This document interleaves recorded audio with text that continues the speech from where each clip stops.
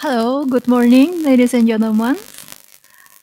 Welcome to our hybrid seminar, Science Literacy in the Digital Era, which is organized by the collaboration of the Indonesian Academy of Science IP, the International of Academy Partnership or IAP, the Association of Academies and Societies of Science in Asia AASSA, and the Ministry of Communication and Informatics of Republic of Indonesia.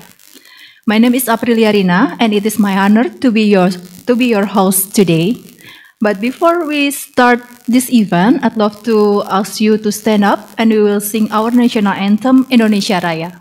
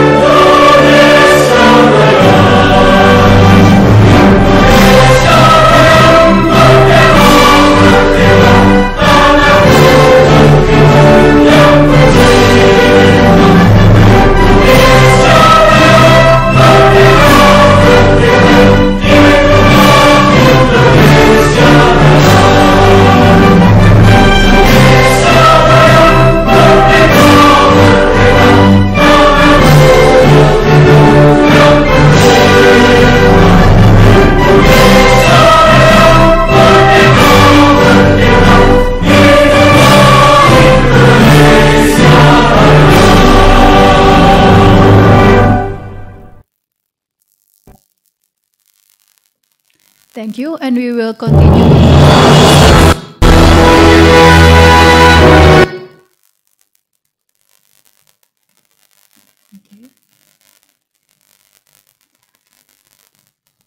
Okay, maybe we will repeat again. We will sing together Mars Perpusnas.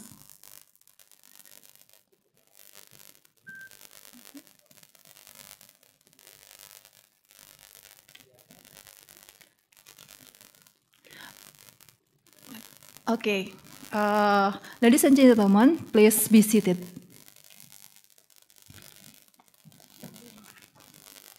Okay. Ladies and gentlemen, in this digital era, we are forced to constantly adapt to technology in every aspect of our lives. One of the examples is the rise of ChatGPT, which gives us a lot of benefits and opportunities. But in the other hand, the public needs to be aware of its threats and negative impacts. That's why science literacy in digital era becomes an urgent subject to be discussed, especially in the science community. By inviting many prominent speakers from around the world, we hope this seminar addresses the strategic objective in promoting the importance of research and education in digital literacy. Without further ado, to start this seminar, I invite Dr. Finaria Lego, Chair of Shared Communication of AASSA, to deliver the welcoming remark. Please, Ibu Fin.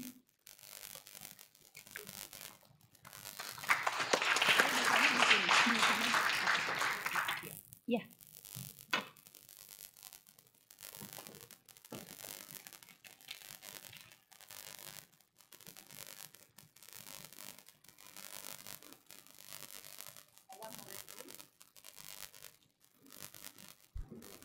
Hello. Okay. Assalamualaikum warahmatullahi wabarakatuh. A very good morning to all of you. And then welcome to this event. We are so happy that you are all can come here in person and also online. And we are so happy as well.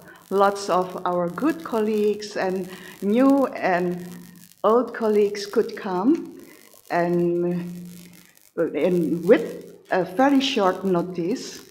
So we are appreciate your coming in here too. So on behalf of the organizing committee of the seminar, I would like to convey our special thanks and special warm welcome to our honorable keynote speakers, Bapak Muhammad Syarif Bando, the head of Indonesian National Library, Bapak Samuel Abriani Pangerapan, Director General for Application of Informatics from Kominfo, but later will be represented online by Dr. Boni Pucianto, the Director of Digital Literacy of the Ministry of Kominfo, Communication and Informatics. And later we will have also Dr. Kavita Berger, our dear colleagues from Division of Earth and Life Studies at National Academy of Science, Engineering and Medicine, NASM, USA. And we will have also Professor Xiangping Wu from World Organization for Science Literacy, Chinese Academy of Sciences. And we have here our dear colleagues and our dear president from AASSA, Professor Ahmad Nuri Yurduse, the president from the Association of Academies and Societies of Sciences in Asia. And we also have the president of the Indonesian Academy of Sciences, Professor Sumantri Brojonegoro. And also we have honorable speakers in here and prominent colleagues and partners. We are so happy to have you all in here. We also have a fellow from Indonesian Academy of Sciences and also friends from the National Library. So we have all participants and speakers gathering in here and also with online. So we would like to say thank you for coming and participating in this seminar. Your presence, support, and contribution to this seminar means so much for us. And uplifting our spirit, actually, to see you all in here. And this seminar of science literacy in the digital era is lately becoming more and more important. And that's why we organized this event in a hybrid mode to accommodate as many as attendees for this seminar. And we understand that this theme also notable for us for progressing science and technology advancement for betterment of humankind. Starting from about 1 year ago, we proposed this proposal for joining this seminar to our partners, AASSA, and also Inter-Academy Partnership. And lately, we asked from our Indonesian partners, it's from the Ministry of Informatics, Communication and Informatics, and also the National Library of Indonesia. They are all very welcome and support us, and thank you for them. Then, yes, very good applause. Then a backup from the Committee of Shared Communication. So in AASSA, we have a special committee.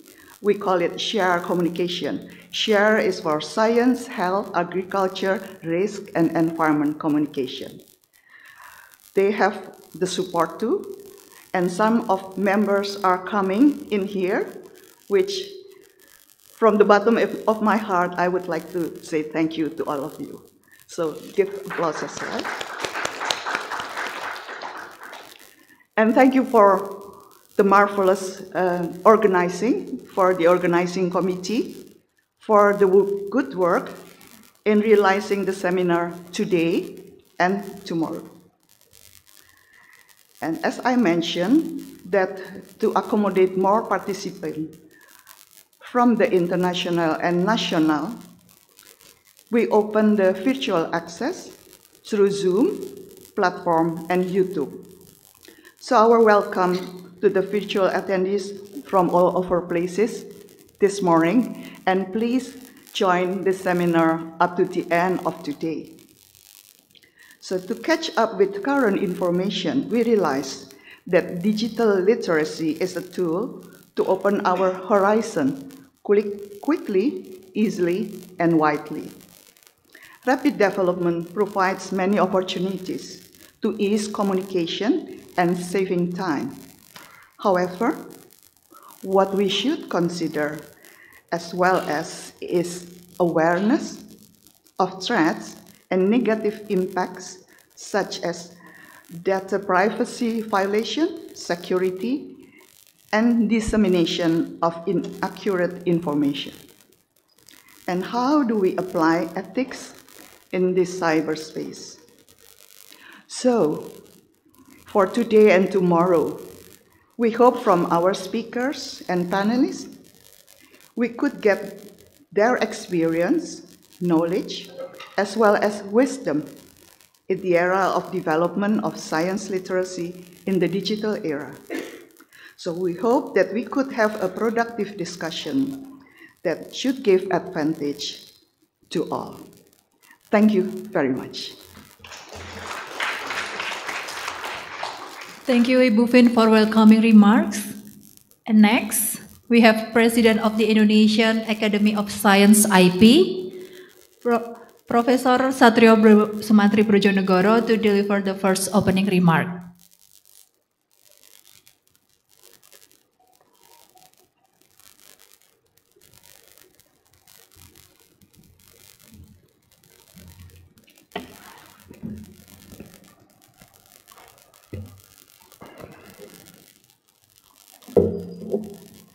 Bismillahirrahmanirrahim. Assalamualaikum warahmatullahi wabarakatuh. A very good morning from Jakarta and a warm welcome to Pak Muhammad Syarif Bando, the head of Indonesian National Library, the honorable keynote speakers and speakers, prominent colleagues and friends.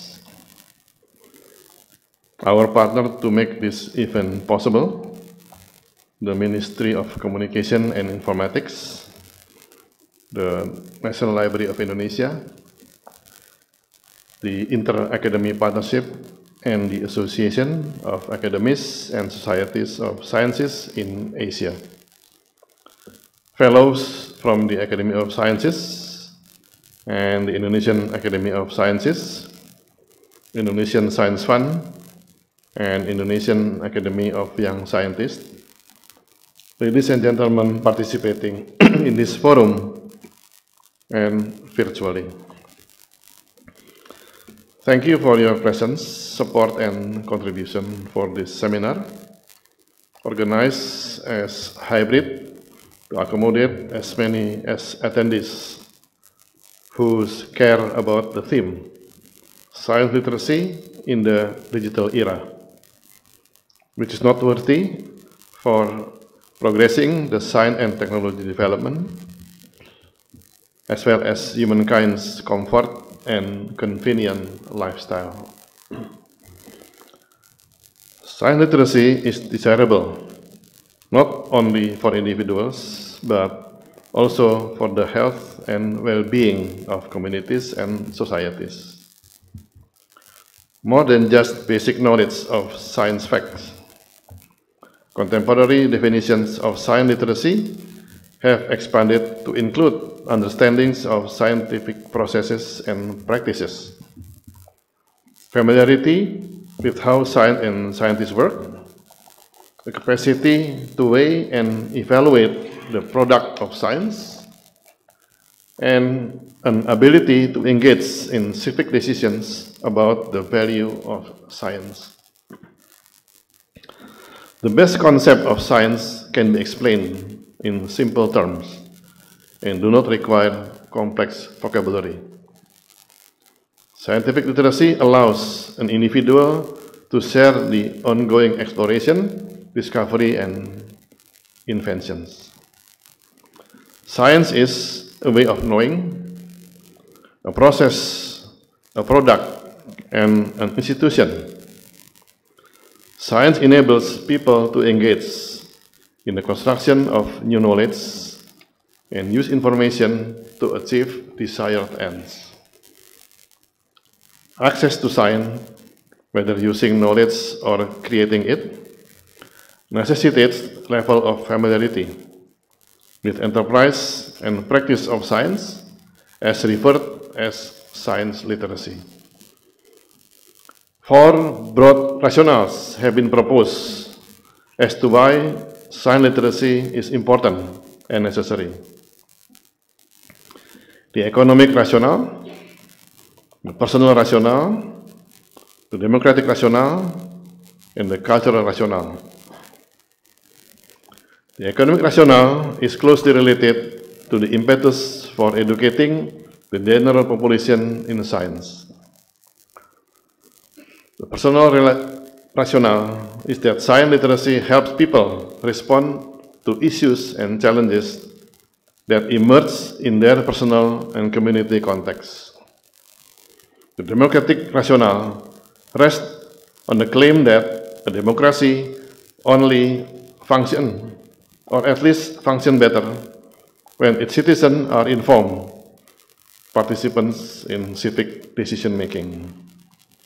While the cultural rationale is the idea that sciences offer some of the best that is worth knowing. Sciences are important cultural activities that offer a powerful way of understanding the world and should therefore be part of what it means to be liberally educated. Honorable participants, digital literacy is the ability using information and communication technology, or ICT, to evaluate, create, and communicate information desirable for well-being of individuals, communities, and society. Rapid ICT development provides various platforms to give the opportunities to ease communication and saving time. On the other hand, public need to be aware to its threats and negative impacts, such as data privacy violation and dissemination of inaccurate information. The pandemic era of COVID-19 is the example that digital literacy becomes crucial to the means of promoting awareness and healthy behavior to public by various creative approaches.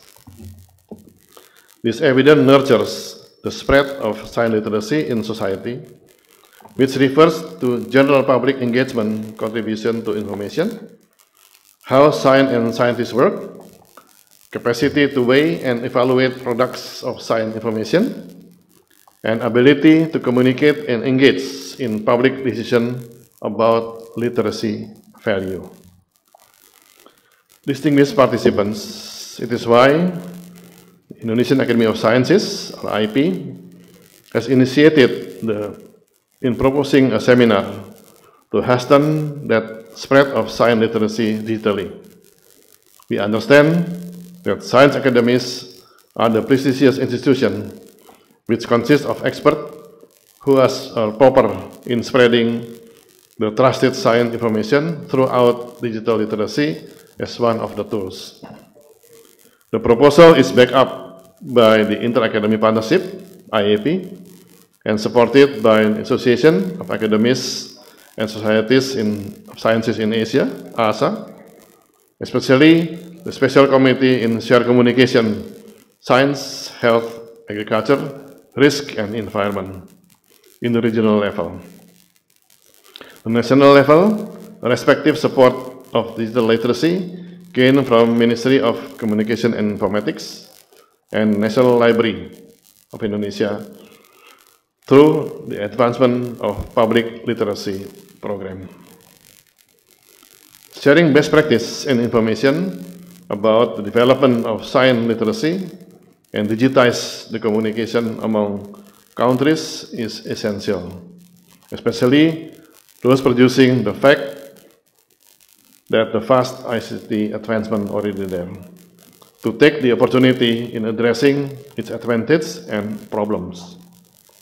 The experience shared in the seminar would be the reference for other countries in addressing the improvement of science literacy system to attract public in that particular areas. In the national level, the support from government is also a powerful catalyst in producing criteria, policy, regulation, security program, as well as incentive to speed up digital literacy development, approaching public understanding.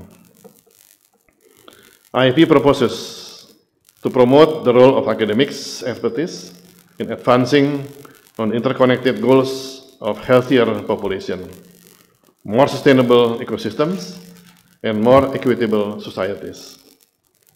Given recent world events, informed and thoughtful action has become a matter of unmistakable urgency. Climate disaster, COVID-19, and war have together taken millions of lives in a few short years, as well as had enormous cost in public resources needed for healthcare, education, and climate action.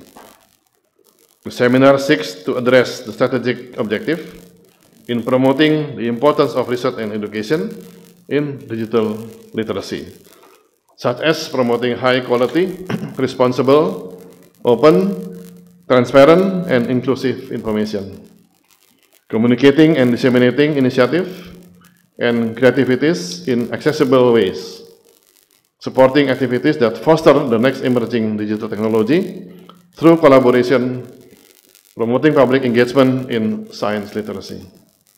I hope we will have a fruitful discussion that should contribute to the capacity building in the regional as well as global alliances, and should give benefits in promoting science policy interface to advance the evidence-based policy making, so that it will be meaningful in addressing the challenges and contentious issue of science literacy in the digital era. Our hope is that people in all fields should have digital science literacy in accordance with their respective capacities, so that they can survive against the future challenges. Thank you very much for your kind attention.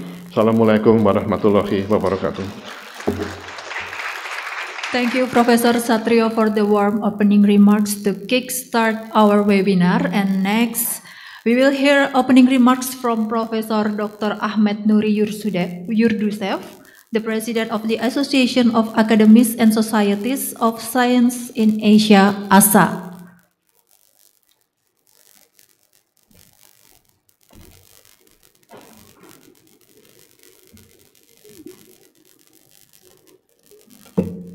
Hello, a very good morning to you all. I'm happy to be here again. It was 5 years ago when I first visited Jakarta, and it was on the occasion of another AASSA workshop hosted by IIP and involved again shared communication committee of AASSA. I would like to thank local organizing committee, Indonesian Academy of Sciences, IIP, National Library, and Ministry of Information for organizing and hosting this event. IIP has been one of the most active academies within AASSA community, and Share Communication Committee is one of our active committees, one of the oldest committee, Even I don't remember when it was established. We have some other committees, and shared communication committee is one of the most active ones. And this seminar on science literacy in digital era, proposed by IAP last year for the activity year of AASSA 2022-2023. And within AASSA, our members propose activities, workshops, seminars, webinars, symposiums, conferences, and they are evaluated by executive board and submitted to IAP for some funding and support. IAP, I'm sure all of you know, is the largest inter-academic organizations in the world. It has over 150 members, academies and science societies. It has 4 regional networks. AASSA is the affiliated network for Asia. So those proposals coming from our member academies, they are evaluated by our executive board, and so far, to my knowledge, IAP never turned down our proposals. And when IAP proposed this seminar, executive board was thrilled, and we were happy that this seminar proposed, and the topic is timely. Science literacy in digital era, we are going to discuss throughout today and tomorrow. It is an important subject, as you all agree, and indeed, literacy in general and science literacy in particular have always been significant for society, for human beings, and for scientists as well. Literacy and science literacy enable us to communicate our message, and also to communicate reliable information when it comes to science literacy. It has always been important throughout human history. A group of philosophers known as sophists in ancient Greeks, they had this argument: we can never know the reality. Even if we can never understand its essence. Even if we can understand it, we can never communicate to others. Even if we can communicate it to others, they cannot understand. So as you see, this argument by sophist philosophers against literacy, against science literacy, and I have to say that they were deadly wrong. And as scientists and science organizations, we have shown that literacy and science literacy is possible, and we can communicate our message to others, to society, to humanity in general. And it has become even more significant nowadays with the digital revolution. Digital revolution enabled us remarkable opportunities in terms of accessing, learning, and communicating knowledge in general, and scientific knowledge in particular. Yet, just like many other technologies, digital technology also has paved the way for increasing misuse and thus inaccurate information. And this brings our responsibility. We as a scientist and science organization have now an enormous responsibility in not only generating the accurate scientific information, but also in rightly communicating it via reliable channels. So, as scientists, we cannot just say that this is our job to generate accurate information and the rest does not concern us. We need to find ways to communicate it to society with reliable channels so that misuse and inaccurate information prevented. By examining the various aspects of science literacy in the digital era, this seminar will, I'm sure, shed light on various issues and problems in this respect. And also, I'm sure it will contribute to responsible practice, both in science community and society at large. I look forward to listening those presentations, and I'm here to learn from our experts. In concluding my remarks, I would like to congratulate IEP and partner organizations in organizing this seminar. And once again, I would like to pledge the continued support of AASSA. Thank you very much. Thank you very much, Professor Yursudev, for the remark. And then we are deeply grateful for your attendance this morning, and we hope you will enjoy the event. And before we start the first session, we will hear keynote speech from our experts. And the first is Director, Board on Life Science, Division of Earth and Life Studies at National Academy of Science, Engineering and Medicine, NASM, USA, Dr. Kavita M. Berger, who will be joined with us online from the States. Dr. Berger will address inaccurate and misleading information.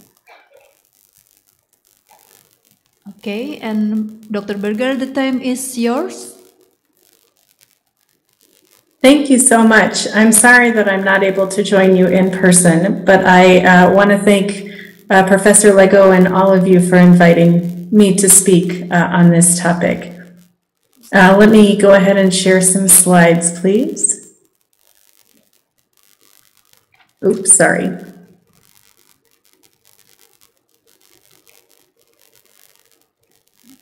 My apologies.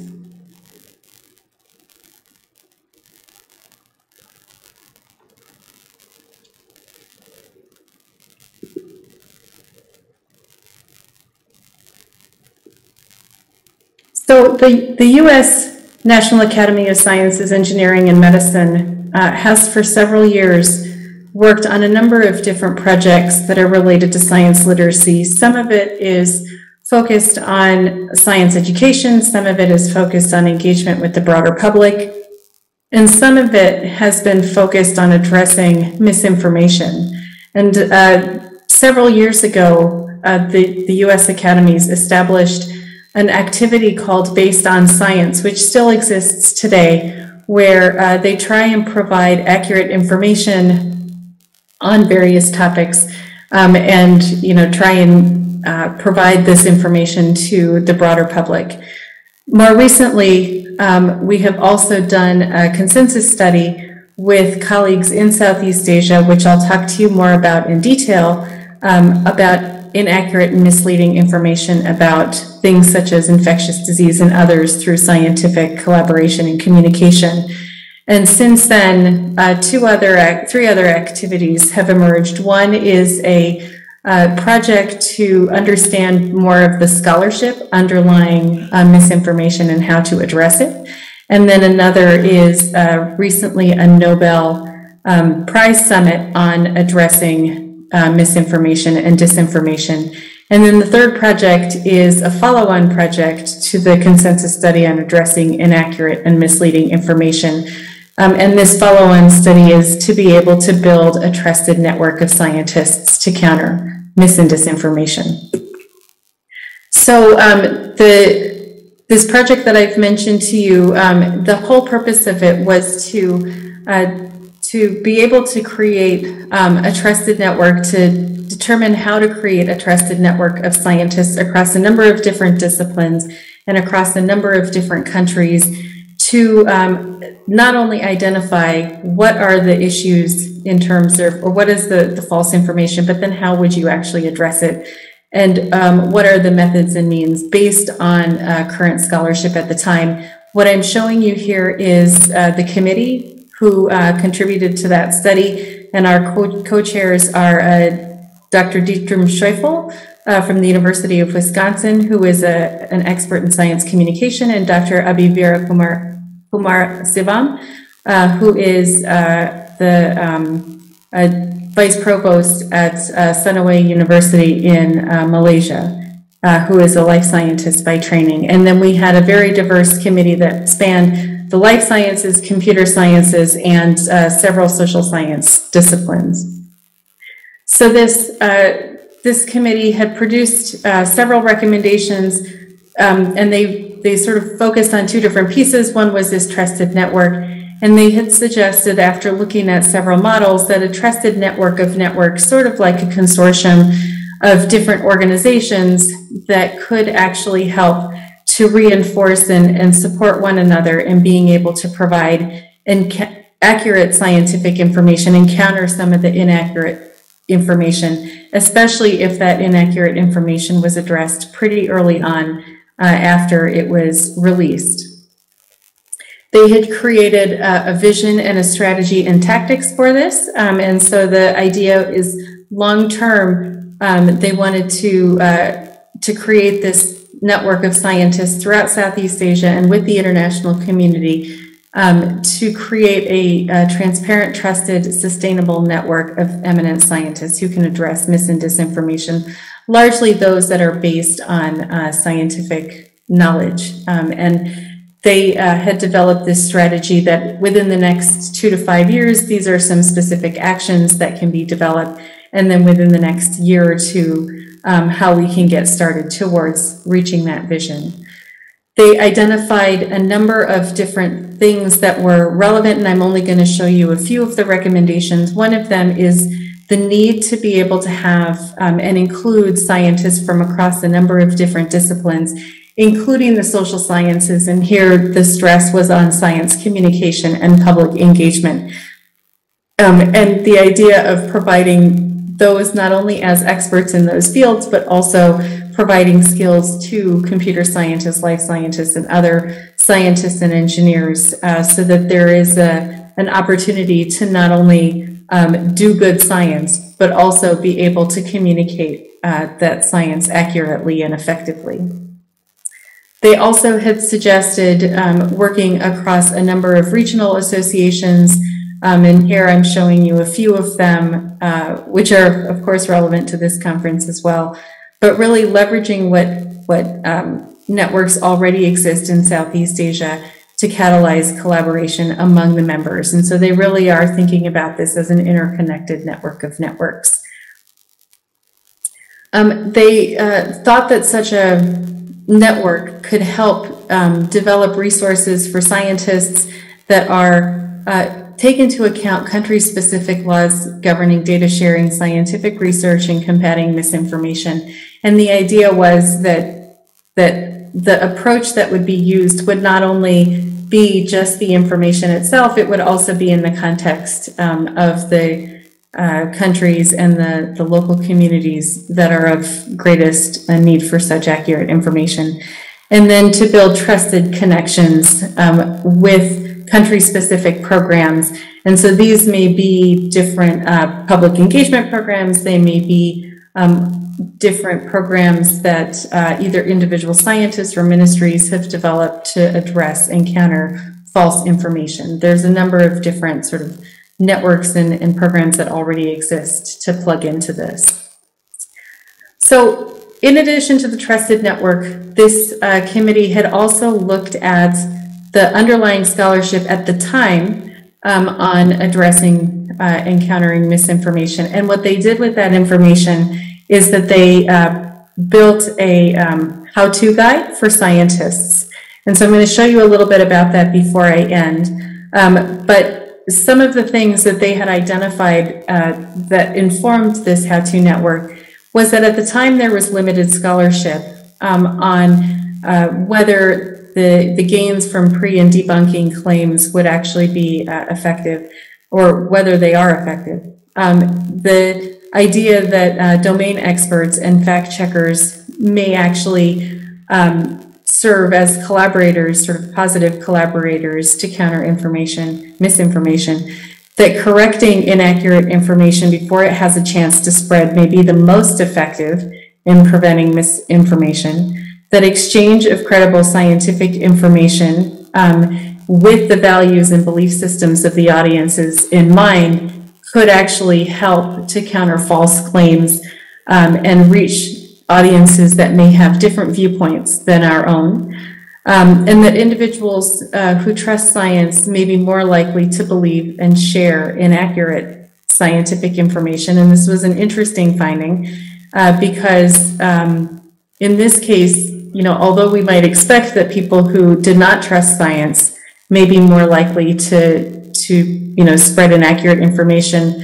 what a few studies had identified was that people who did not trust science just altogether don't trust it and don't share it, whereas people who do trust science may not necessarily identify or realize that there may be inaccurate information associated with whatever they might be sharing. The issue of uncertainty was addressed. It was a big challenge.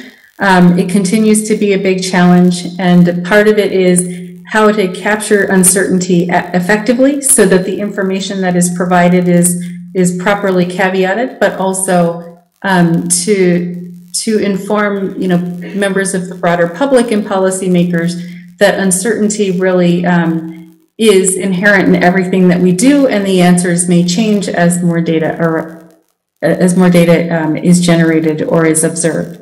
And then before providing defensible and accurate information, scientists really must understand and listen to their audiences.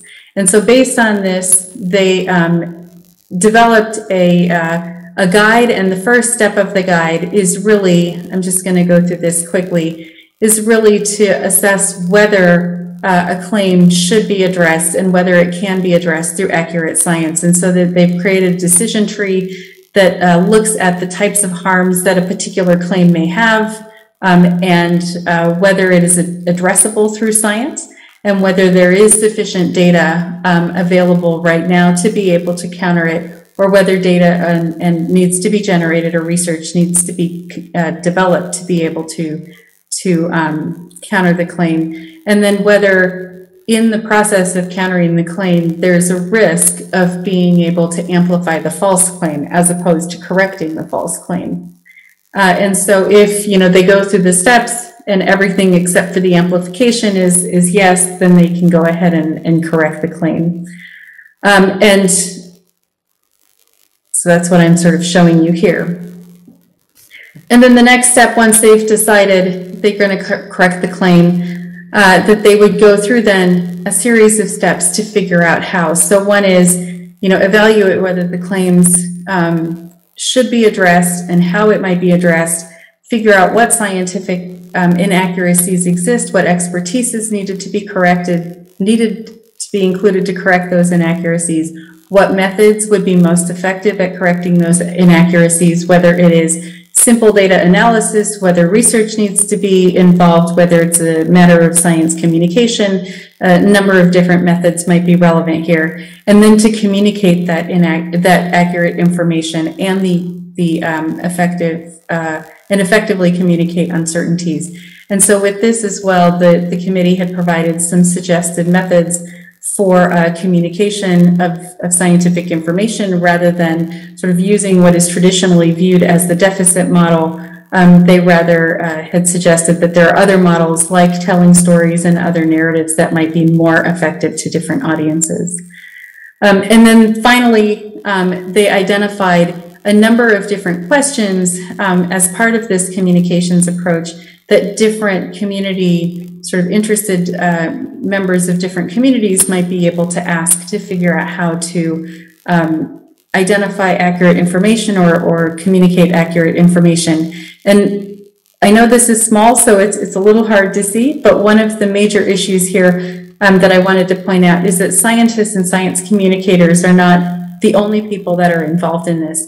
That really they are part of an overall ecosystem of different actors who play very important roles in being able to ensure that accurate information is shared. And so this, in great detail, is available on the National Academy's press website, and I encourage you to go and look at all of the committee's findings. And here are the links. Happy to have this shared with you, and that is my talk. Happy to answer any questions you may have. Thank you for the insightful speech, Dr. Berger. And next, joining us online as well, Professor Wu Xingping. Professor Wu is a professor of astrophysics at National Astronomical Observatory's Chinese Academy of Science, and he has been engaged in doing research on cosmology, including gravitational lensing, cluster of galaxies, and epoch of reionization. And today, Professor Wu will elaborate on digital empowerment to promote civic scientific literacy in China. Professor Wu, the time is yours. Thank you. Thank you. Good morning, ladies and gentlemen. I'm Xiangping Wu. I'm an astronomer, actually. I work in China's Academy of Sciences. Today, I'm speaking on behalf of the World Organization for Science Literacy.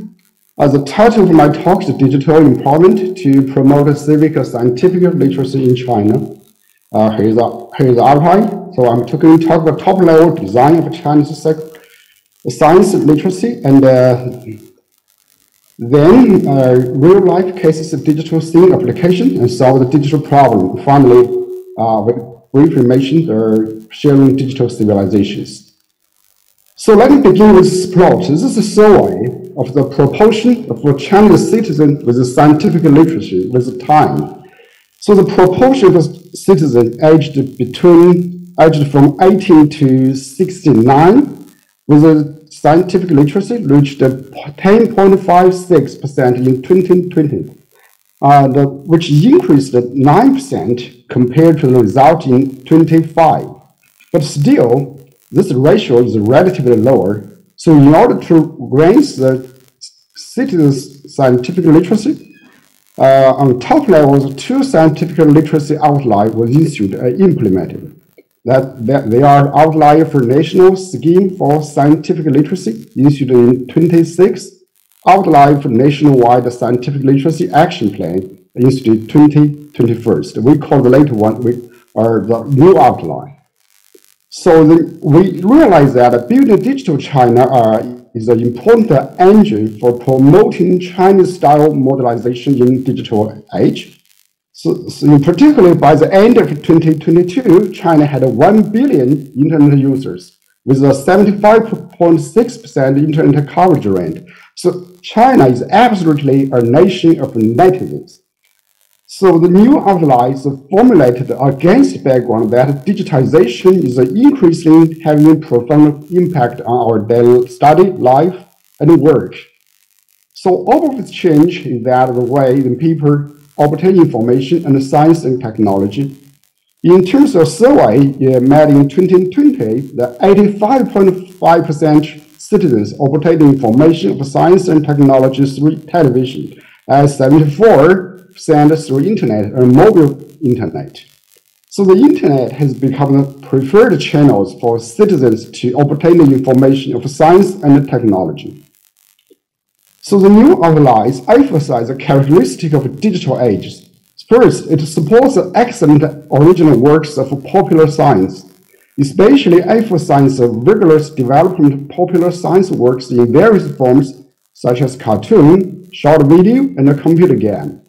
And second, in terms of media communication capability, the new outlines promotes the in-depth integration of traditional media with new media, building an instant, ubiquitous, and precise AD application-based all-medium communication network. And third, the new outline promotes intelligent upgrading for science popularization, promote in-depth integration for science popularization with ICT technologies to strengthen perception of demand, user stratification, and scenario application, and strengthen application for science popularization informatization, and deeply integrated with smart education, smart city, and integrated community, intelligent community. So the new outlines requires to implement a smart senior care program among the elderly people. The new outline focuses on the needs and difficulties of the elderly to use smart technology and integrate into smart society. So the universities for aged, the community science popularization universities, elderly service institutions are involved to popularize the knowledge and scale of smart technologies for elderly, and improve the elderly's ability to obtain, identify, and use information, and prevent or cope with the online rumors and the telecom fraud. So in 2021, China implemented outline for actions for enhancing national digital literacy and skills. The major action includes the supply of digital resources and the construction of a lifelong digital learning system, with a focus on enhancing citizens' digital adaptability, competence, and creativity. So secondly, I'm going to talk about real-life cases of digital scene application. The China Science Communication is a new brand created by China Association for Science and Technology to further promote the construction and science popularization in the digital era. The China Science Communication has played an important role in science popularization for emergency governance. For example, at the beginning of our outbreak of COVID-19, China Science Communication released a large number of scientific and authoritative science popularization contents on epidemic prevention and control, responded to public concerns promptly, and promoted the formation of a scientific and rational atmosphere and contributed to social stability. So China Facts, another platform within China Science Communication, by constructing rumor banks, expert bank, and banker resources to refute rumors in mode of co-construction and sharing, reveals stress and scientific rumors, focuses on cognitive misunderstanding, and provides specific authoritative scientific interpretation to improve scientific literacy of the public and enhance their ability to identify rumors. In particular, the Science Facts release the list of science rumors each month. So digital technology is constantly being integrated with our education system, promote the digital transformation for China's education information and enhancing the quality of education. So on February 13 to 14 this year, the World Digital Education Conference, themed by digital transformation and the future of education, was co-hosted by Ministry of Education of China and the National Commission of China for UNESCO. It calls for action to promote the technology, model, format, and the system innovation of digital education. Lead the modernization for education with the support of digital education, enable digital education to benefit all learners. So digital teaching conditions in China has been improved significantly in past years. Almost 100% of primary and secondary schools enjoy a network bandwidth of more than 100 million bits per second. More than 3/4 of schools have wireless network coverage, and 99.5% of primary and secondary schools are equipped with model beam classrooms. So we actually have built the world's largest libraries for education and teaching resources, including the National Smart Education Platform for primary and secondary school students, and the National Vocational Smart Education Platform. So schools of all types can make use of digital learning resources and platforms to empower research, teaching, homework, answering, etc.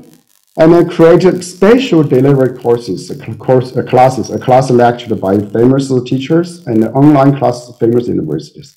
So teachers from vocational schools, by relying on the vocational education platform, can actively carry out blended teaching, explore use of virtual simulation, digital twin, and other digital technologies and resources to create a teaching scene to solve the problem in practical training. So large-scale online education has highlighted the advantage of lifelong education for all. So development of emerging technology has boosted the education reform and innovation, building a learning society for learning everywhere and anytime, and cultivate innovative talents. In particular, China massive open online courses we call MOOCs signed a cooperation agreement with the Indonesia national platform. 34 universities in China provide 100 high-level MOOCs to Indonesia, supporting online learning for 3,000 Indonesian students. So third, I'll talk about solving digital problem.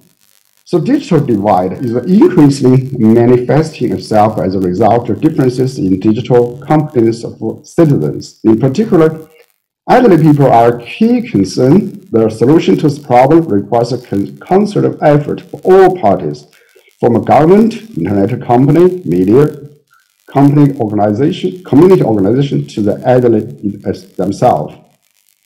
So the citizens must have a responsible attitude of following digital ethics and civilize the code of conduct in development application of digital technology. For example, it would be responsible for public to master the use of image processing software and use it to create a false image and to confuse public and produce negative effects. So finally, I'm going to briefly share with you digital civilization, and as was pointed out by our President Xi Jinping, China is willing to join hands with other countries in the world to develop a global digital development path with shared digital resources, vibrant digital economy, accurate and efficient digital governance, prosperous digital culture, strong digital security, and a mutually beneficial digital cooperation, accelerate the building of a community of a common future in cyberspace, and contribute wisdom and strength to the peaceful development of the world and the progress of human civilizations. And in particular, China's Association for Science and Technology has initiated the World Public Science Literacy Action, has held the World Conference on Science Literacy 4 times since 2018. Some of you actually, in the audience actually have attended this conference in the past years. So our organization, the World Organization for Science Literacy, also made a great contribution to the cultural and mutual civilization exchange. For example, during the outbreak of COVID-19, the Secretary of the World Organization for Science Literacy, together with China Science Rights Association, selected 10 high-quality anti-epidemic science popularization sources, including science popularization exhibition, books, and animations, which were disseminated to the international community through more than 250 embassies and consulates. So we will continuously focus on addressing common challenges to human sustainable development, such as future development, food security, energy security, human health, disaster risk, and climate change. Contribute our more challenged wisdom, promote the formation of an open innovation ecosystem with global competitiveness and participation in the global governance. So that's all. Thank you for your attention. Thank you. Thank you, Professor Wu. And ladies and gentlemen, we will open a question and answer session with Dr. Berger and Professor Wu. If you have questions to Dr. Berger and Professor Wu, please raise your hand and we will give time to your question and maybe a little discussion with Professor Wu and Dr. Berger, please.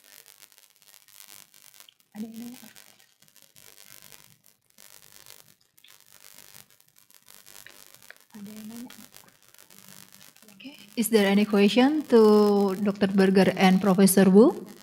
Okay.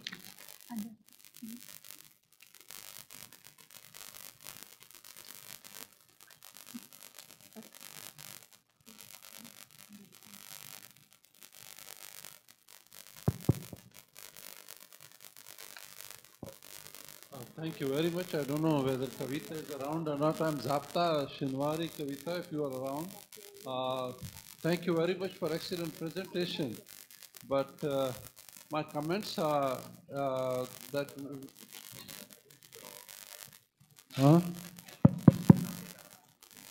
So, Abhi is around, one of your co-chair. He may respond to later on personally. But the question is that in the social media, we call it a curse or a blessing, that it's so, commercialized that even countries use it to topple the other government. So in our case, when we say science literacy, misinformation and disinformation, how could or how should we be doing a little more effort, practical aspects of the community at large, where 60% of the world don't have enough food to eat 2 times a day. So that community, how can we reach them, and how can we beat the people who have more resources to spread the mis and disinformation? With the limited science society, we may be doing something, but the public at large, I think to reach them, we need little more training of young people. Abe is one example, such people like more, and then do something practical on ground so that people could really, we save them, because the world, WHO is saying nobody is safe unless everybody is safe. Any comment? I had some trouble hearing, but I think, let me just repeat the question quickly so I understand.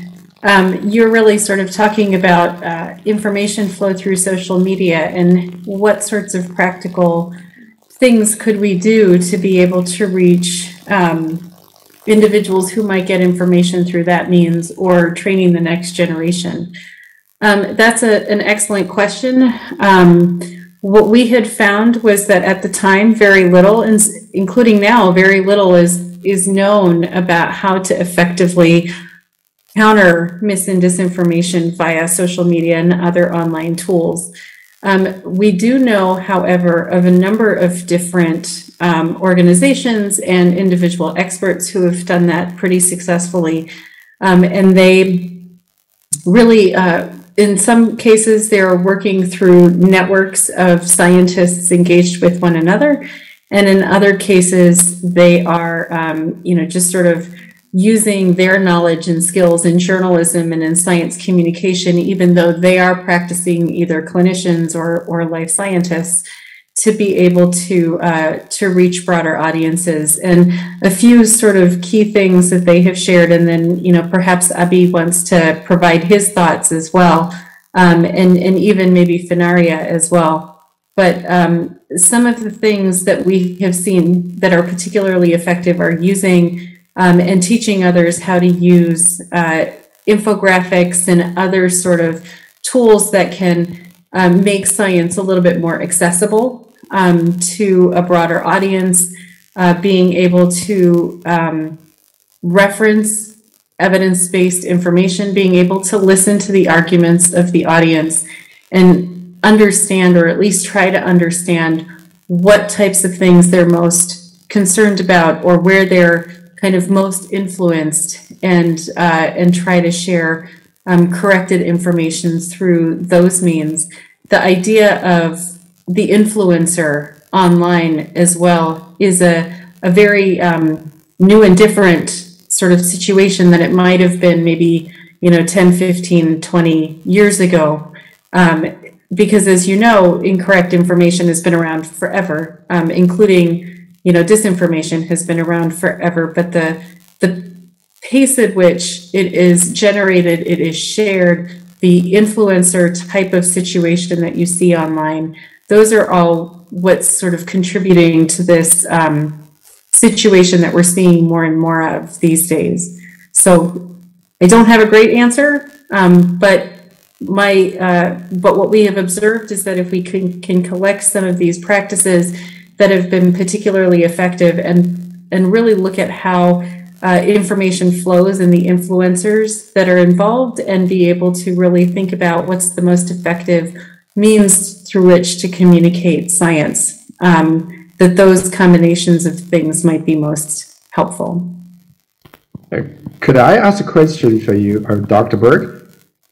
Sure. Okay, once the incurred information spread online, even if the scientists are corrected through their way, for example, through newspapers, televisions, but the incurred information is still there. It's really hard actually to remove it because many resources actually run in commercial way. So in your opinion, what's the most efficient way, and what we can do really actually to clean that inaccurate information? You actually restore the many resources. Yeah, I don't have a great answer for that. What we have observed is that by having different platforms, some of them do exist where they flag some of the incorrect information. That helps to at least signal that the information is not correct and that there is corrected information. But the other sort of challenge that is kind of embedded in this is that, as we all know, science sort of changes over time. That you might have, with some set of data and analysis, this is the correct answer, but then now you have, a whole new set of data, and that changes the analysis, and now your answer changes. And so that kind of takes you back more fundamentally into how, what sorts of ways in which we can reach a broader community, not just scientists, but the general public, policymakers, and others, to really understand how science works, and to understand that this is what we know at this point in time, this is what we don't know, and to then sort of describe, how things might change. Because, as you said, information is online, it's online forever. But we have seen where, for example, retracted papers, they're marked as retracted, their explanation for why they're retracted is included. We have seen on social media flags for incorrect information. We've seen on these archive platforms, bioRxiv, medRxiv, archive, where people have commented and said, this is incorrect information. So we've seen those sorts of things happen. And of course, those are in the scientific sort of space. When you get into the social media and others, it's a lot more difficult to scrape those out. Thank you. Thank you. Okay. Okay.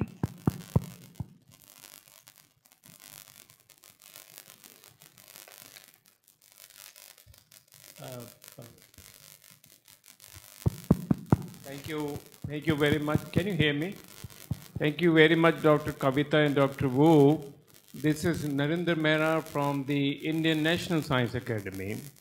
And since we are in the middle of doing G20 meetings nowadays, I felt that there is no global governance framework that can ensure interoperability across systems and address concerns regarding data security and privacy. There are too many platforms for social media. They're all the time competing with each other, and therefore the most transformational digital solutions are not easily accessible. And I think there is a need for a platform maybe like this, or a G20 or a G7, to bring about rules and regulations that can be applicable globally.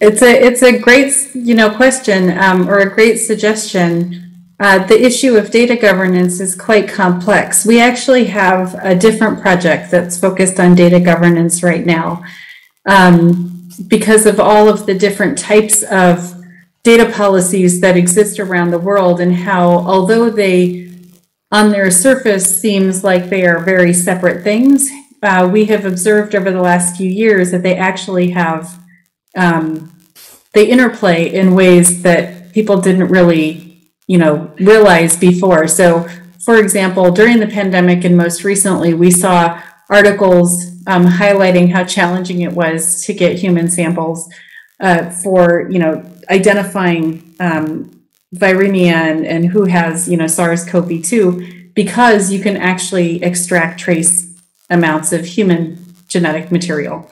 And because of that, it affected, or it was, the policies for governing privacy and security of individual genetic information, like with GDPR and others, were involved in presenting challenges for sample collection there. So there's a lot of issues that are involved in data, and you're right. There are no standards. The interoperability continues to be a challenge with the data itself. Having a common understanding of data governance continues to be a challenge. And in the life sciences in particular, and this may be true for other disciplines, but in the life sciences, we have, the policies related to GDPR, we have the policies related to access and benefit sharing through the Nagoya Protocol of the Convention on Biodiversity. We have policies related to biosecurity laws and policies with export control laws. And there's a number of different laws that kind of govern in different ways. It's a complex situation, for sure. So actually, the data governance is certainly a very complex issue. But for scientific research, especially, I give examples.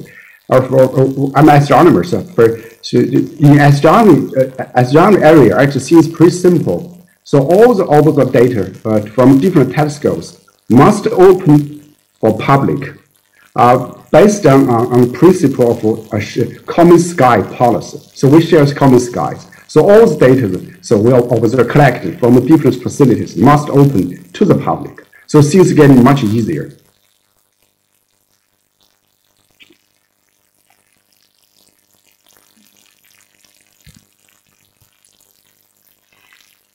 Okay, what an insightful discussion. Thank you very much, Professor Wu and Dr. Berger, for joining us online from the States and China. See you next time.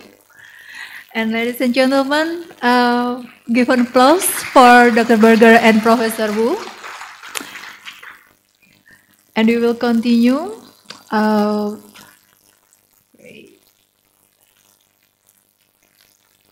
And we have Dr. Boni Pujianto, Director of Digital Literacy of Ministry of Communication and Informatics, who will deliver the keynote speech on behalf of Mr. Samuel Ebriani Pangerapan.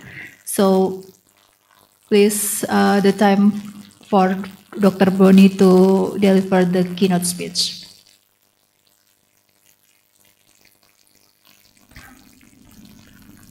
Assalamualaikum warahmatullahi wabarakatuh. Shalom, Om Swastiastu, Namo Buddhaya. Salam kebajikan. Distinguished guests, ladies and gentlemen, I'm honored for having the opportunity to deliver the speech on behalf of the Ministry of Communication and Informatics Indonesia in the theme of Science Literacy in Digital Era. It is a great pleasure to be here today, even though I have to deliver this speech virtually.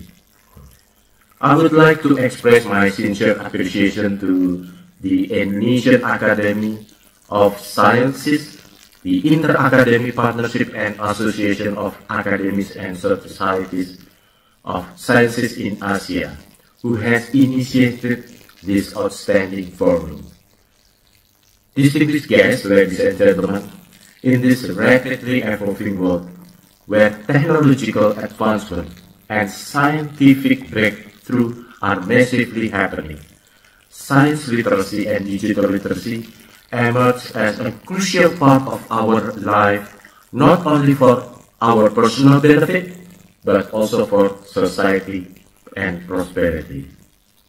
Distinguished guests, ladies and gentlemen, according to OECD, Organization for Economic Cooperation and Development, science literacy is defined as an individual skill in using their understanding of science concepts in analyzing problems and concluding a phenomenon based on scientific evidence. So it goes beyond memorizing facts. It's about enhancing critical thinking skill and being able to evaluate evidence and draw informed conclusions. In a world where in misinformation flooding, science literacy plays a very significant role as a shield against misleading information and help us create rational decisions. Moreover, it allows us to distinguish between reliable sources of information and fake news. By promoting science literacy, we can foster a society that is resilient to fake news as well as competent in making evidence-based decisions. Distinguished guests, ladies and gentlemen, with the emergence of internet and digital technology, being digitally literate is becoming a necessity. Digital literacy encompasses the skills and knowledge required to effectively navigate, evaluate, and communicate in digital space. In this regard, the Ministry of Communication and Informatics has divided digital literacy into 4 main pillars, namely digital skill, digital ethics, digital culture, and digital safety. These 4 pillars then become the main material in the National Digital Literacy Program, which has successfully reached more than 20 million people across Indonesia. Distinguished guests, ladies and gentlemen, the lack of science and digital literacy has been seen during the pandemic COVID-19. For instance, there are more than 2,000 hoaxes on COVID-19 and each vaccine spreading across the nation. As a result, a number of people refuse to get COVID-19 vaccine as they easily believe the information from the internet. False information from the internet. This is phenomenon that hamper the government attempt to control the spread of COVID-19. Distinguished guests, ladies and gentlemen, science literacy and digital literacy are interrelated and strengthen one another. Science relies on digital tools for data analysis, simulation, and collaboration. Similarly, digital literacy allows us to access scientific literature, engage with the science community, and stay updated with the latest research. To promote this literacy, we must foster a solid collaboration with all stakeholders. Therefore, this forum is a great place for us to discuss and design a strategy to promote both science and digital literacy in our field of expertise. By doing so, we can make better decisions, contribute to innovation, and work together, solving the complex challenges of science issues in the digital era. Let us embrace these literacies and ensure that they become a part of our workplaces and our everyday life. Thank you very much. Wassalamualaikum warahmatullahi wabarakatuh. Shalom. Om Santi, Santi, Santi Om. Thank you, Pak Boni, for joining us. And the last but certainly not the least, we would like to invite Mr. Muhammad Syarif Bando, Pak Bando, the head of the National Library of Republic of Indonesia, to deliver the speech on the central role of the National Library of Indonesia in science literacy in digital era.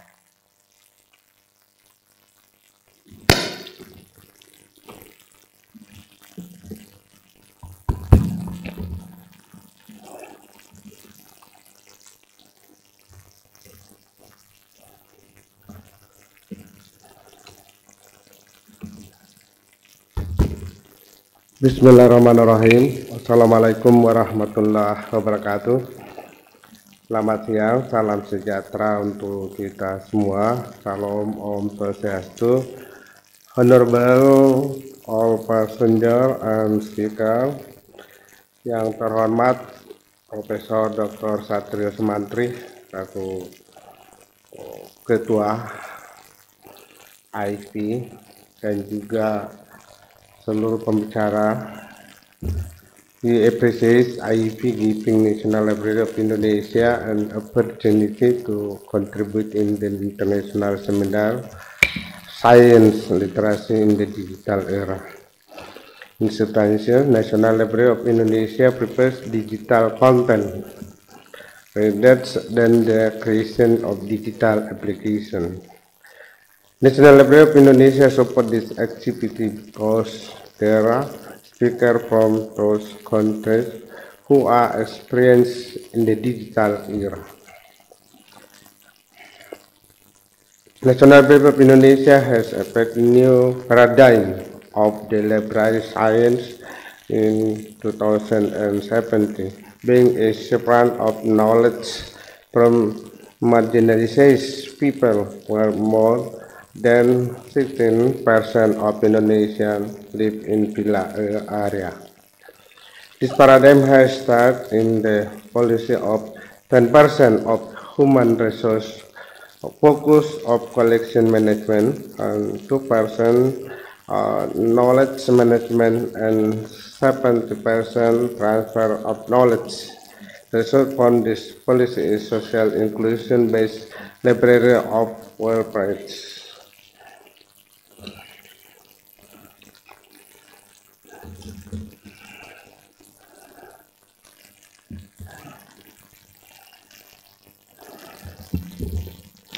Bapak dan Ibu seluruh hadirin yang kami hormati, izinkan kami sampaikan di dalam bahasa Indonesia sesuai dengan peraturan.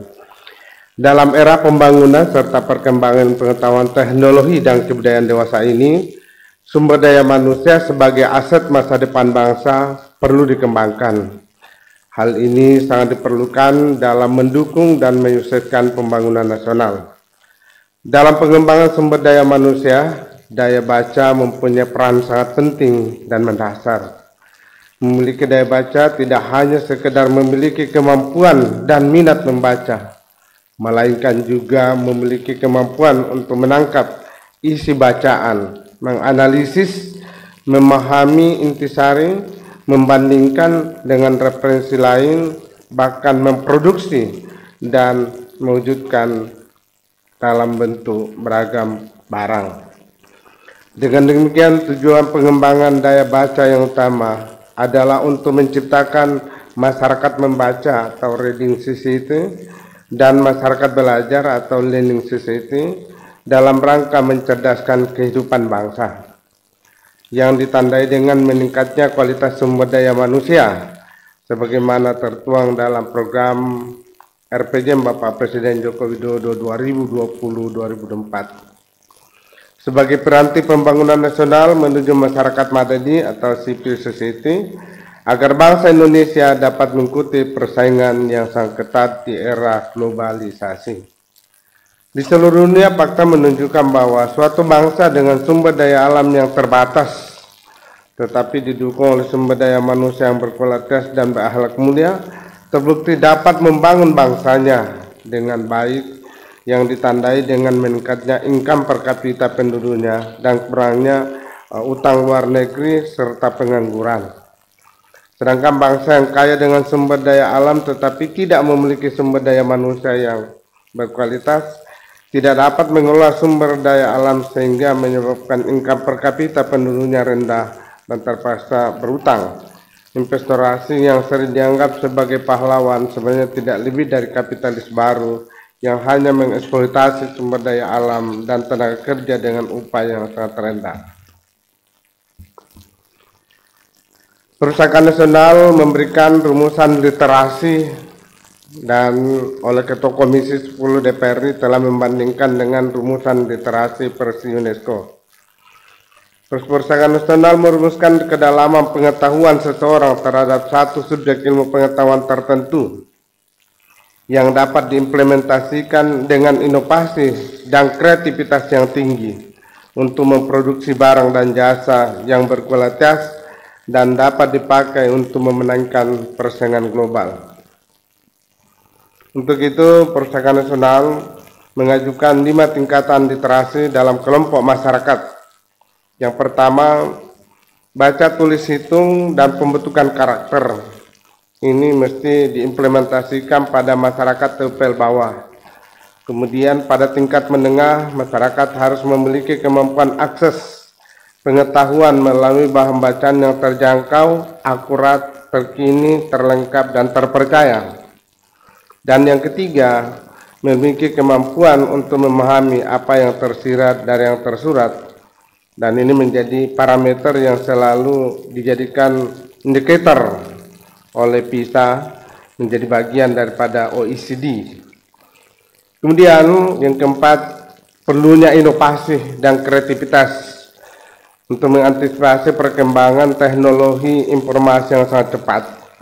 Kemudian tingkatan literasi yang kelima, apabila bangsa tersebut mampu memproduksi barang dan jasa yang berkualitas yang dapat digunakan untuk memenangkan persaingan global.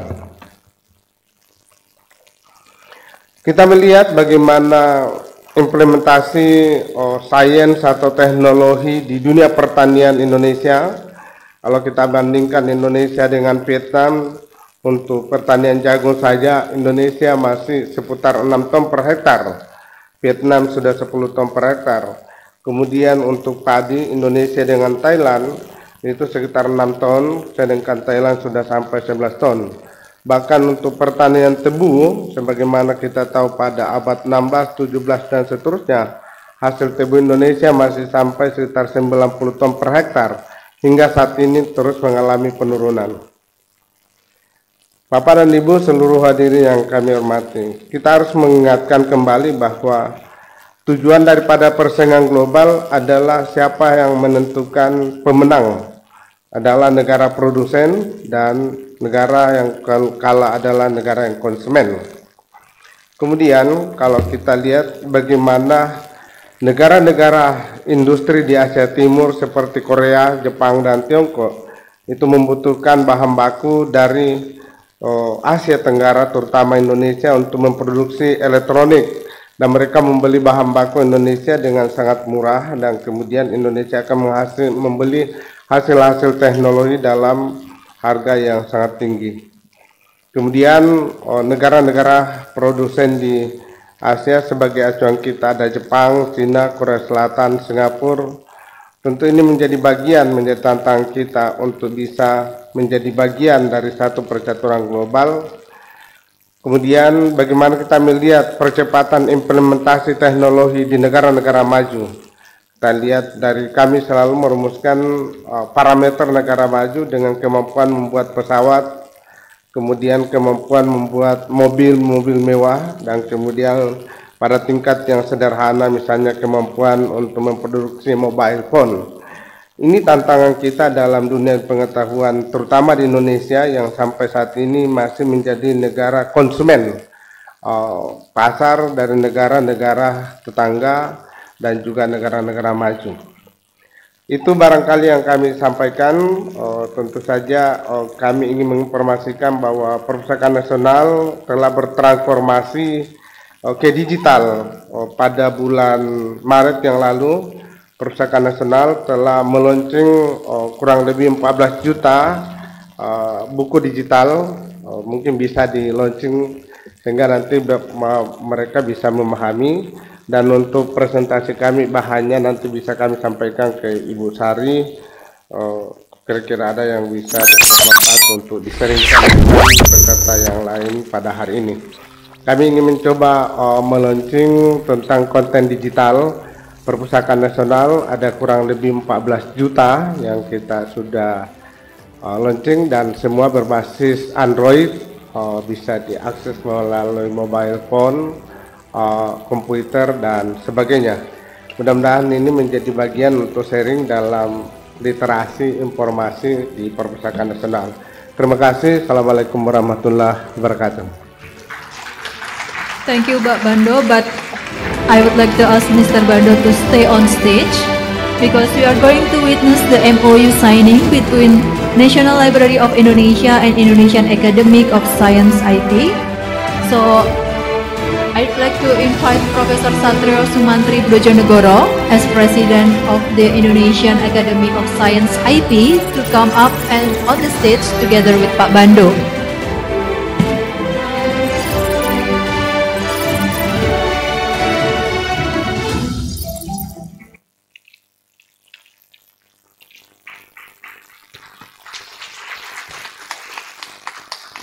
So, ladies and gentlemen, the collaboration between IP and the National Library has started with one main objective, which is to deliver science to the public. So, IP as the intellectual capital, together with National Library as the knowledge center of the public, collaborates to communicate science in the form of seminars, public discussion, and also book launching.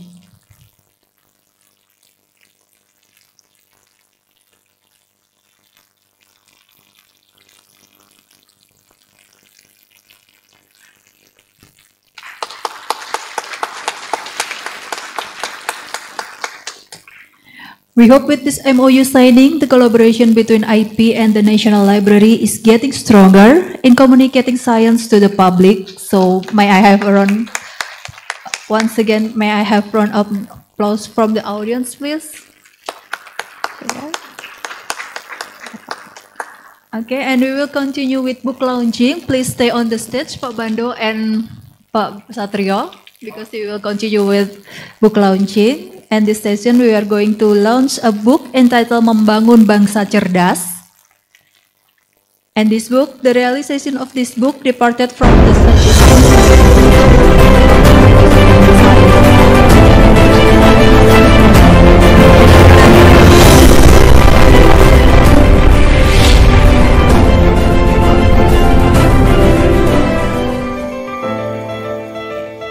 Professor Emil Salim is senior Indonesian scientist and scholar, honorary member of IP, who initiated and invited IP members to be able to write down their thoughts, contributing to building a smart nation.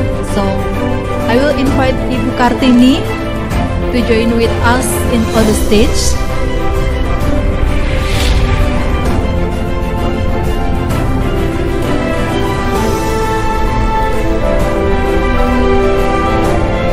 Bu Kartini is Chief of Yayasan Pustaka Obor Indonesia, who published this book. So Bu Kartini, we will give the book to Professor Satrio first.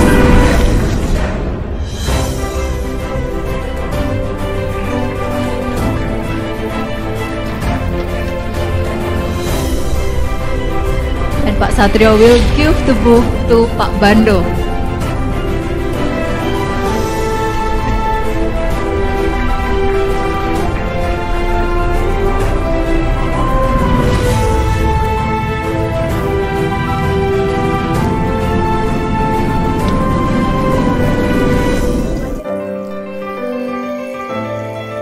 This book contains 37 thoughts and articles from 38 fellow scientists of IP and compiled based on scientific fields at IP, namely basic science, engineering science, medical science, social science, and culture.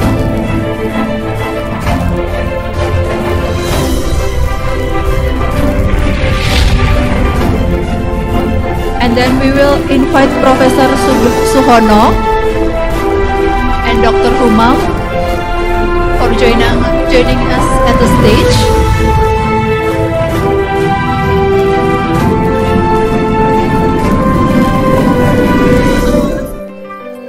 And then we will invite Pak Halim to join us at the stage too.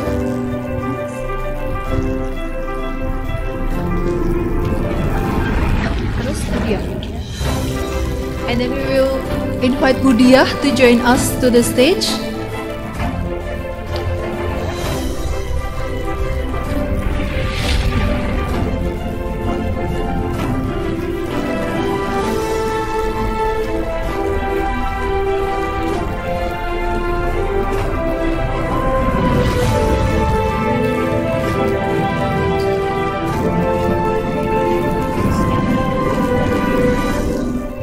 will invite to Pak Abi from Malaysia to join with us on the stage.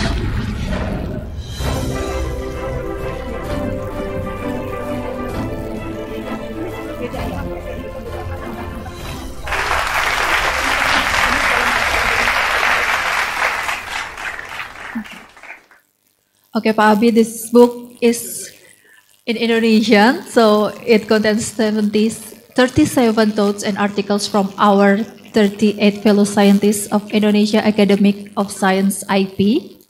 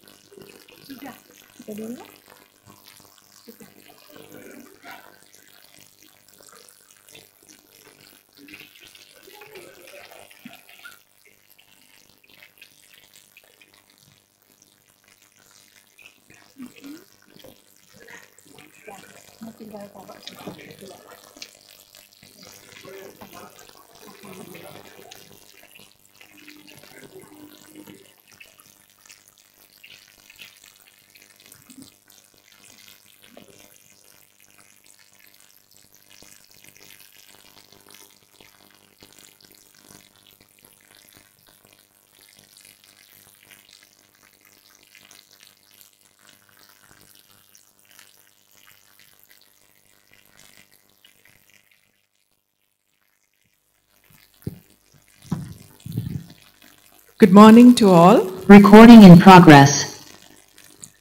On behalf of this conference, I would like to start the session, the technical session, that is as a moderator. Myself, as she has already given the introduction, Anjana Singh, and I would like to request Dr.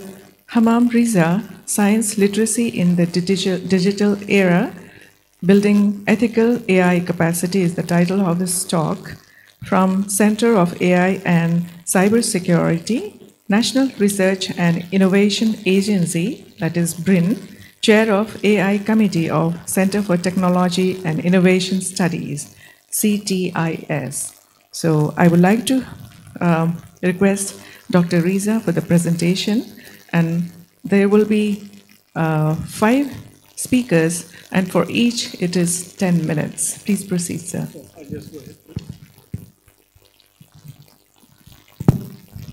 All right, very good morning. Bismillahirrahmanirrahim. Assalamualaikum warahmatullahi wabarakatuh.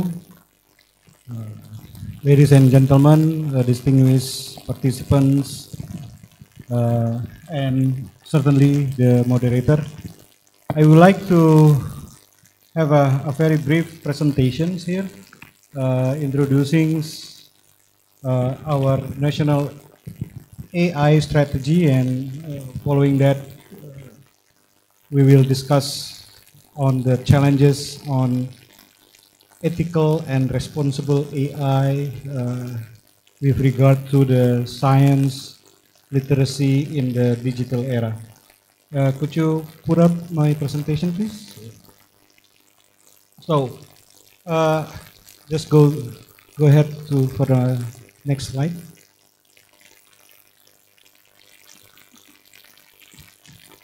So, who leads AI by 2030 will lead the world by 2100. I think a lot of leaders in the world have come forward and present these issues and plans regarding the growth of artificial intelligence. Much of the AI discussions revolves around the futuristic dreams. Sorry, it's the wrong one. Hamam Riza. Much of the artificial intelligence discussion revolves around the futuristic dreams of both utopia and dystopia. So we are looking at one extreme to the other extreme. The good, the bad, everything is there, actually, if we talk about artificial intelligence nowadays. So, in fact, some institutions, think tank was saying, like, you know, AI can be the solutions to the global climate change, and AI also can cause the robot apocalypse. So in Indonesia, participating in the global AI strategy landscape, we are fortunate that in 2020, we were able to come up with our national AI strategy. This is the first strategy on AI in Indonesia, and we were able to collaborate within this what we call quad helix: academia, business, community, and government to work together and to produce this first national AI strategy, which have 4 focus areas and 5 priority sectors, including healthcare, bureaucracy reform, research and education, food resiliency, as well as smart cities and smart mobility. Yeah, this is right. Can you put up the slide number 6, please? So this AI national strategy, which, ya, yang tadi, sebelumnya.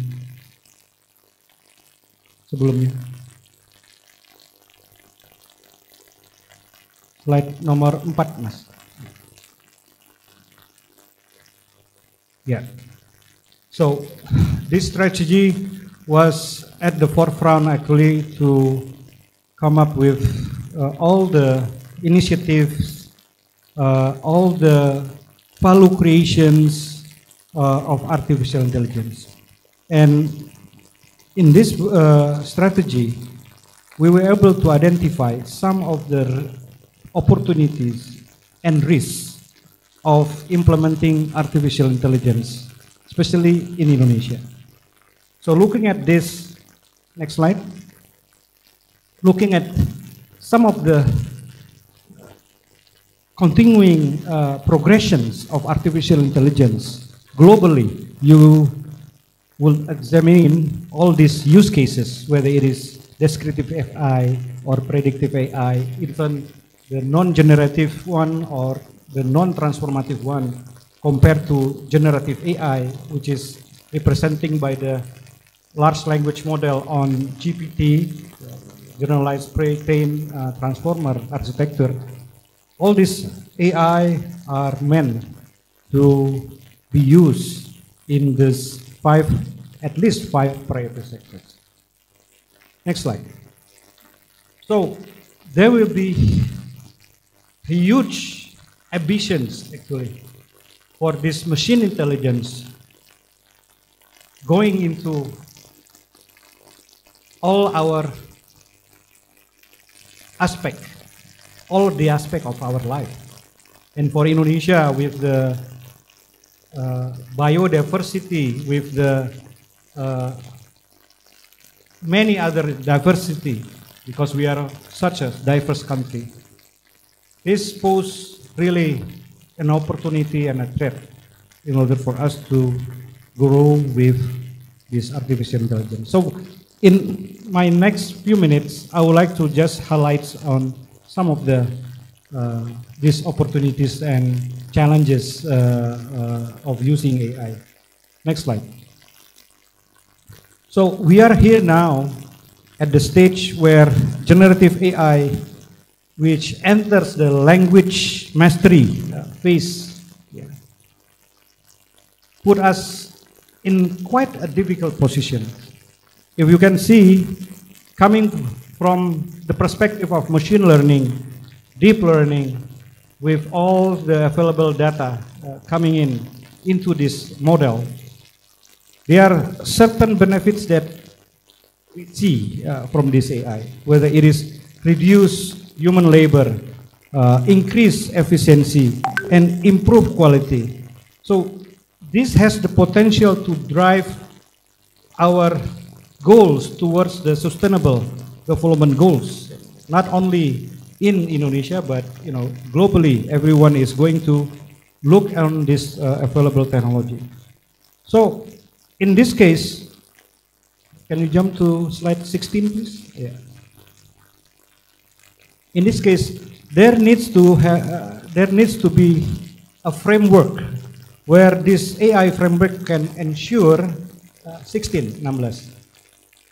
Terus, yes, stop. Sebelumnya, yeah. Where this framework can ensure the ethical use of AI and sustain the trust of employees and customers. In this AI government, we are seeing such transparency and explainability, responsibility and accountability, safe and secure, as well as the privacy concerns, which is data is not used beyond it started and agreed to use. And we can opt in and opt out the data sharing which is being enabled with this current technology in generative AI. We need to be really unbiased in developing this artificial intelligence, and the science literacy on achieving this information and the data that we are procuring for the building this large model. It has to be to ensure that the internal and external checks to minimize the discriminatory bias. In the next slide, what is actually constitute the AI ethics? The definition can vary, but in general, AI ethics is the term given to a broad collection of considerations for responsible AI that combines safety, security, human concerns, and environmental considerations. So AI ethics will include avoiding bias. It will be something about privacy, avoiding mistakes, as well as managing the environmental impact. And why does this matter? Experience with AI has demonstrated that the following good AI ethics is not just responsible behavior, but it is required to get good business value out of AI. So I have identified some of the most crucial issues on how the consumer will view the transparency of these AI interactions in the next slide. Ethics in AI, where we see transparency, auditability, fair, and explainability is really a good place where we want to put the perspective of benefiting the artificial intelligence.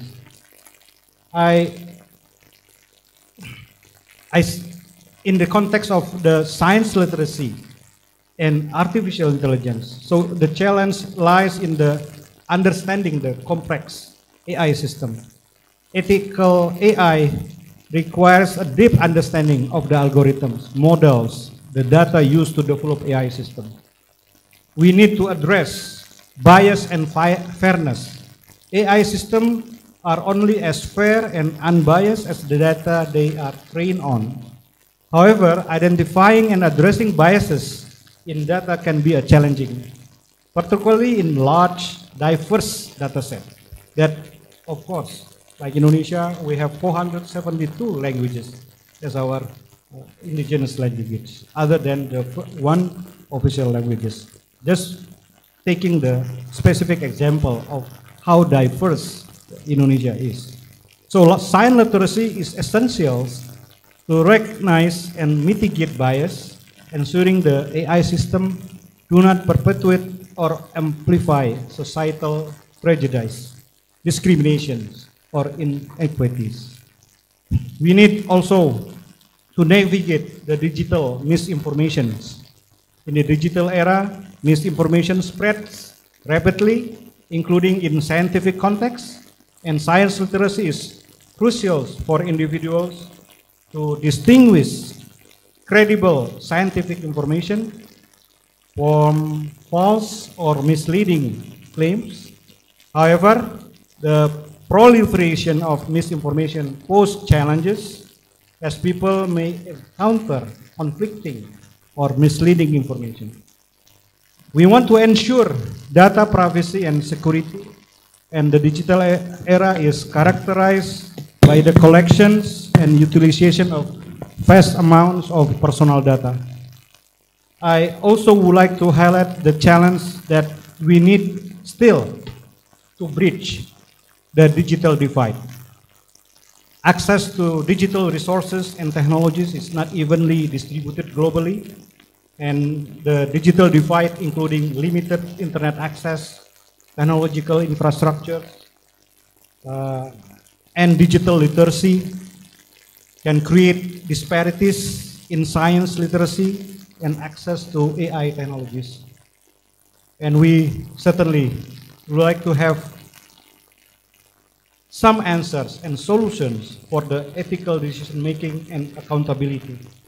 So by recognizing and addressing these challenges, we can move forward and strive toward an ethical AI landscape, responsible AI landscape, trustworthy AI landscape that upholds scientific integrity, fairness, privacy, as well as our well-being in the digital era. With that, I end my presentation. Thank you so much. Thank you so much, Dr. Riza, for finishing on time. And if we have 1 more minutes to go, so I would like to take 2 questions, if any.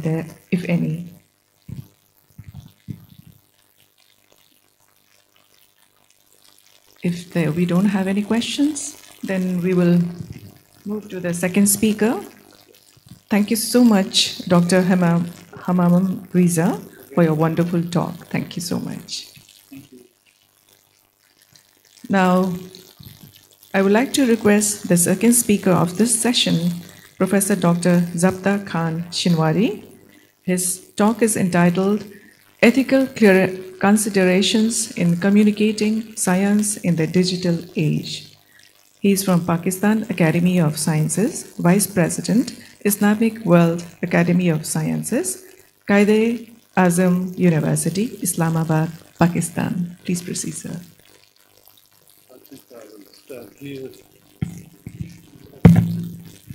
Can I have slides quickly because those 8 minutes and she is a very hard speaker, so I have to be very careful.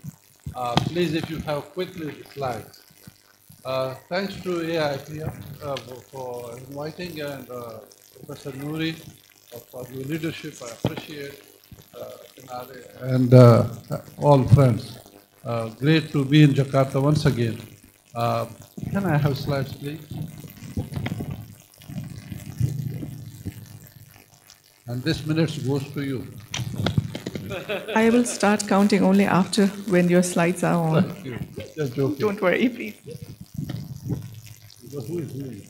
You are doing it? Somebody else. Okay. Till the time they try to have it, this topic is very close to my heart. And in the morning we were discussing about the ethics. And, one of the important issues, I raised a question, for example, that if somebody is doing unethical, specifically on social media also, because very difficult to control. Even the world leader said, have this bleach and your corona will be okay. Will somebody persecute or prosecute such people, such rumors that you spread? Anybody, from the bottom to the top. That is a question that we all need to address, and this is the event that should have some kind of recommendation where we can ask, yeah, finally we got it. So please, next please. Digital age, what we call it, when we were young, no mobile, nothing, and now we have all this. I'm not going to read everything for you, but when information is converted into digital, we call it, and this includes everything from emails, etc., the evolution that it took place. And this is not only the social interaction, but the business and everything, and a lot of things are involved. Next, please. Accuracy and transparency. The issue that whatever you get, even from the senior professors, they don't read and they just forward sometimes. and they are not aware what they're damaging the society, because their name carries a lot of value. So there is that you have to be very careful, number one. Number two, open access and intellectual property. Now UNESCO has a big, we in this very place, we had an open access meeting, also symposium. That is again, the intellectual property rights in the digital era is another question that we need to address. Next, please. And a lot of issues when you talk about all this: conflict of interest, privacy, public engagement, social media and online platform, all those issues, medical reports, for example, when you report some diseases and everything. So we are really no more have any privacy. Even the photographs that we display, for example, I took today and I places without asking my colleagues whether they permit me to do that or not. So these are the certain questions that you really have to work on. Next, please. Science communication and academia. This is very important. Who should do it? Now the academia, I don't know about Indonesia, but at least in many developing countries, science communication doesn't carry any marks for them for their future.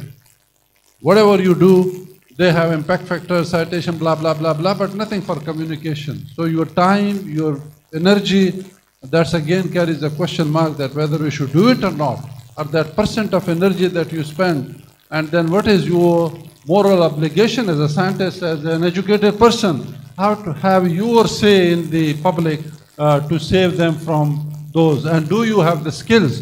Do our university teach you how to, communicate science with the general people? Though your funding, your everything's from the general public. Your life, your salary, your comfort, that comes from the public. But back to the public, sorry, nothing. Go, please, next. As I said, undervalued. Nobody, gives you any marks for it. In many of the countries, even in the developed world, there are specialized science communicators, but not everybody. But in this world, you have to be jack of all rather than only master of something. One, you have to do many things. Next, please. And then, but now, what we are talking at various platforms, like this one is included, the share communication. I will be giving Fenaria some recommendation, and then to Nouri to look into it. How can we really do this to be rewarding, to be, having some kind of say of the academia in the general world. Next, please. Now, but if you philosophically teach to a university, what is a good teacher? To be a good communicator, at least to their students.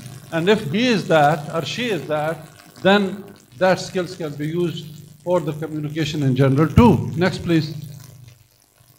So this is that skills, engagement. I'm not going to talk about this because there's only a few minutes that I have, but just you can take photos and later on work on it. This is the way that you can, what are the pedagogy that we have, communication barriers, motivation, sharing knowledge, etc., your demand, your, audience that you have to address, all those issues. Next, please. And here is the successful science communication and the links with the pedagogical that you have to link it, like appropriate content, clarity, the ways that you do it, examples that you do it, expert knowledge that you should have, the dialogue that you are doing, what it is the pedagogical findings and examples for that you find. Next, please. Next.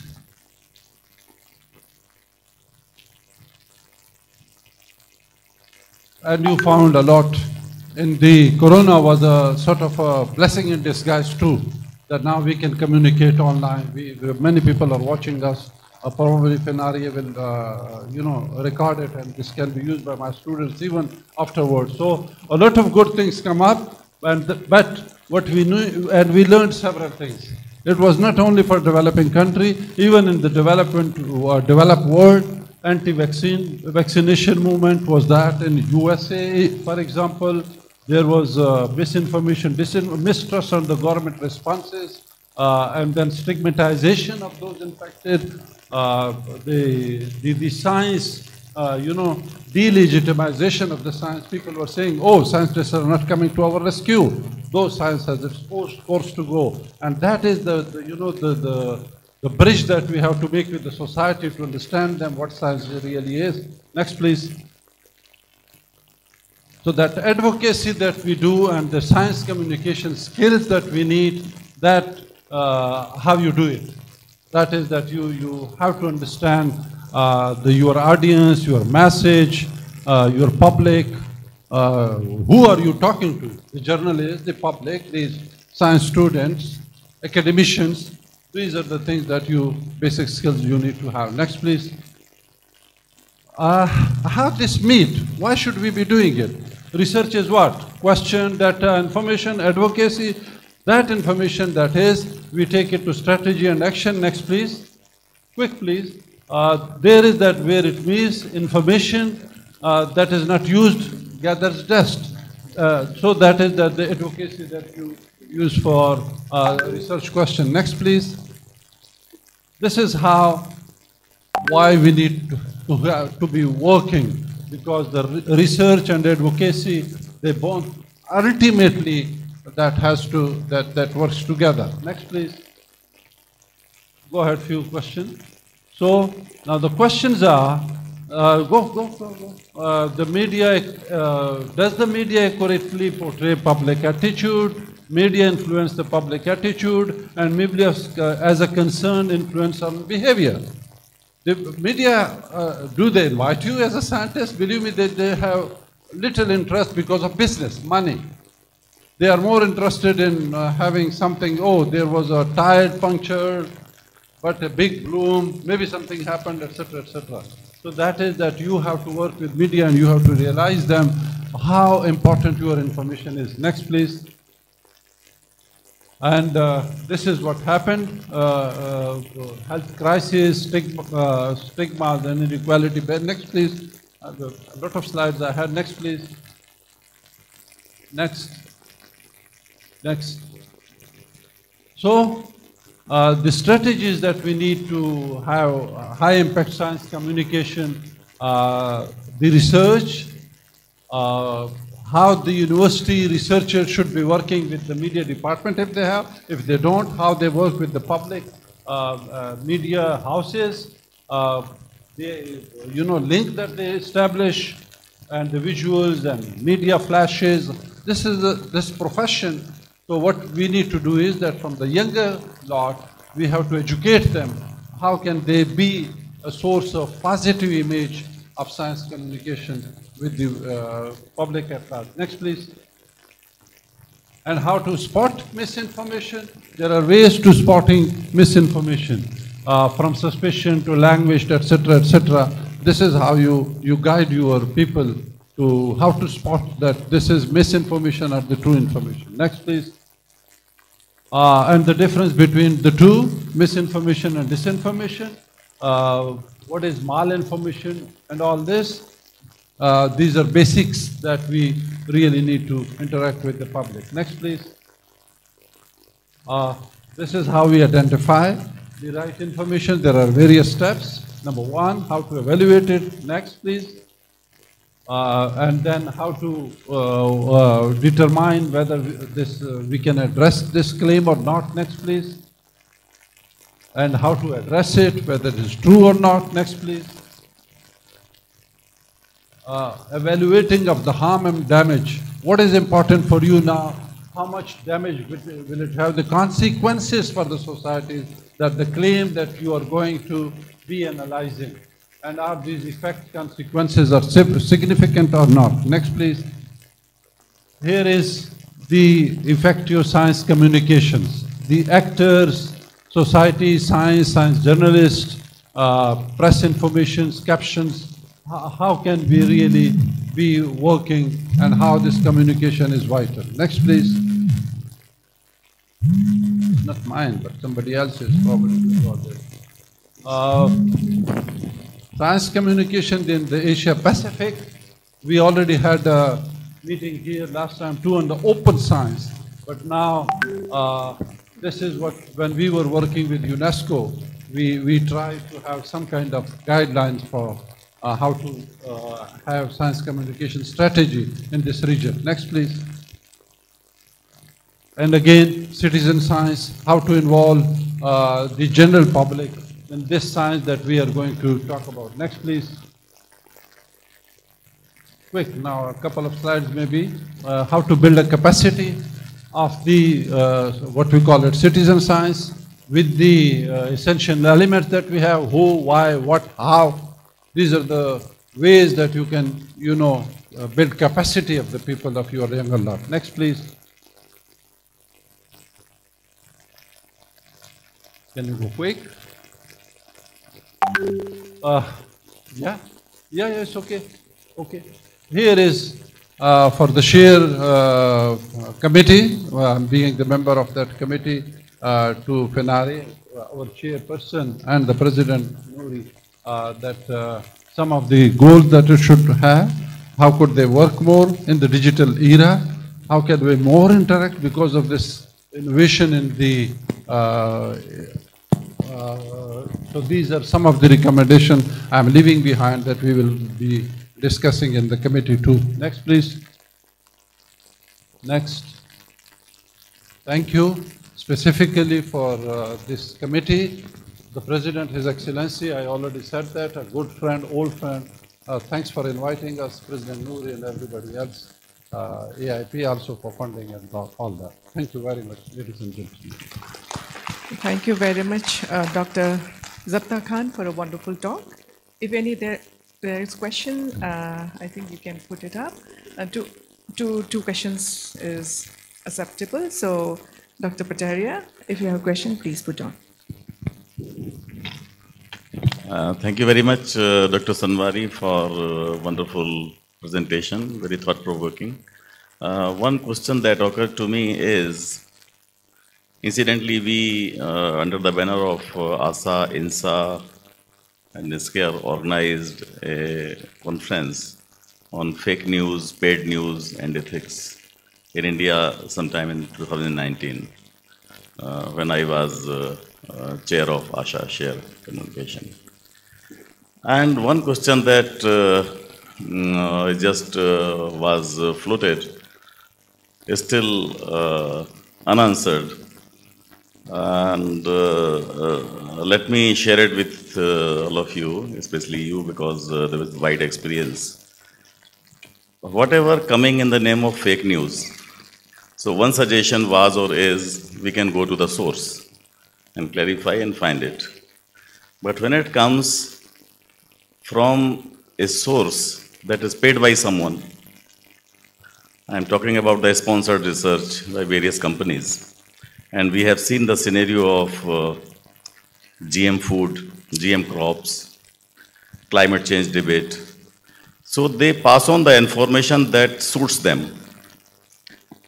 So, but the public needs and wants the true science. So it is difficult for the journalists, for the communicators to find out that true science, because that is coming from the source, they are already biased.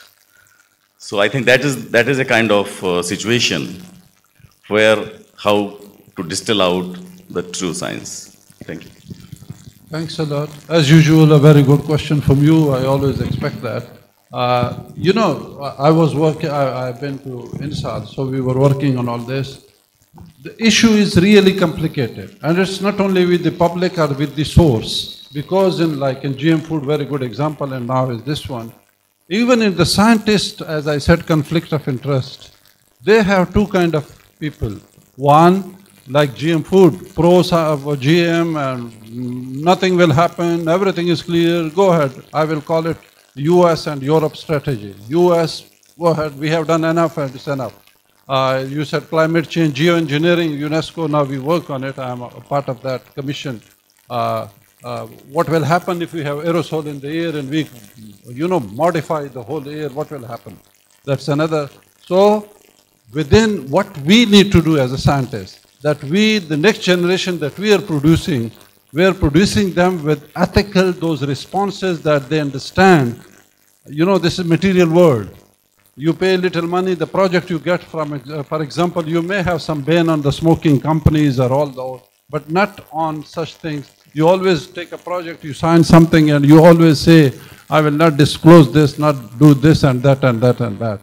So, at least what I'm summarizing it, Anjana is looking at me, I'm speaking too much, but what we can do is, at least the next generation that we are producing, we teach him the basics of,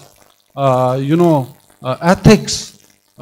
Even if you are getting money, what you need to do it, how I agree with you 100% that unless we produce such good, vital people, that we have either one way or the black and white. It's not black and white, there are sometimes gray areas. So they have to understand the gray areas, how to communicate with the public. Thank you. Thank you so much for the satisfying answer to the question to Professor Patelia. Is there any more one question? If we have, we can put up. Otherwise, we'll move to the third speaker. Thank you so much, Professor Dr. Zabta Khan, for a wonderful talk and the explanations as well. Now we will move to the third speaker, Dr. Ganigar Shen. Her presentation titled is Curiosity, Winds and Science Communication in the Landscape of Digital Era.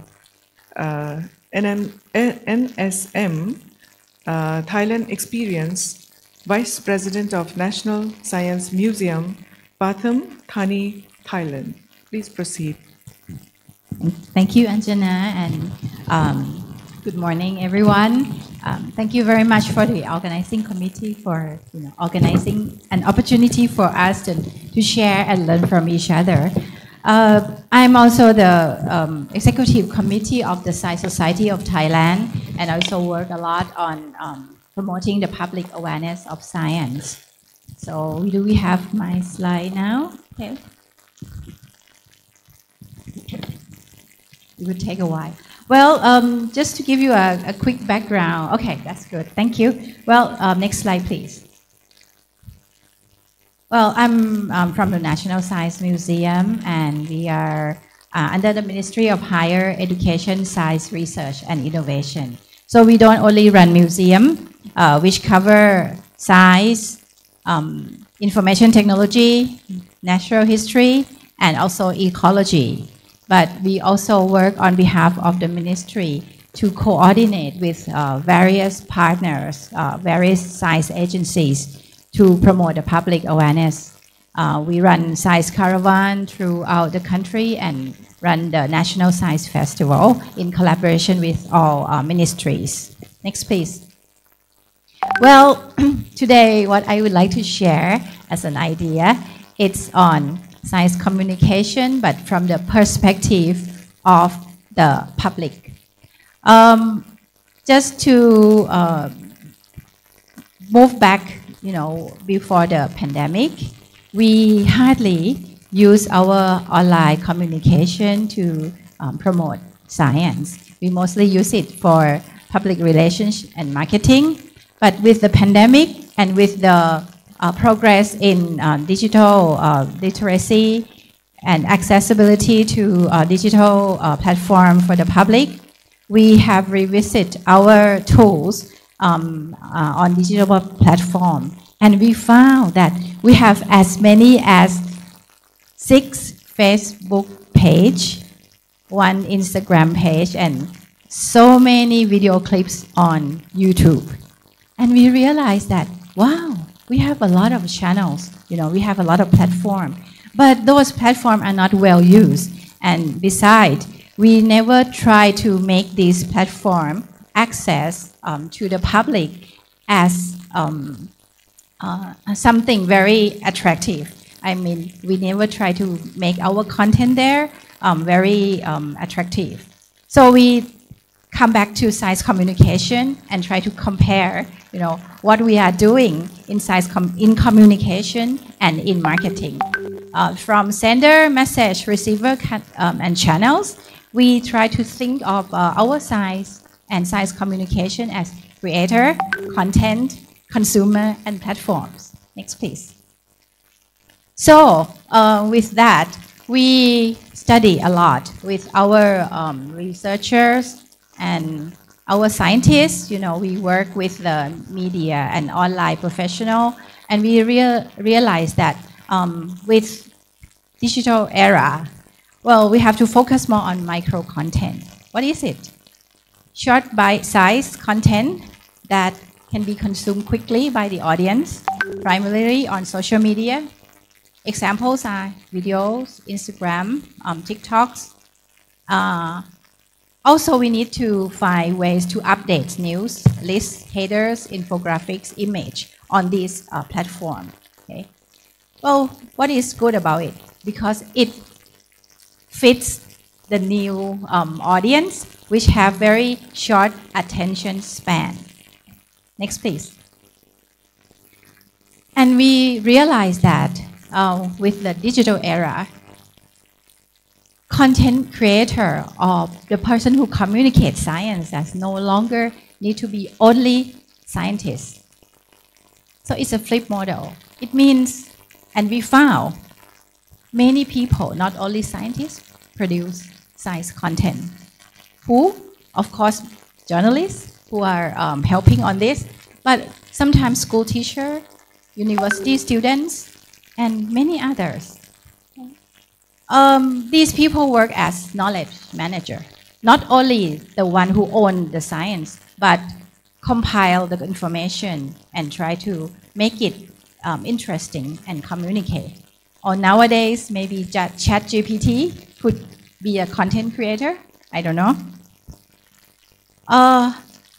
However, of course, there is some complication on, well, whether or not there is proper knowledge in that, proper skill on that, and proper ethics on that, as the previous speakers has mentioned. However, we have to realize that this is a good opportunity for science communication, as it is a bottom-up way to communicate science.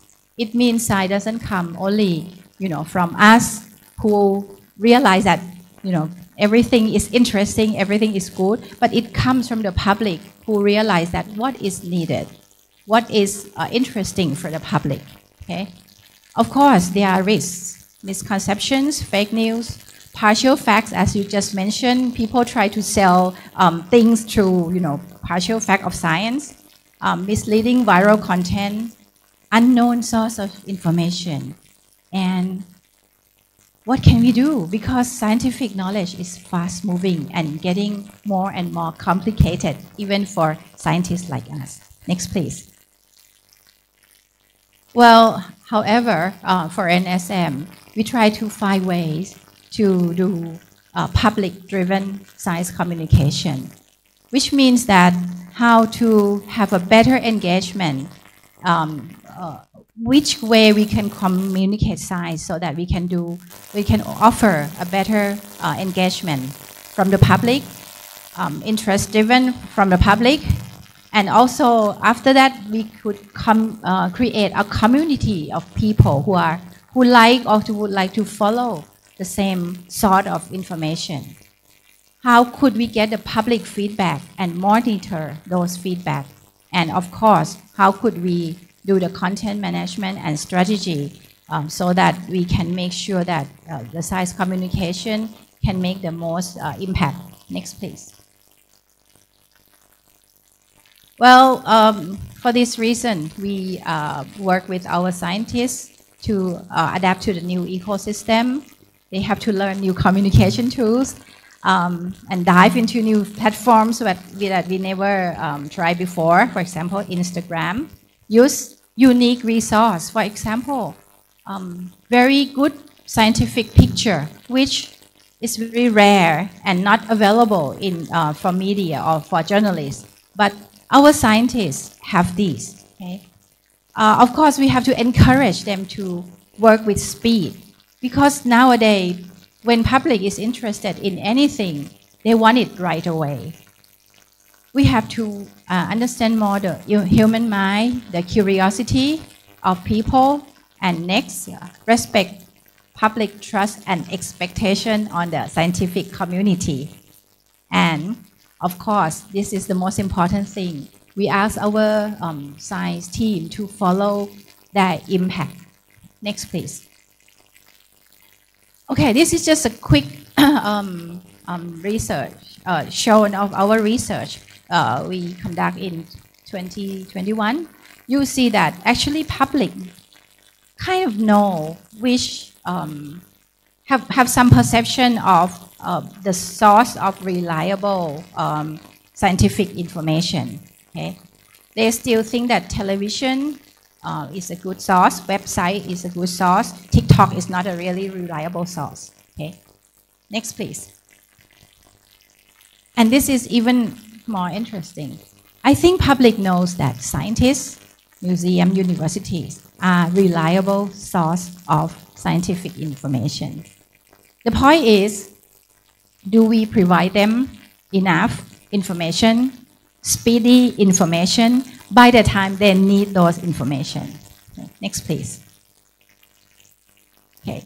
For NSM Curiosity Wins model, the way we provide the content through our platform, first of all, we use curiosity, which is a human nature. We provoke curiosity.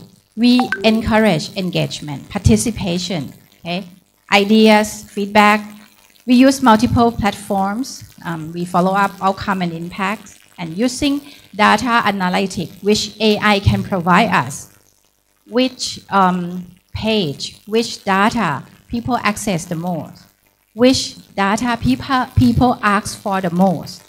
Okay, and also we try to work to promote more content creators, work with the community, not only among our science team. And then we also do the crowdsourcing information, questions. What does it mean? It means that before we are working on new project, exhibition project, we ask for questions, what people want to know from using the digital platform. Next, please. Okay, here are examples. Okay, I think my talk will be a little bit lightening and we'll finish very soon. This is how we provide. This is our curator who are expert in shrimp. She provide information with question. Which one is shrimp? You know tom yam goong, right? Have you heard about that? That's a shrimp, sweet, hot and spicy soup. But there are many kind of shrimp in Thailand. Okay. So this is an example. They start on the page of goong. Which one is goong? And they introduce the information how we could identify this kind of goong, which is shrimp, prawn, and others. Next, please. Okay, this is another way we communicate science easily. Is it true that when bees sting you and it die right away? This is a question, and there are a lot of discussion on that before we give the answer. Okay, next, please. We did that on the World Bee Day. Okay. This is another example of using questions and something surprising fact. Okay, the one on the left, okay, on my left is quiet killer on the ground. Actually, they are the worm that help to control, the worm that are help in biological control of the pest. So we talk about it. And the second one is on the some kind of creature living in the fish mouth, which everyone knows, everyone see, but they don't know what it is. Okay, next, please. So I have 2 minutes left or no minute left? No. Okay. Then can we go further? Okay, these are several examples of our media. Next, please. Okay, we can go further. Okay, next, please. I show you this example with information of how much they have been shared and reached. For example, this information has been reached almost several 100,000 in a few weeks because it's something they are search for. Next, please. Okay. This is from the page of the Science Museum. Next, please. Okay. This is from the Natural History Museum. It's a game where people can interact and answer the question and try to find the right answer later. Next, please. Okay, I just want to show this quickly because it's a podcast with the update science news. Okay, podcast is a great way we find to respond quickly to the hot issues. Okay. Next, please. This is just the recent evidence about the leak of cesium-137 in Thailand. And we use podcasts by working with scientists and also media to respond this, and which has a lot of people follow. Next, please. Okay, this is another program that we show that relevant science. People come to Thailand, like to eat shrimp, and then we talk about this kind of shrimp and why we have to go there to eat it. Okay. Next, please.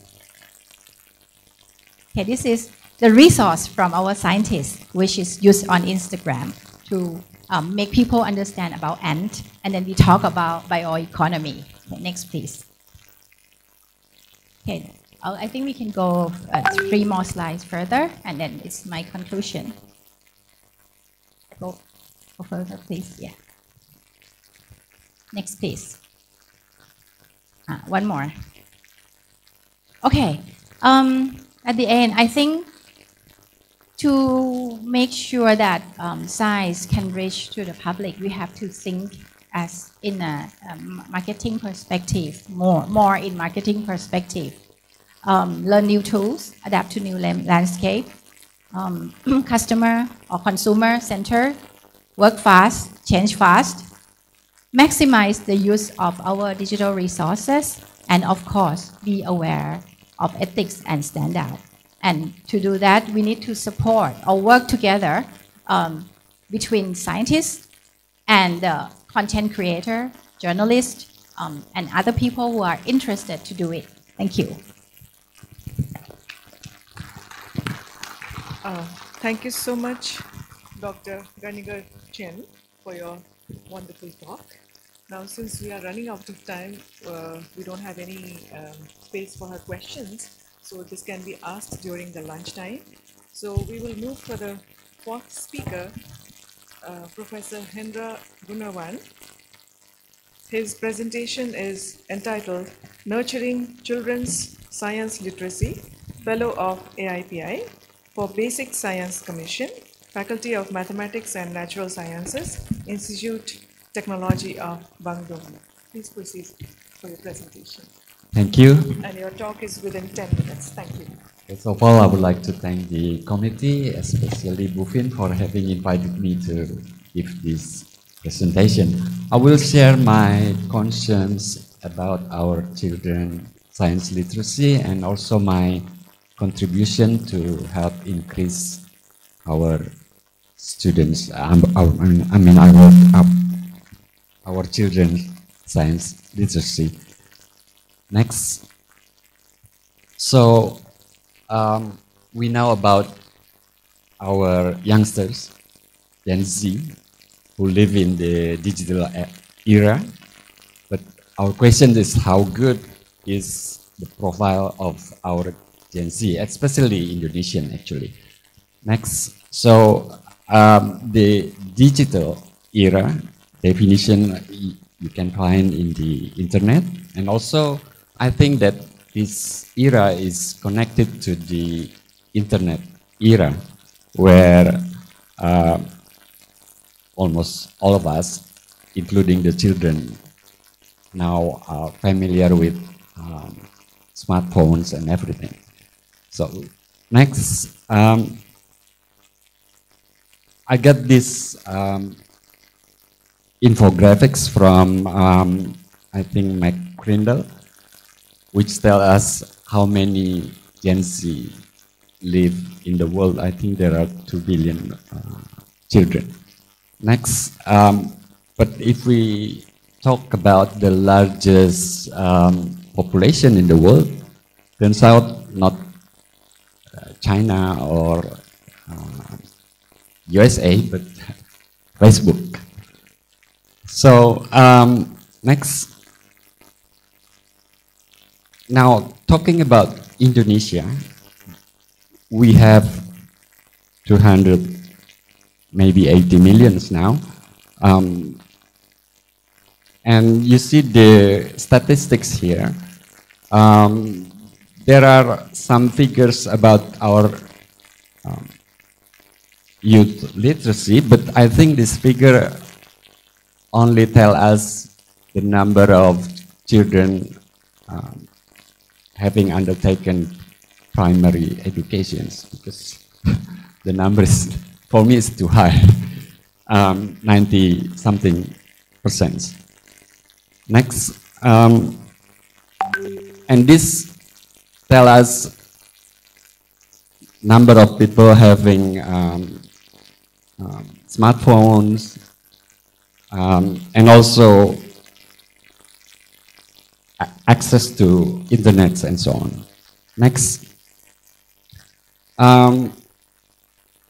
This was from 2015. I tried to find the most updated statistics, but I couldn't find one. But I think this figure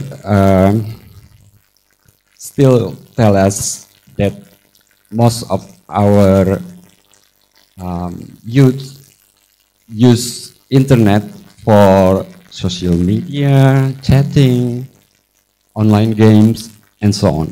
And on the right side, browsing, online use, email, and online seller, which are productive activities, while the left side is the non-productive activities. So this is part of my concerns.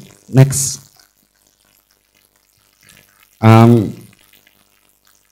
Here there are some statistics also which give us information about who and what they do. Next. So if you look at this picture, I just got this picture from the group that I'm part of it. So how many? Three children are reading books.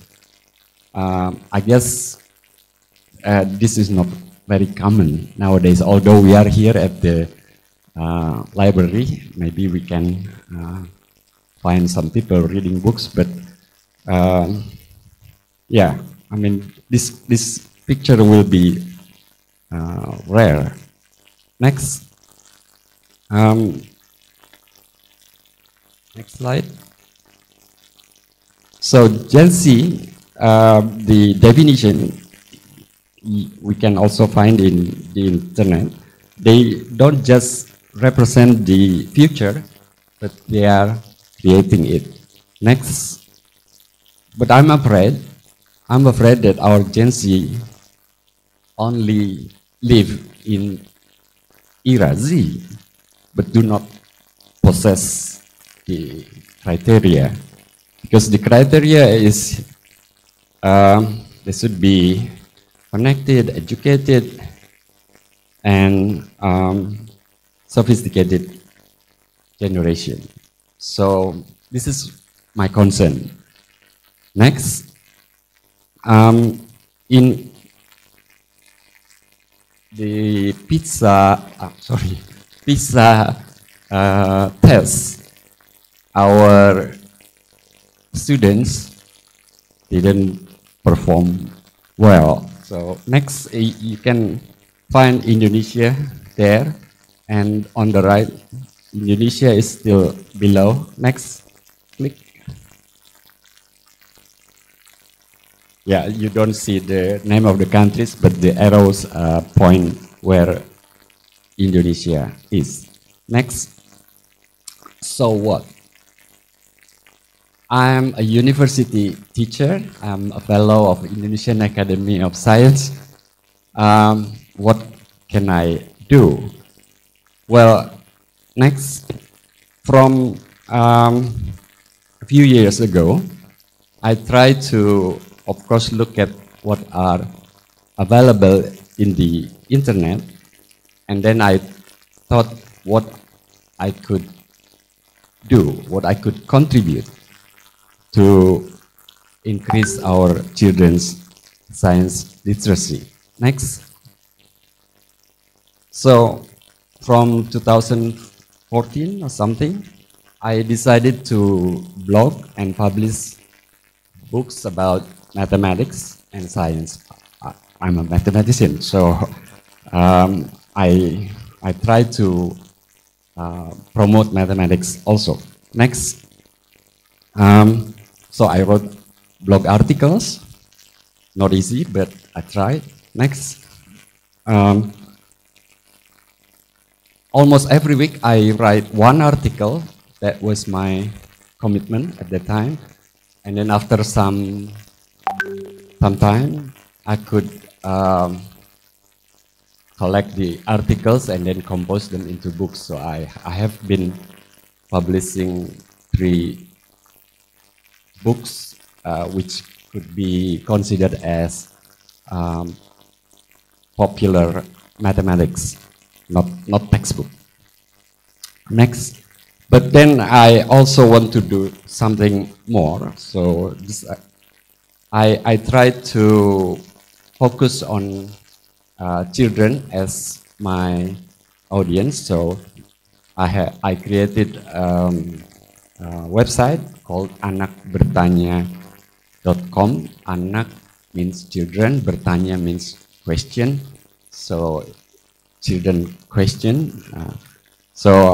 Yeah, this article is still about mathematics, but in this blog, I invite my friends, my colleagues from other universities, also from communities, from different institutions to write, actually to answer children questions. So first of all, I have friends who were organizing activities with children, and my friend collect questions from the children. So one by one, the questions were answered, and I asked my colleagues, depending on the questions, to answer the questions. So this is about mathematics, so I will answer the questions myself.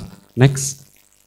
And then from the articles answering children's questions, again, I compose them into books so that I can distribute the books nationwide, not only for those who can access the internet. So I brought some books with me here. These are the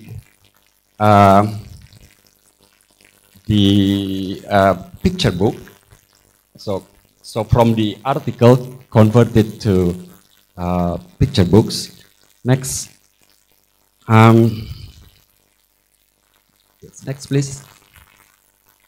The books have been distributed nationwide a few years ago, and one of the sponsor is the Kominfo, the Ministry of Communications and Informatics. So the right top right, and the left, on the left top, the book was distributed through Post Indonesia, so the Indonesian Post Office. And at the bottom, you see the books have been with the children in Nusa Tenggara, Southeast Islands, and also somewhere else in Indonesia. Next. These are the books that I have with me here. I don't have all of them, but the title, the first one, what do you want to be if you get, if you grow? Is does UFO exist? How old is the Earth? Who's the first doctor in the world? Who's Einstein? And these questions are from children, so I don't create my own title. I mean, these are from the children. So who's the first mathematician? Maybe some children know from their parents that I'm a mathematician, so there is one children asking this question. And bottom right is why the rainbow is half circular shape, something like that. And this one, I like this one. The original title is actually, why is plastic dangerous? But then this book is the last one. But then I began to modifying the title to be more interesting for the children. So this book is called Monster Plastic Monster. So Professor Gunawan? yes, I think jump to the conclusion, but perhaps 1 minute. Okay. Yeah, that's the title. Next. The last slide. I have my conclusion on the last slide. Yeah. Okay. For next. Okay. These are the festival that I organized 5 years in a row before the pandemics. So I also have offline activities. So here are my thoughts about science literacy. So first, I think scientists have to be more active in promoting science to the society, especially to the youth, by using various media that are available in the internet and others. And secondly, I think supports from the government and industries are important. The distribution of books nationwide have been supported by some companies that I can find in this country. So in the case I presented here, sponsors. Yeah, I wrote here that sponsorship for the production and distribution of books is really helpful. And also sponsorship for the events such as Science Festival is also needed. And last but not the least, scientists and science graduates who are potential to become science communicators should be encouraged and supported. I think we need more of them now. Thank you.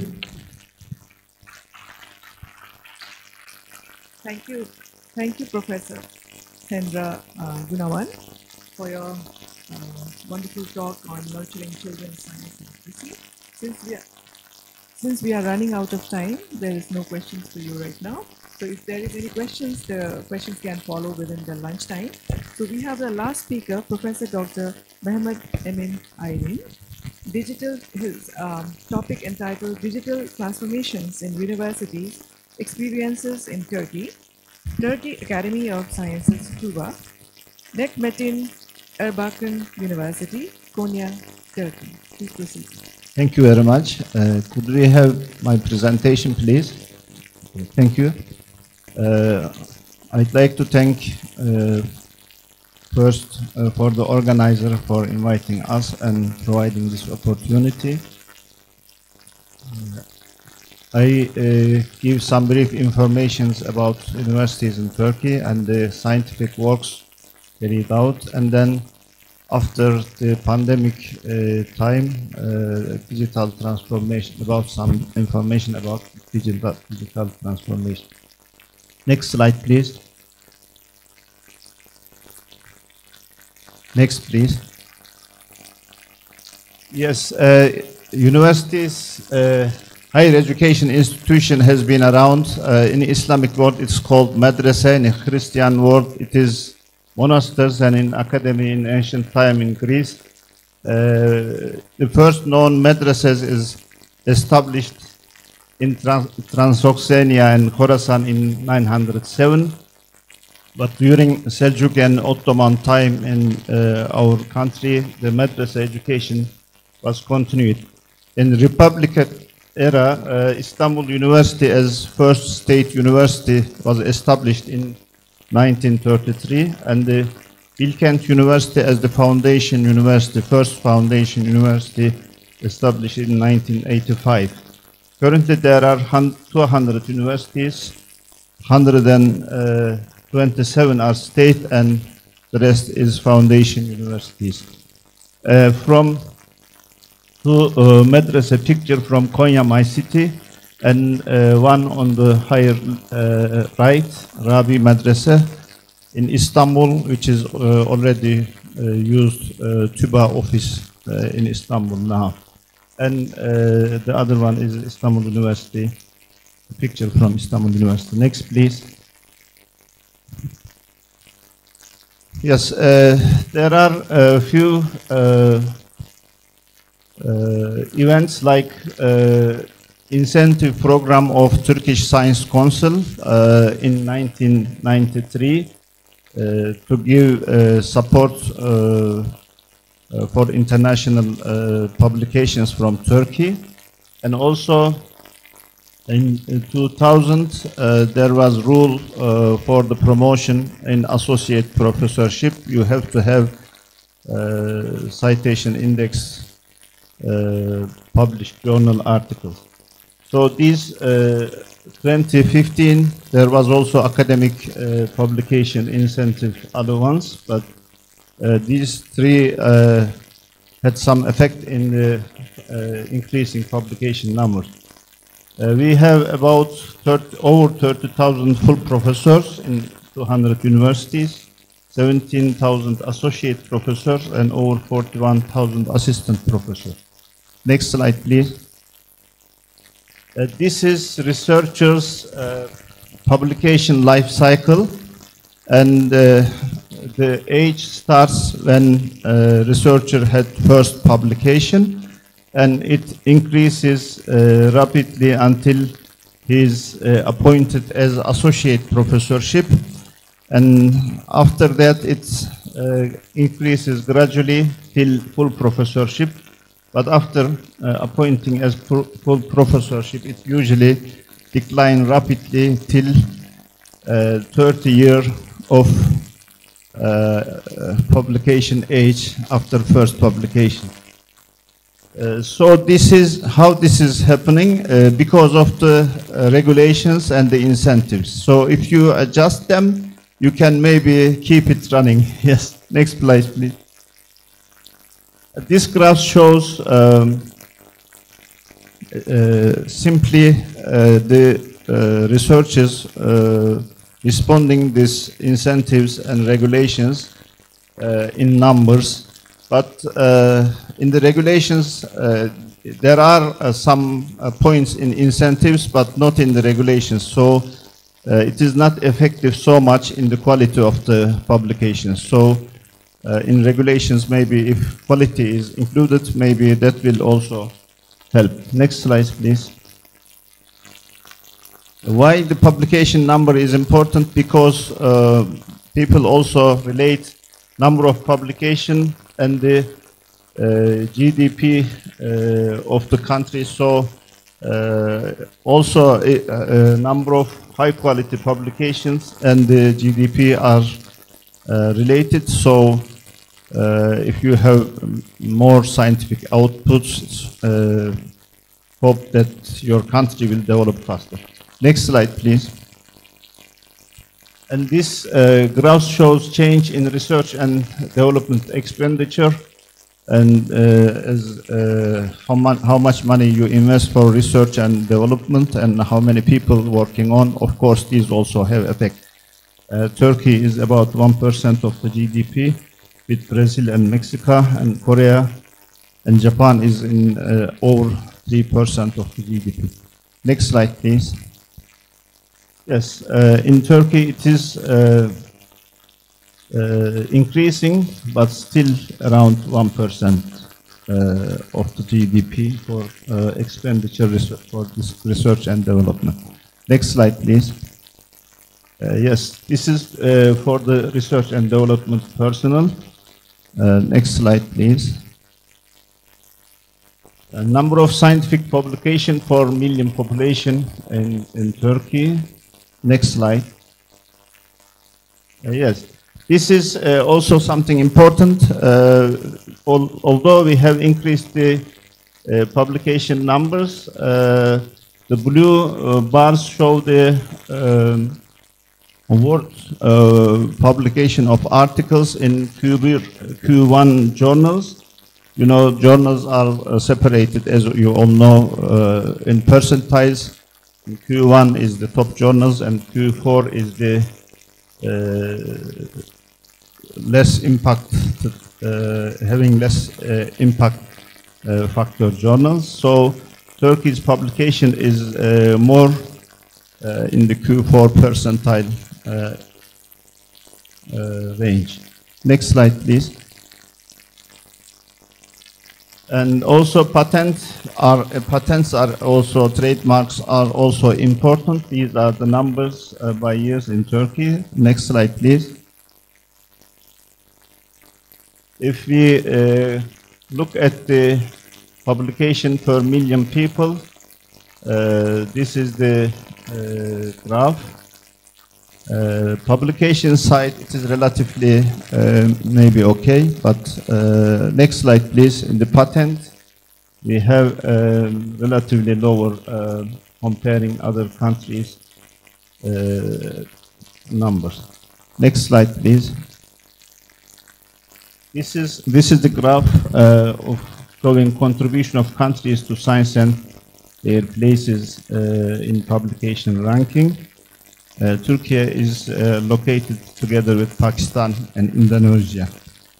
So we should maybe work harder to make it better. Next slide, please. In education and training, due to COVID-19 pandemic, world had to move to the digital environment, and traditional habits and concepts have changed rapidly. And we have three important institutions in Turkey. ULAKBİM, which is academic network and information center, and YÖK is Higher Education Council, and Turkstat is a statistical institution collecting all sorts of information and making available for all people. And university is also preparing educational, open educational contents for all. Next slide, please. Yes, ULAKBİM, as I mentioned just now, is Academic Networking and Information Center. This institution is providing internet for all universities in Turkey. Also, academic journals, they don't have to subscribe. The universities don't have to subscribe these journals. ULAKBİM already subscribed almost all the popular journals, books, and cases, so that universities can access freely. Of course, university has freedom to subscribe more if they want. Next slide, please. In Higher Education Council, also National Thesis Center is established, and they have at the moment 785,000 theses since 1960s are available in their archive. Next slide, please. Also, there is one facility called Dergi Park. Dergi means journal, so it's like a journal collections. It's provided again by Academic Network and Information Center. Next slide, please. Dergi Park providing all everybody, universities and other institutions to publish their journals. Currently they have 2,714 journals, and you can see the indexes that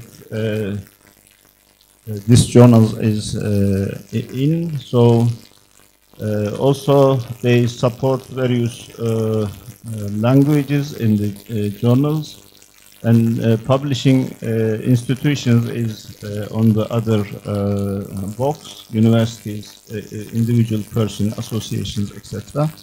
And everything about journals is, services about journals is carried out free by ULAKBIM, which is Academic Network and Information Center. Next slide, please.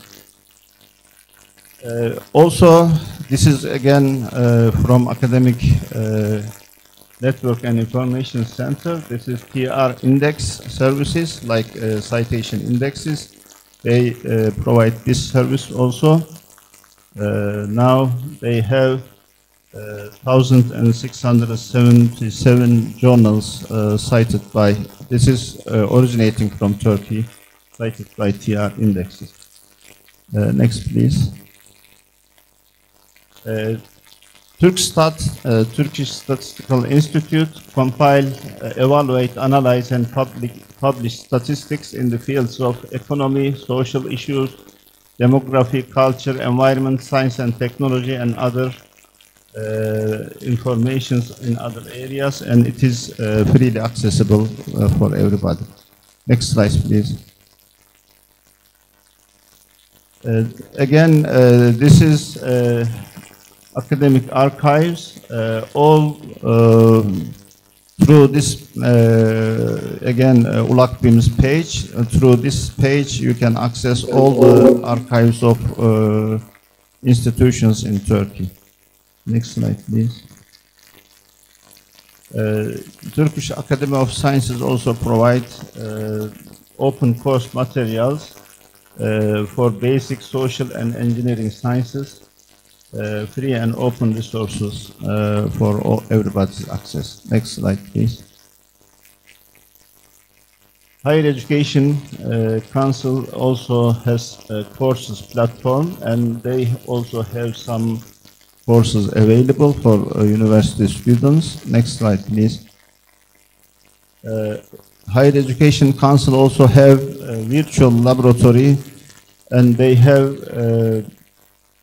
these facilities for general chemistry and general physics for the university students.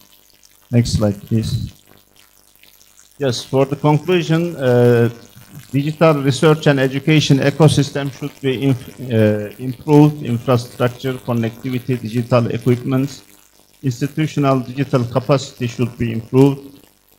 Digital competence of the staff also be improved. High quality, user-friendly learning content should be prepared to combine with existing contents and learning methods. Scientific works such as research, innovation, and publication should be supported.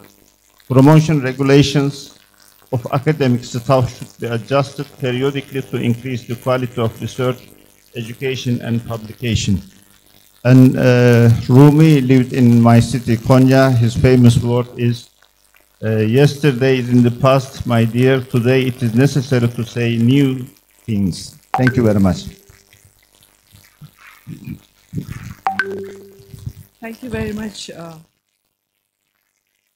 Ladies and gentlemen, it is a reminder to be back on your seat in the auditorium, because we are going to start the last session of this seminar in just a few minutes.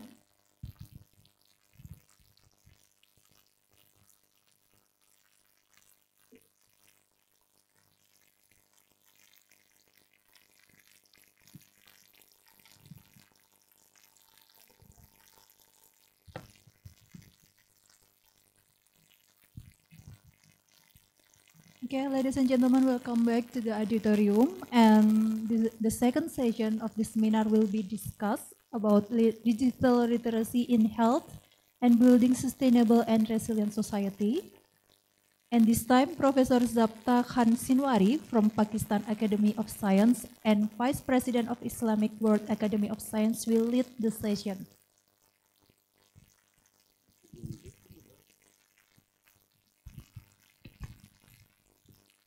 Thank you very much, many ladies and few gentlemen. Let's start. And the first one is my colleague from UNESCO. I being worked with COMAST, you all know, World Commission for Ethics and Scientific Knowledge and Technology. So it's a pleasure to invite Dr. Marie-Louise Oliveira, if I pronounce it properly, Director for Partnership and Operation Program Monitoring Communication and Information Sector, UNESCO. It's a great pleasure. She is a very learned speaker. I happen to hear her many times. So over to you, Marie-Louise Oliveira. Thank you. Thank you so much, Professor. And thank you all, colleagues, speakers, participants, and organizers for having invited me, to take part in this important seminar. We really have been living in a very changing world. We know that population growth is accelerating. We will have 2 billion more people on our planet by 2050. Economic growth is actually slowing. We see unemployment, underemployment, inequality rising, climate change threatening health and livelihoods. Even when we're actually overshooting our planet's capacity to renew environmental resources at the pace that they are consumed. But it's also a world of tremendous promise and a lot of innovation. We see countries investing in renewable energy, other environmentally friendly solutions, information and computer technologies forging closer relations and speeding productivity gains around the globe, biotech revolutionizing food production and medicine and health, crowdsourcing and the sharing economy, reducing resource consumption rates and waste. So we see that advances in science and engineering have been central to human progress, and they are taking center stage again. But for us to achieve the Sustainable Development Goals by 2030, we must not only participate in creating and sharing knowledge in innovation, but in ensuring that this progress is actually directed towards improving people's lives, not just to improve wealth. And we see automation, artificial intelligence, and robotics that promise tremendous economic growth, but we can also exacerbate inequality within and between nations. And the changes of this size, they require a really profound transformation in how we equip our societies with the kinds of skills and competencies that we need for really rapidly evolving markets, for fields and occupations that don't even exist yet. Scientific literacy has never played a more crucial role in empowering people to live dignified lives, in supporting economies to correct imbalances and thrive, in helping left behind areas to incorporate digital technologies, to facilitate transitions to green and sustainable societies, to foster international cooperation for peace and sustainable development, as we are doing right now by communicating online. Science has a responsibility to chart a lot more inclusive, equitable, and sustainable future for all of us. Our systems need to produce scientists that fully understand the economic, social, environmental, and international impacts of their professional activities and inventions. Our education systems need to ensure that every person is science literate so that they can contribute to formulating principles, standards, and frameworks that uphold human values and protect the vulnerable. This is particularly important with respect to digital technologies. Digital transformation, including artificial intelligence adoption, is changing how people live, work, and function, and has become one of the hottest priorities for every organization, whether in the private or public sectors. Today, we have more people online than offline. Over 5 billion internet users worldwide, over 20 billion internet-connected devices. Nearly 2 billion websites host close to 3 trillion blog posts. The internet delivers such unfathomable amounts of content that we actually struggle to make sense of it. Without the skills to interact with digital information ecosystems, our cognitive capacity and our attention becomes so exhausted that we can't really cope. So I'm happy to say that UNESCO is playing a leading role in facilitating international cooperation and shaping a human rights-based digital future.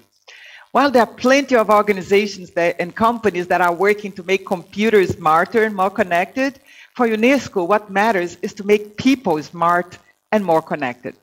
And for that, we start with digital literacy, a definition that contemplates tangible skills such as producing, using, sharing information in digital domains, including computational skills, that focuses on how skills are used in real-life situations, that encompass a learning process that is gradual and lifelong, and enables critical participation in different types of digital environments, from normal email to plain websites, all the way to the metaverse.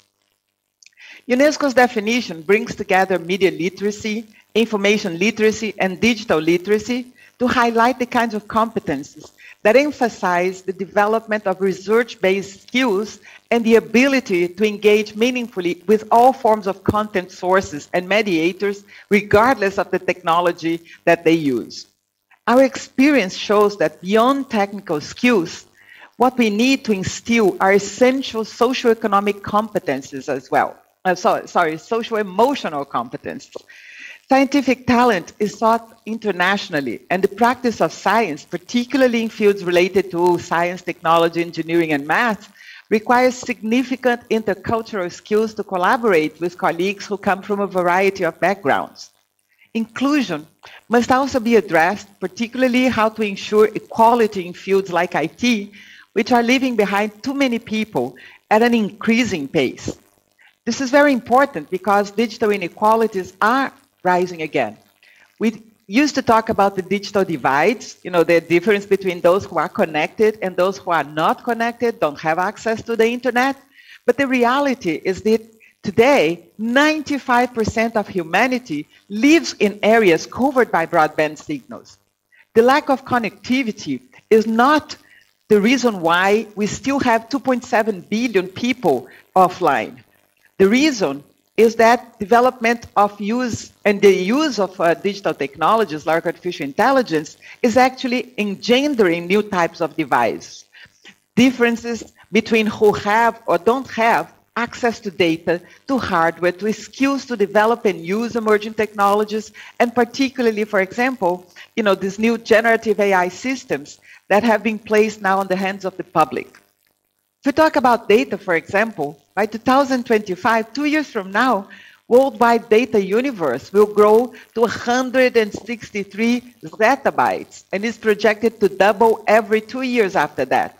Just to put it in perspective, a zettabyte contains billions of kilobytes, and a long, long book is about 1,000 kilobytes. The economic inequalities in the digital age are going to be exacerbated by the differences in whose data is collected and who is able to derive socioeconomic value from data. Data skills are becoming absolutely essential, but lacking enormously, particularly in developing countries.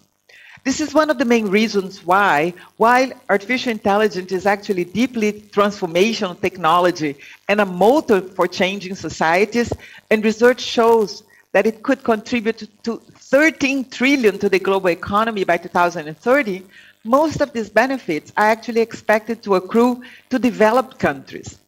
We must invest in data science, data literacy, and data governance. The lack of linguistic diversity online is another barrier. Even though there are 7,061 languages in use in the world, only about 300 or so are barely represented in technology and on the internet. This limits access to information, to knowledge, and the development of service for users of these languages. Gender inequalities are tremendous as well. There are enormous gender-based differences in the digital age. Women have a lower proportion of internet access as compared to men. They also represent only 29% of science research and development positions globally, and 25% less likely than men to know how to leverage digital technology for basic uses, like creating a website for a small business. we have a responsibility to younger generations as well. The digital economy is creating its own set of winners and losers. Economic surpluses are being captured by a handful of multi-billionaires, and the hopes of a better future for the next generation is disappearing into a kind of a gig economy that really offers no safety net when people fail. And we need to recognize young people as equal partners in co-shaping our digital future. They are the true digital natives. UNESCO is working to address complex technology governance challenges, setting standards for artificial intelligence policymaking, and ensuring inclusive digital technologies and policies and transformation for a brighter technology future for all of us. We want to reinforce the role of human agency and human-centered values in shaping the trajectory of this kind of development. Artificial intelligence and other advanced communications and information technologies so that they can actually contribute to sustainable development. Through our work, we are sparking discussions about digital inequalities, algorithm bias, social media echo chambers, or the e-waste that is generated every day. We pay attention to how international cooperation can mitigate the brain drain in less developed countries, as today, young people can work remotely and deliver their skills to other societies without even moving abroad. Realizing the promise of new technologies requires that we do no harm, that we ensure that all persons, businesses, and institutions can participate in creating and sharing knowledge and to benefit equally from the technological revolution that we are experiencing now. For that reason, we work on regulations and standards to ensure good oversight, protect the public good. Regulations and standards also encourage investment since they create level and stable playing fields in which actually innovation can flourish. It's noteworthy that all countries in the forefront of digital transformation are actually engaging in the development and implementation of regulation of digital spaces and technologies, including for social media and for artificial intelligence. UNESCO is actually a standard setter in the area of digital transformation. Our recommendations and guidelines, including on transparency of digital platforms, open science and open data, on the ethics of artificial intelligence, the ICT competencies for teachers, and others, are flexible and adaptable instruments that can foster innovation while protecting accountability and rights. So let me just return to the issue of digital skills and competences. It is essential that we develop these necessary human and institutional capacities to harness the potential and address the challenges of digital technologies and platforms. UNESCO is prioritizing the capacities of groups whose decisions and actions have the widest and the deepest impact on our societies. That includes policymakers, civil servants, particularly, for example, judicial operators, since they have a special role in shaping the environment in which digital ecosystems are developed, as well as educators who are responsible to impart knowledge in line with the 21st century requirements, and young people who are the digital natives that lead digital transformation. Media and information literacy is an essential element to build critical thinking, technical and other skills, knowledge and attitudes that enable us to derive value from digital information ecosystems while avoiding the traps that they set by misinformation, conspiracy theories, disinformation, cybercrime, and so on. Regaining ground on a vigorous and healthy public debate requires that we protect information as a public good, while defending freedom of expression, access to information everywhere, but because it's a scale and reach, especially online. As individuals and as societies, we need to relearn to value facts and knowledge. We must set up and support a fact-based, evidence-generating bodies such as academia and science institutions, as well as public interest, independent media. Our governments must strengthen their legal basis and their capacity to address the social harms brought by digital ecosystems and technologies. We must direct our digital commons towards becoming a global public good. Research by McKinsey Consultancy shows that there is an increasing demand for digital literate professionals. 25% of employers think that finding employees with the right skill set remain their biggest challenge over the next 5 years. 50% of all employees will need reskilling in the next 5 years. According to a study published about digital skills for career progress, the number of jobs requiring digital skills is predicted to increase 12% by next year. 94% of business leaders expect employees to acquire new skills on the job. And research by WIPO, the World IP Organization, shows that Indonesia, for example, is struggling to transform its technical skills into technology-based innovation. They found weaknesses in capacity development because of the soft skills and the gender inequality in access to jobs by females with advanced degrees.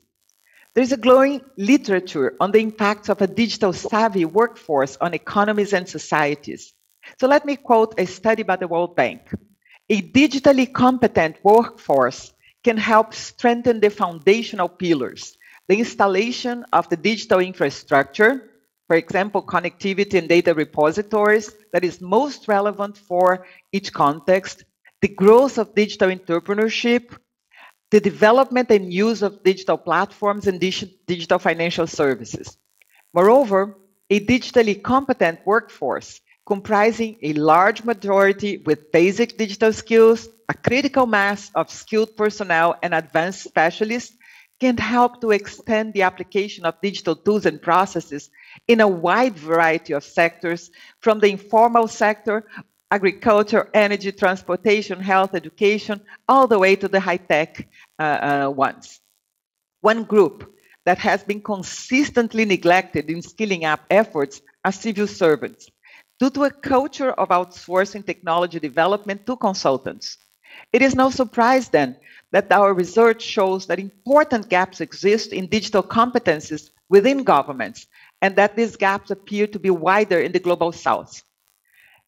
Failures of digital transformation projects many times are due exactly to that. So for that, UNESCO has developed an artificial intelligence and digital transformation competency framework for civil servants. We want to place all our tools at your disposal. And, let me tell you, please do not hesitate to reach out to UNESCO. And I want to thank you for bringing up our voices and your expertise to this critical conversation. And we are looking very much forward to the insights the seminar will generate and the actions it will spark. And we want to be part of this community with you. Thank you very much. Thank you, and a big hand to Maria Azad. Thanks, a great presentation, and you covered a lot of things and had left no space that we could ask you many questions or comments. The thing that you highlighted are of everybody's concerns, like gender equality, education as a public good, inclusiveness, equity, diversity. So you covered a lot of areas. Great, Maria Reza, and let me thank you on behalf of all the participants and hope to see you in Paris soon and somewhere else too. Keep on doing great things. A big hand to Maria Reza. Thank you very much, everyone. And, thank you as well and all the organizers again. Thank you, and hope to see you again. Have a good day. Now, ladies and gentlemen, let's move on. And let me request another renowned global scientist. He is well known throughout the world, so doesn't need much of the introduction. My friend Narendra Mehra, who is Vice Chair of Indian National Science Academy, INSA. He is a great expert in transplant immunology, clinical immunogenetics, etc., etc. Sir, if I speak, I will consume your 10 minutes, which I want you to consume it. Thank you, sir. Thank you very much. Thank you, and a big hand. Thank you. Thank you very much. Thank you very much, and namaskar from India, and I bring greetings to you from the Indian National Science Academy. And I thought I'll discuss with you the science literacy in the digital era in relation to the developments in India. Now, science with its constant pursuit of knowledge and discovery, could you also start showing my slides, please? Because whatever I speak will also come on the screen. Yeah, go to the next slide. So, science with its constant pursuit of knowledge and discovery has been a powerful propellant of human progress. It has become the instrument of powerful human, it has become the instrument of human follies and also the remedial tools that rescues us from their consequences. Look at the example of COVID-19. The COVID-19 pandemic, and I was very active during the pandemic. I used to write very frequently in the local newspapers, the popular articles. In the COVID-19 pandemic, the emergency of novel viruses, the growing menace of antimicrobial resistance, and the impact of climate change have all become a major threat to human survival and well-being. With developments in information and communication technology, digital-based education with its multifaceted benefits has emerged as the most important and the impactful innovation of our times. Next one. Paul Gilster, a historian and educator, first coined the term digital literacy in 1997, arguing that it went beyond just skills in using technology. Indeed, evolution of digital technology has changed the way we interact with our surroundings or perform our daily life tasks. Digital literacy is now an important life skill that people need to deal with the challenges that they face every day. In a country like India, where internet penetration is increasing with every passing day, digital literacy is very important. Next, digital literacy. The Digital India is a flagship program of the Government of India with a vision to transform the country into a digitally empowered society and knowledgeable economy. The program was launched on July 1, 2015 by the Honorable Prime Minister of India, is now regarded as a global success story. The Digital India's mission tagline is Power to Empower. These schemes and policies, along with digital innovation, are accelerating the growth and opportunities of micro, small, and medium enterprises, what we popularly call in India MSMEs, for the inclusive economic growth and sustainability through entrepreneurship, both in the rural as well as the urban areas. In fact, the implementation of smart cities, smart grid, and the smart communication is now paying dividends. According to the next one, please. According to, yeah, this is fine. According to the Indian National Statistics Office, a digitally literate individual is at least 5 years old and can navigate the internet via a web browser using email and find, evaluate, and communicate information using social media tools. In fact, Tuvalu, a small island nation in South Pacific, has become the world's first digital country. As per the start of 2023, there are over nearly 700 million internet users in India, and the country's internet penetration rate stood at 48.7% of the total population. Only 30% of the women in India are digitally literate, compared to double the number of men. In relation to age, if you look at, similarly, only 30% of the adults over the age of 50 are digitally literate, compared to double the number of adults in the age group of 18 to 29. The Pulampara Town Council in Thiruvananthapuram district of India and in the state of Kerala has achieved the distinction of becoming the first totally digital literate panchayat in the country. Next, the three core components of Digital India initiatives are digital infrastructure creation, digital delivery of services, and digital literacy. In fact, there are 6 common topics that all digital literacy curriculum should include. And these are information literacy, ethical use of digital resources, understanding digital footprints, protecting yourself online, handling digital communication, and of course the cyber bullying. Next one. According to the technology acceptance model, 3 factors motivate people to accept and adopt any technology. And these are perceived usefulness, perceived use, ease of use, and attitude towards the usage.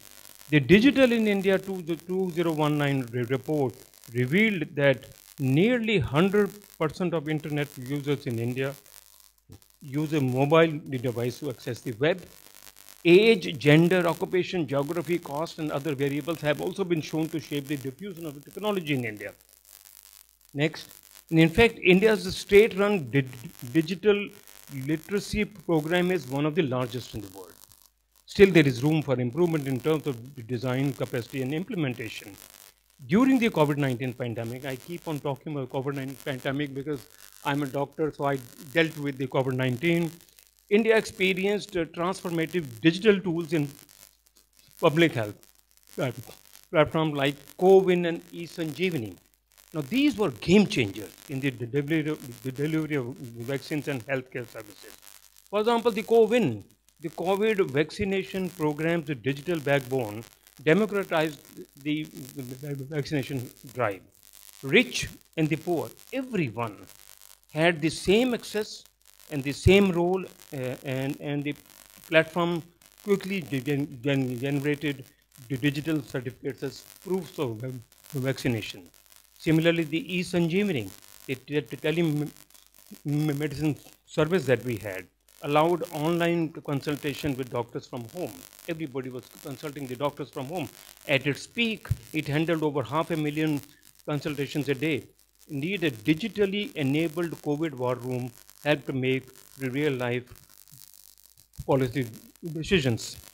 Similarly, Arogya Setu, the RT-PCR app, and the other digital tools allowed the data to inform policy that strengthened India's COVID response by an order of magnitude. You know, we had our own vaccines, and to exploit the potential of the digital tools in public health, India is building now a national digital health ecosystem, which is called the Ayushman Bharat Digital Mission, that empowers patients to store and access medical records, share these with healthcare providers, and ensure quality treatment.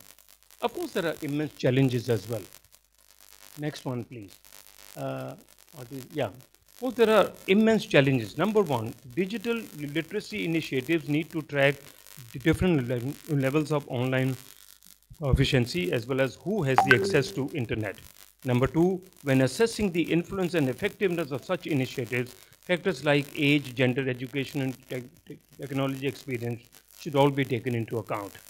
Number three, most transformative digital solutions are not easily accessible because they are blocked by copyright regimes and proprietary systems. And number four, also there are unevenly distributed in terms of language, content, and infrastructure. And number five, there is no global governance framework that can ensure interoperability across systems and address concerns around data security and privacy. If the global community, like this one, resolves to converge its efforts under one umbrella, like for example the G20, could become the apt platform to build future-ready vision for the digital health. Now, for India, the need to improve digital literacy is increasingly urgent with the increasing prevalence of e-governance. There is so much study material and learning information available on the internet that learning and education are no longer restricted to physical textbooks. This technology also helps students to become even more efficient by removing the barriers to communication that existed between the students and the teachers there. I see that the chairman has walked up. I will try to wind up in the next 2 or 3 minutes. Under the National Digital Literacy Mission, India has launched a dynamic and integrated platform of digital literacy awareness program designed to help rural communities to take the lead in global digital economy and help them in maintaining the competitiveness and also shape a technologically empowered society. I want to tell you, friends, that across 650,000 villages, the literacy rate has already jumped to about 70 to 75%. But the digital literacy is almost non-existent. This is where we will have to work. The goal is to create a digital data house at every rural community level to make them economically viable and create opportunities for the community and its members to stay connected to the world through the internet. I want to end by stating that the vision of NDLM is to work with multi-stakeholders to digitally literate at least one adult from each of the 147 million rural households in India. And my last line, it is important to remember that children born today are born in times of hope. To live a full life in the modern world, one must be literate, digitally literate, and more importantly, science literate. Thank you very much for your attention. Thank you. Dhanyawad. Terima kasih. Thank you very much. Great, sir.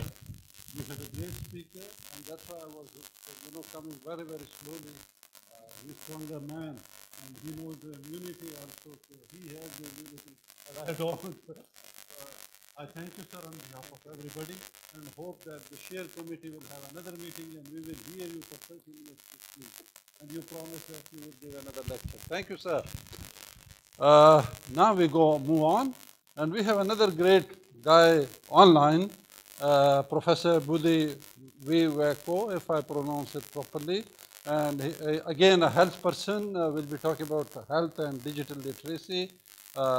Let's see what we hear from now on for another 10 minutes.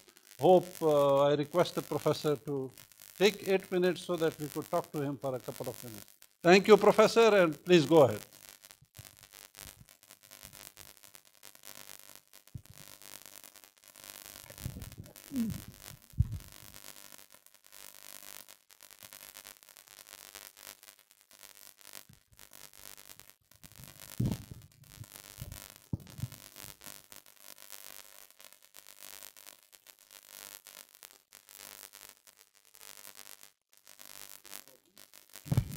Professor, go ahead. Professor Budi.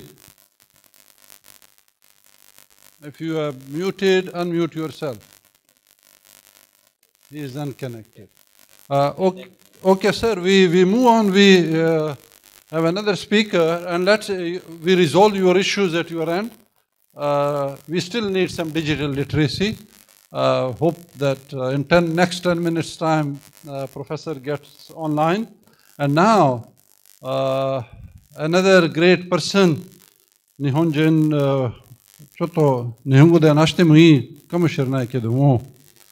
Let's invite Professor Dr. Koike Toshio-san, sensei. He is going to talk about integration of knowledge and capacity towards sustainable development and having a good, resilient society. He is Executive Director of, you are here, sensei, Dozo, and we expect that we hear a lot of good things from you on. Thank you, sir, and most welcome. Thank you, Chairperson. I would focus on this is a science literacy in the digital era. I would focus on the topic on the disaster issue. Let me briefly summarize. Next slide, please. Summarize the disaster resilience and sustainability at a global scale. The more than 80% of the human loss occurred in lower, middle, or low-income countries due to the disaster. And economic loss accounted for the more than 3/4 economic loss accounted for in upper middle and high income country. However, the economic loss relative to the GDP account for higher value in low income and lower middle income countries. So the preamble of the 2030 agenda emphasized the sustainable and resilient path, and no one left behind. We need to take a bold and transformative step. How to realize these steps? Next slide, please. Our Science Council of Japan, my committee, a committee on international cooperation for promoting the science-based disaster risk reduction, published the recommendation in 2020 titled on the building of resilience, building a global, building a sustainable global society by strengthening the disaster resilience. We provided the 4 recommendations. First and second, we emphasize the online synthesis system and facilitator. Next slide, please. Our science community needs integrated knowledge beyond the discipline. For that purpose, we need to enhance the function of the data and information exploration, collection, archiving, and such. And we also need to improve our prediction, simulation, and visualization capacity. And data integration, information fusion capacity should be enhanced, and we need to enhance our coordination beyond the discipline. For that purpose, we need to a support system that is a synthesis system, hopefully online. Then our science community can develop the consilience, the integrated knowledge. But we recognize there is still a gap between our science community and society. How to fill the gap? I was much impressed by the previous talk by the head of the National Library, and also the National the Science Museum and children's book. That is, I think, the facilitator. Facilitator is not just as a master of ceremony, but a kind of the catalytic beings who can establish the trust-based relationship with community, who can explain the causes and the structure of the on-site problem and local implication of the data and information, and who can suggest the goals, the possible solution and governance, and on-site stakeholders' responsibility. And most important one is who can convince the community. So this synthesis system, including the mutual risk communication capability, can help the facilitator to work with society. And then the society are willing to cooperate with science community by providing user needs and local data and knowledge, indigenous knowledge. And the science community can work more and propose a new framework, and then we can provide fresh learning opportunity by integrating scientific knowledge to the community. We developed proposed this framework. Next slide, please. Next one, please. Yes. And then, in turn, the on-site stakeholder, the society side, in cooperation with the facilitators and by making a maximum use of the online synthesis system, they need to develop integrated scenario for disaster risk reduction or environment and development issue. Next slide, please.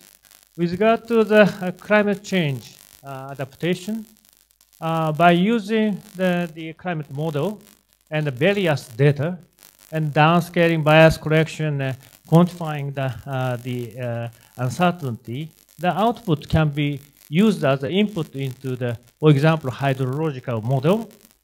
And then the output of the model could be connected with environmental and the socioeconomics and the culture and history. And we can implement the holistic impact assessment of the climate change. Based on that assessment, we can propose the adaptation options, and then decision will be made and implemented, and the result should be reviewed and reflected to the next step decision making. This kind of the scenario, incorporation and coordination of the science community and engineering community and socio-economical community through the coordination, science and technology, and governance and finance. In this case, we need to tackle the large increase in the volume and variety and velocity, high throughput data we need to handle. And also, we need to keep the velocity, the quality. In Japan, next slide, please. Next slide, please. Yes. We established a data integration analysis system 17 years ago as a national key science and technology policy program under the Cabinet Office. At this moment, the storage capacity is 100 petabyte, and calculation performance is not so high, but this system connects with Japan's Science Information Network, SciNet, directly.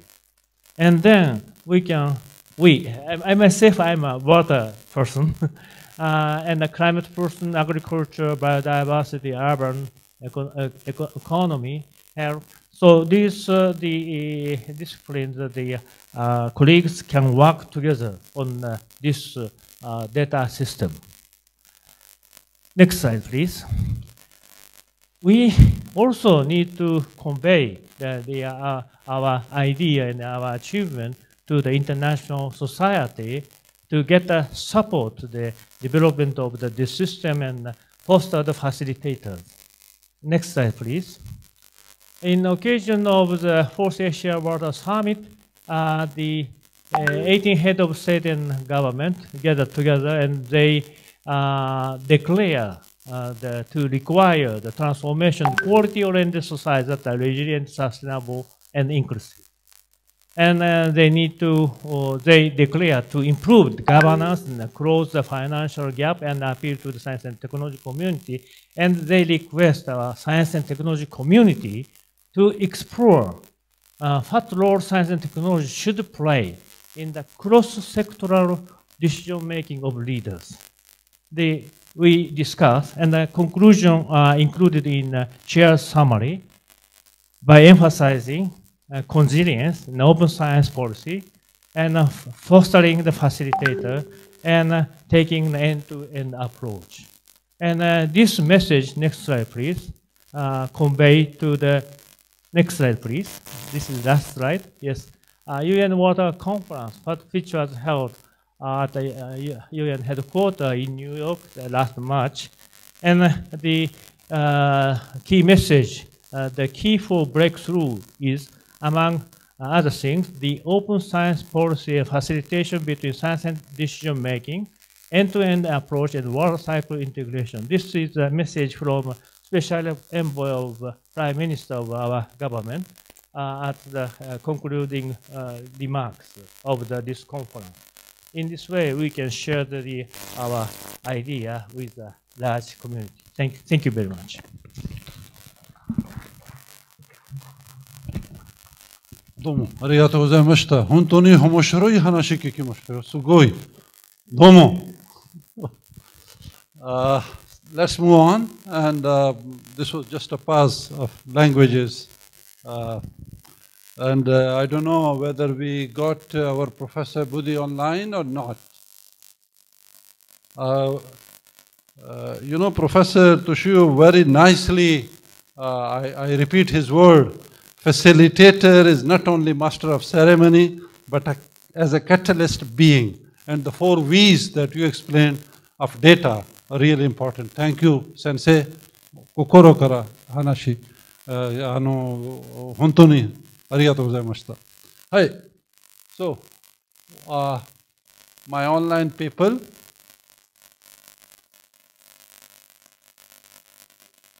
he is not available, and I would ask now again my friend Narendra to take revenge whatever I worked for him He can work for many people now. And let's request him to take over the chair and continue the session, sir. Over to Narendra ji.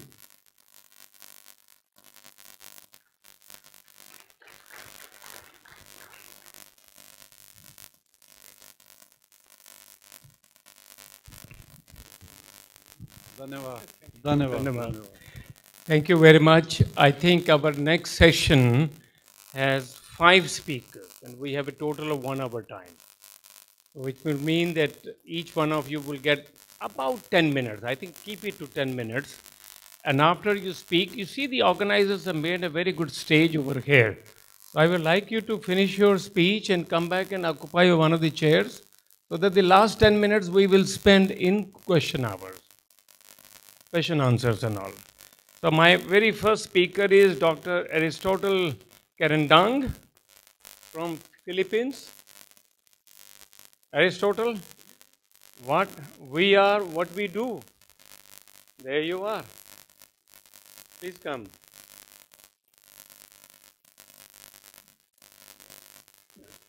I will sit right here, and you finish your speech, come right here by my side. And after all the 5 speakers have spoken, we will have a Q&A. Thank you very much. Thank you very much, sir. Good afternoon to all. Mabuhay. They grabbed my picture from my Facebook account. And sir said, that's my grandson. Is that my grandson? Okay. Okay. It was, taken yesterday only. See the difference? Okay, so mabuhay. Welcome to the Philippines, the texting capital of the world. And may I request everyone not to fall asleep, because if you fall asleep, you will dream of me. And when you dream of me, you'll have nightmare. Okay, you look so sleepy, so let's pump up a little adrenaline here. Can I have my slides, please? And I promise to finish this in a few minutes, so I can sit there. Okay, can I have now my presentation, please? And the title is, while waiting for that, I hope the time is not running. We are what we do. Yes. And we are what we eat. And the Philippines is the text capital of the world. I don't know if I can be very proud of that. And this is the digital age. And I'm running out of lines. And tell us a joke. Well, I'm 16.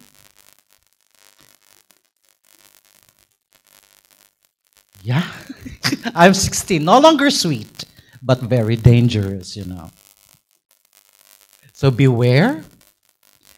Well, I'm, in the Philippines, we call this the barong. The barong is a native Filipino outfit that is used also for formal wear. But many Filipinos do not know the background of this, even the scientific background of this. And this is one thing that I do now as I go to the indigenous communities. Because I used to work in the national government for science and technology information for 20 years, where, I met good friends. I've working with, while waiting, this is a good introduction. While waiting for my presentation, I'm using some of the time.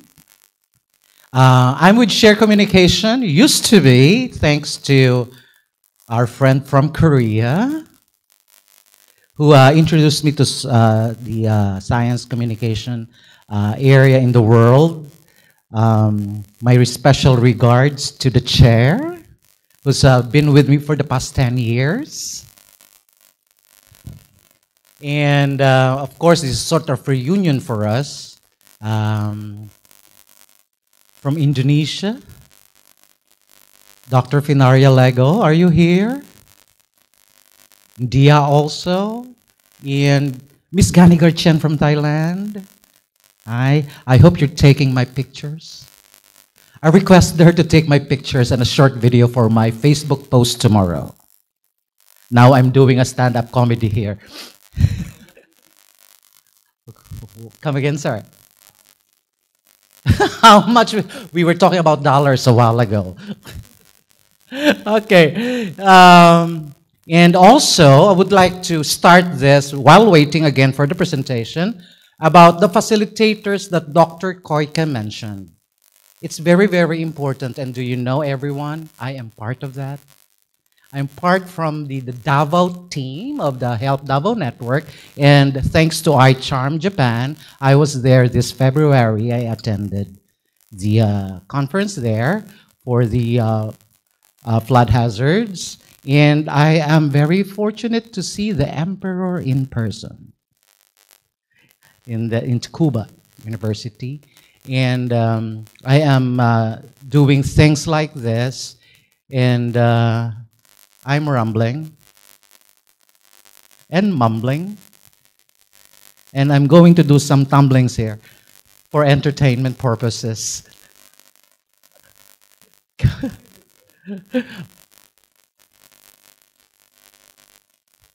Okay, my age. I'm 16. No longer sweet. 16, no longer sweet, but very dangerous, you know, so take care. Keep a safe distance from me. Okay, and since I mentioned about the facilitator, I was quite captivated by what Dr. Riza this morning mentioned on. I was just taking down notes as if I was listening. I was not really listening, I was daydreaming. He mentioned about the collaboration among different sectors, like mentioning the quad helix principle. But to share with you, in the Philippines now, we're already starting to adopt the pentahelix model, where we should include the media in all the things that we do, aside from the 4 traditional areas joining hand in hand together. Okay. Shall I be able to present like in a week? Anyway, it's very, very short. I would just like to introduce you to what we have done and what we are currently doing and what I am currently doing in a small part in southern Philippines. I'm no longer with the bigger institution on science and technology information, but I'm more focused on working with indigenous communities for them to better understand some of the things that are happening around them. Okay.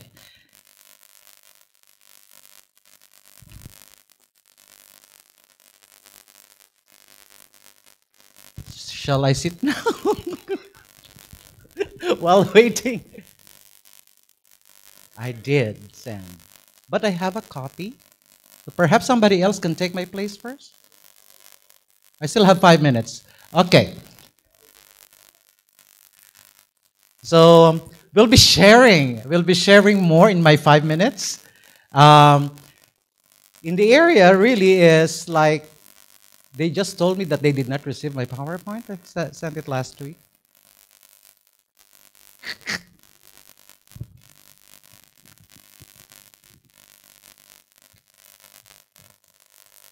Yes. Is the online speaker available right now? Yeah, each speaker is 10 minutes, so you have okay. Half of so it. I'm very sorry because they did not show my PowerPoint. Or their PowerPoint is not working? They have not received it.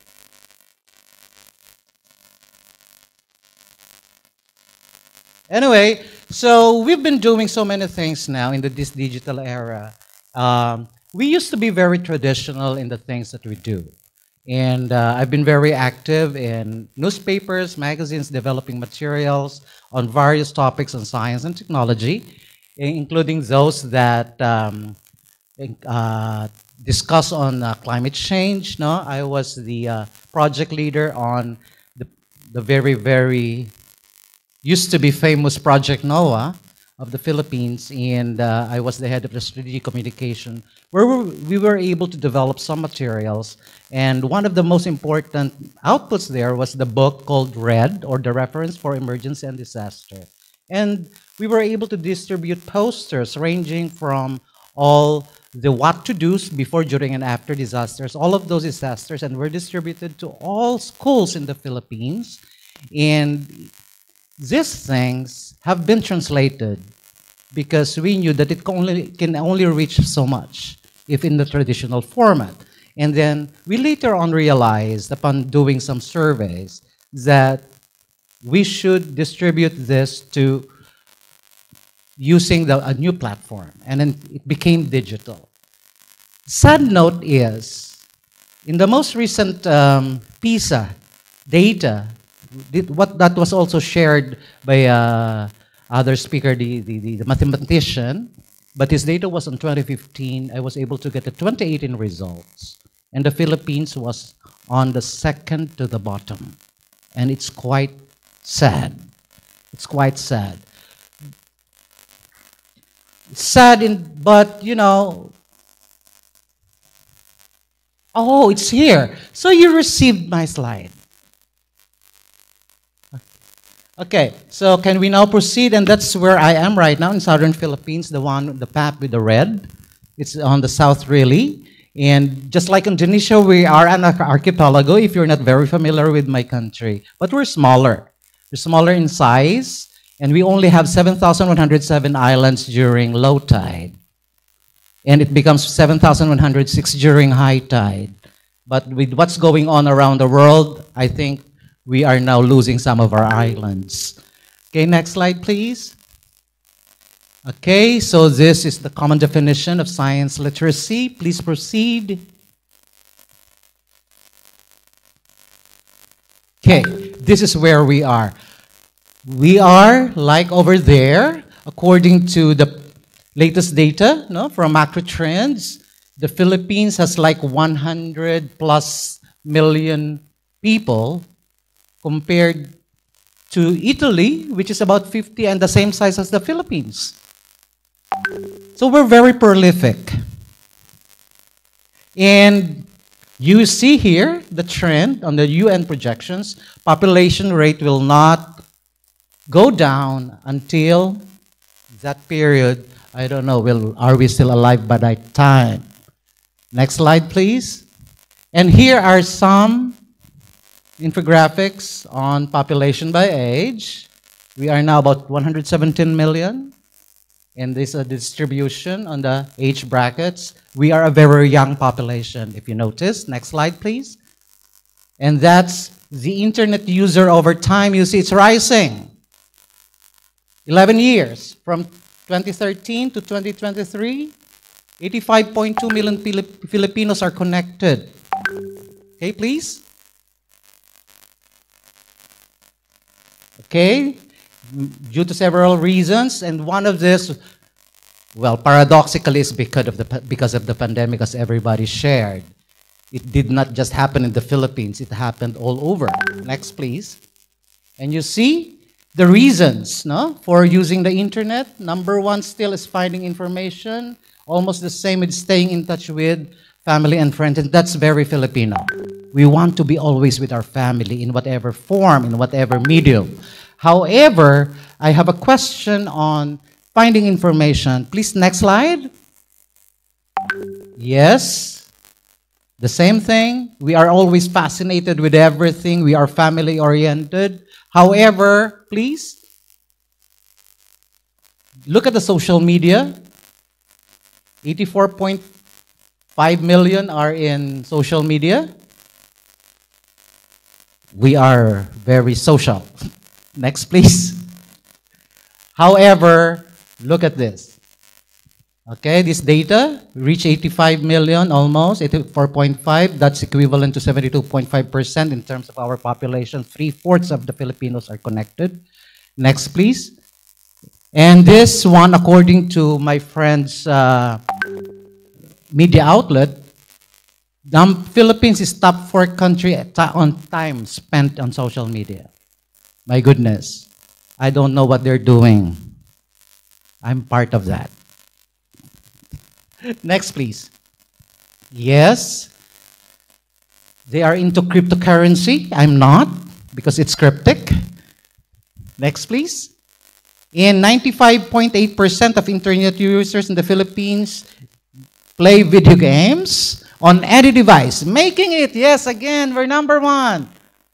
The number one country, no, even ahead of the global benchmark of 81.9%.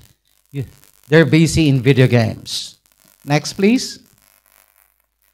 That's the average, about 1.5 hours spent. Next, please. And this is other key findings. Please, next. Vlog consumption. We are ahead of Indonesia. Indonesia and the Philippines want to watch vlogs. So perhaps Finaria and myself can sit there together side by side the whole day without talking to each other, just watching vlogs. Next, please. Okay. Next, please. Again, higher. Music. Filipinos are music lovers. I sing. And these are some notes to think about. Well, sadly, as I said, information about the interest on science is few or non-existent at all. If you remember the graph that I said, I have some questions about that. Finding information. But it does not talk anything about science information. It's the sad part there. So we are on social media, we are in everything, we are number one in everything, and yet we are second to the lowest when it comes to our students in science literacy. It's quite ironic. Next, please. And then I found some new articles while preparing this presentation that really corroborate on the veracity of that finding. Next, please. Yes, that's another study by my former boss, Bernardo et al. Next, please. But behind every dark cloud is another cloud. Okay, of course there's a silver lining, but not all is lost. And so? Tapi tidak bisa buka lagi, nggak bisa buka audio. Videonya nggak bisa buka. Yes. Not all is lost. Okay, please, next please. Okay, there are some opportunities to this situation. If we will just sulk there and be sad, my goodness, nothing will improve. So the private sectors, the government people, all this, so we're now doing the pentahelix model, and we are now including the media in all of the things that we do. Okay, please. And then, though that includes the DOST, Science and Technology Information Institute, and then please, another one. And then the formation from the different private groups. We founded the Philippine Science Journalists Association in 2000, and now recently disbanded, and then another one came up recently, this 2023, called the Science Communicators PH. Next, please. Yes, next, please. And all this have taken, as I mentioned in the introduction, that all of these materials have been transformed into digital formats, now reaching further audience. Next, please. And these are the samples that I mentioned about the red book, which I prepared, and these different materials that we distributed to different schools all over the country. Now they also have their different format, the online versions. Next, please. And then the Philippine Science High School system is where our champions in science and math Olympiads in the world come from, but they're just a handful. Because this is different from the Department of Education curriculum. This is a special curriculum for the brighter students, and together with the Science Education Institute that provides the scholarship. Next, please. And then, as I mentioned, the Philippine Science Journalists, and now the Science Communicators Philippines. Next, please. And this is what we do at the moment. In my own little way, in our own little part of the world, we have just finished one project that was funded by the National Research Council and have been focusing more of my energies now on the indigenous communities. No, because a new office has been established for me as the director. It is the Institute for Indigenous Science, Technology, Arts and Society, or I2STARS. And now we're going down to the most marginalized of our country, the indigenous people. They are the very vulnerable part of the population. And we let them understand all these things. The things that they do, helping preserve their culture, while at the same time letting them understand the science in what they have. That's, I think, very, very important. Okay? The time is up. Okay, so my time is up. I will keep quiet now. Thank you very much. Thank you very much. Sorry. Sorry about that. Okay, we must move on to the next speaker, which is online, Dr. Johannes Haryat Moko. Thank you very much. But University of Sanata Dharma. Yes. Sanata Dharma Yogyakarta. Yes. Talking about, thank you very much. Talking about digital era, educators' mindset change for the new learning models. Please go ahead. You have 10 minutes for you. You have 10 minutes for you, sir. I'm sorry, I cannot share my screen. It is said that host menonaktifkan berbagi layar. The host must give me a co-host. I cannot share my screen. You cannot share your screen? Yes, it is said that the host... Can somebody help him to share his screen, please? Okay, now okay. It's coming. There you are. Thank you very much. So the biggest challenge today is to face an uncertain future. And uncertainty is a source of anxiety for most of people and leaders, and even a threat to all forms of establishment, including the education system. And radical changes in business and leadership models in this innovation era must be followed by fundamental changes in the education system in order to respond to the new demands of the more qualified workforce.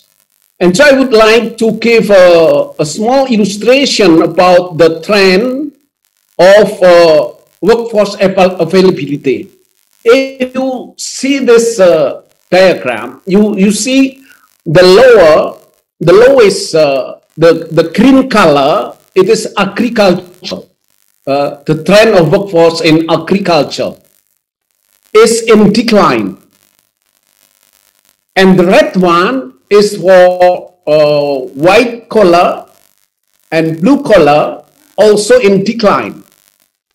Only services that is still stagnant. And in inclining is the color of brown, light brown. It is work of creativity. What kind of creativity that will be available and that will be needed in this era? We can see this, what kind of works is 50 new profession in digital era: data scientist, artificial intelligence engineer, cybersecurity specialist, digital marketing specialist, user experience designer, virtual reality developer, blockchain developer, social media manager, cloud architect, digital content creator, e-commerce specialist, augmented reality developer, robotic engineer, data privacy consultant, chief digital officer. These are the 15 that will be needed really in this era. And the question of education, I would formulate in these 3 questions. what kind of knowledge, skills, and competence required to that the young people could be successful in navigate the digital era. And the second question, how can learning models prepare young people to face disruptive, innovative demands, and how to determine the indicators of success? And the third question, how to help educators change their mindset to the demand of a new learning model where the center is no longer educator, but the learners. And that is why I would say what kind of competence and skills is needed to be developed in digital era. What is the basic is skill in conveying ideas, written, oral, visual ideas, simplifying ideas, and coding literacy. And the second one, analytical and critical reasoning. The third one, skill in information technology. 4, communication and cooperation skills, management skill of fascinating organization, and planning organization within an innovation framework. These 6 skills require the exercise of analytical critical thinking. According to Bloom's taxonomy, it aims to higher order thinking, and the focus must be on creative problem solving. And this analytical thinking, I think all of you know well. I will skip it. And the collaborative, innovative skill transform learning model, especially what learning focus on analysis, collaboration, real world problem solving. And it consists in 2 things. We have new strategy in placing learners and new role of educators. It means the change of the educator's mindset. And learners placement strategy, we have to say the responsibility is put on the learners, not on the teachers. And the content is taught separately. And learning should be just in time, not just in case. Failure is useful. The process of allowing learners to fail, but in a safe zone, can help to reframe mistakes as a valuable learning experiences. And thinking ahead, learners move from a present mindset to future one, always learning new again, and challenge the belief system. Learners need to open up their vision of the world to broaden the understanding of belief, perspective, opinion, and belief, opinion, and values, and widening demand on cyber-physical space convergence. And the last is the main concern of Society 5.0, collecting well-being. And I wish to that is why what I propose is the changes in educator mindset and changes in learning model. And I think what is now the center of learning is the learners themselves. And the educators take a new role as a learning empowerment designer. What does it mean, a learning empowerment designer? There consists on this new role consists on 3 things. Educator as a designer, it means that educator prepare learning to achieve objective with a choice of strategies. And educator have the competence of problem solving skill, designing learning project facing concrete cases through observation. And also learners have to have the ability for implementation, planning lesson, practical tasks that focus on material, method, pedagogical communication, and evaluation, especially formative evaluation, not only summative evaluation. And the second role, the second new role, is limited resource person. It means educator place knowledge in context, posing problem, spurring understanding of the enigma. Educators provide information, purpose, activity, tools, method, and task involvement, and to give an achievement indicators and evaluation. An educator proposes ideas to be processed, to be criticized, to be selected. An educator invites to focus on exploration, self-inquiry, asking, questioning, and testing, critiquing, and also relativizing opinion. The second new role is problem-solving ecosystem manager. It means that educator organizes space, time, sequences of learning, and facilitates the learning process runs smoothly and determines the rules of the game.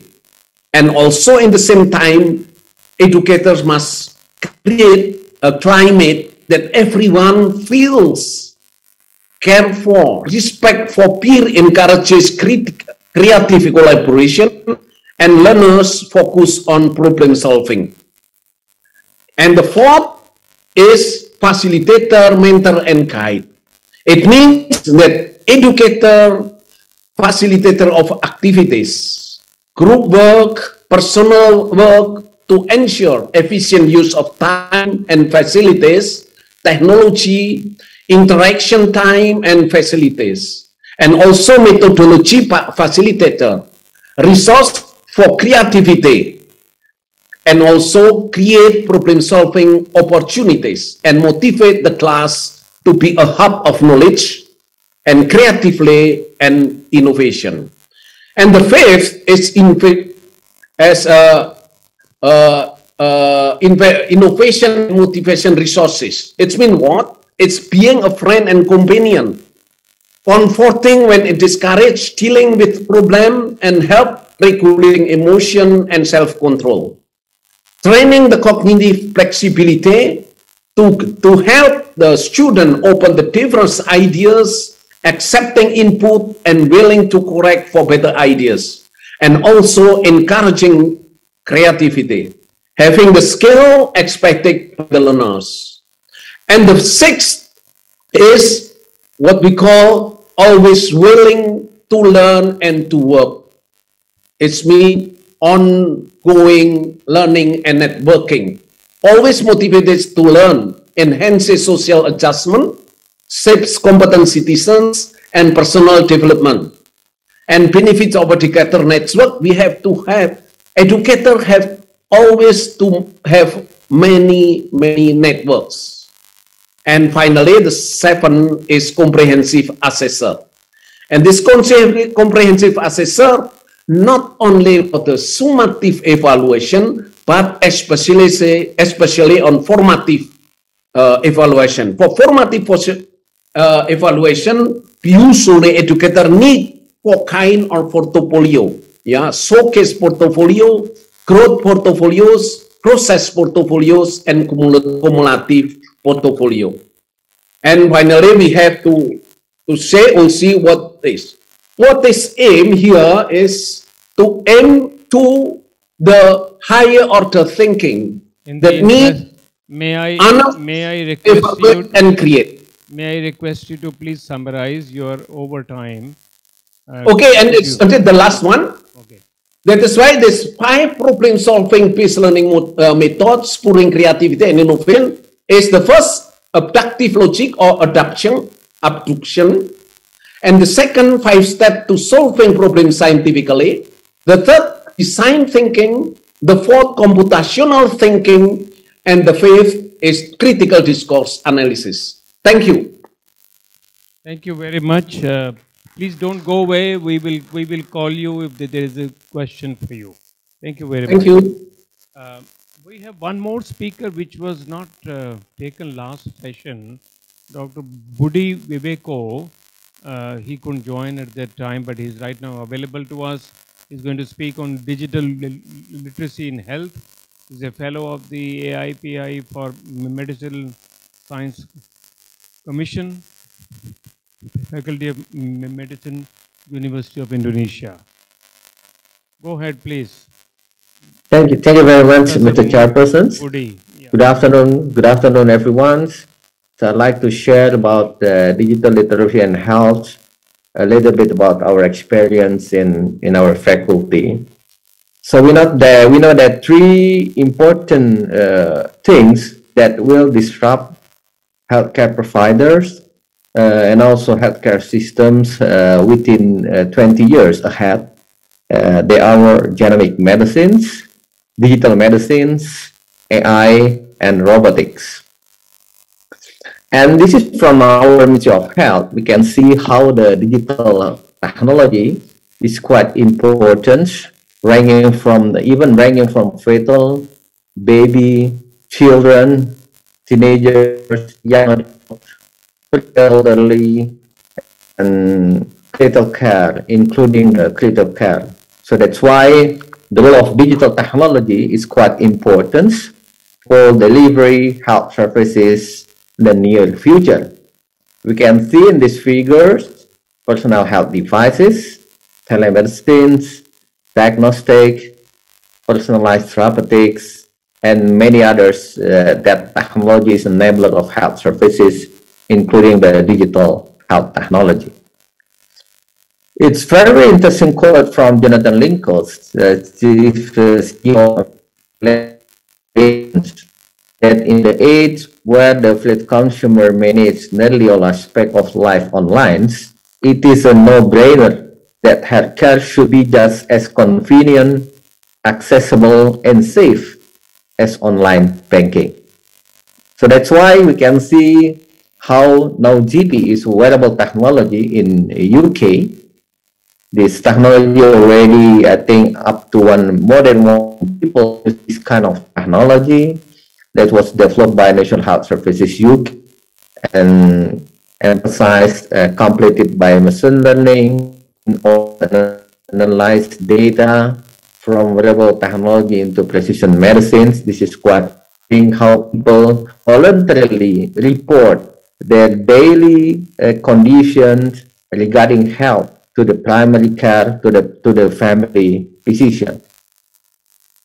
And this is one of our study in Indonesia, in Jakarta. We're establishing a formula, Indonesian Calcutta of all side, that by using this kind of technology, people knowing a woman that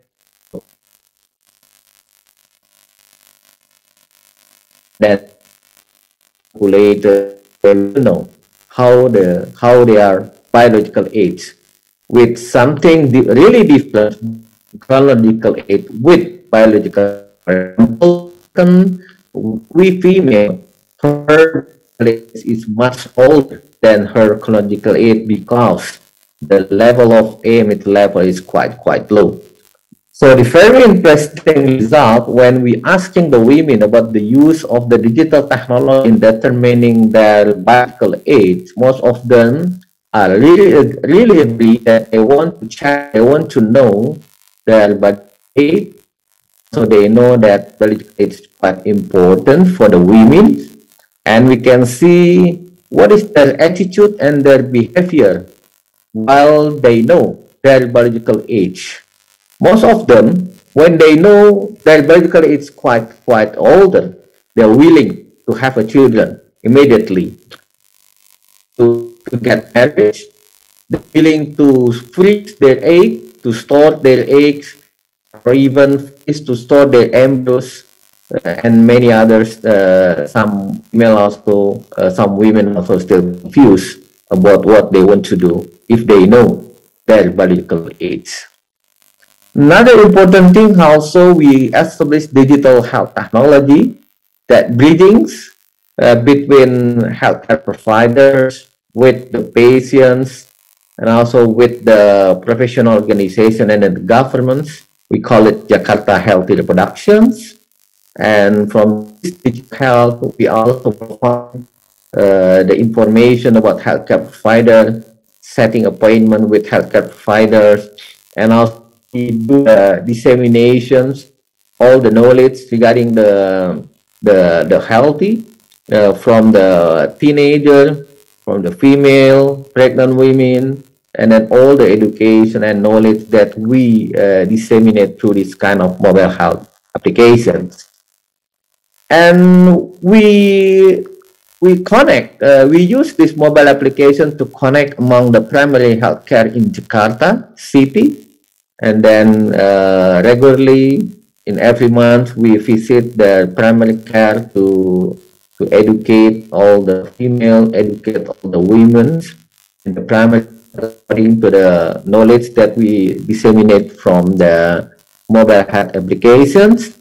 And this is one of our study that try to see the qualitative study about the knowledge of the females about the cervical malignancy. For example, this is cervical cancer. This is before and after they use the digital health technology, before and after they use the mobile health applications. It looks in some case the knowledge was the same between before they use and after they use the mobile health technology, but in some extents their knowledge is still some mistake. For example, in cervical cancer, one of the method to make a diagnosis of cervical cancer is blood test. Even they know cervical cancer is located to the also they know that for prevention, HPV vaccination is important, but still some knowledge, still they have some mistake, and there's a lack of knowledge in some constants of the cervical cancer. The other thing also, we develop online support groups, and then we did evaluation of multimedia and online support group content and application of information using by infertile patients.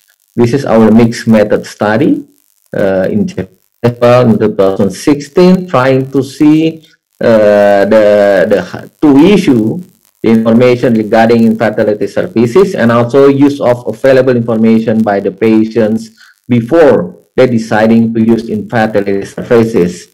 Again, study by the qualitative study, we can see how actually the infertile patients, the patient is quite very sensitive because they need seeking help to the doctor. So that's why the community such as online support group is very important. Initially they are feel embarrassing, but when they see so many people have the same things in complaint, so they are not feel embarrassed again, and then it emphasize them, enhance them, improving their spirit to go to the doctors, and then to join, for example, the test tube baby or infertility or IVF program in the clinics.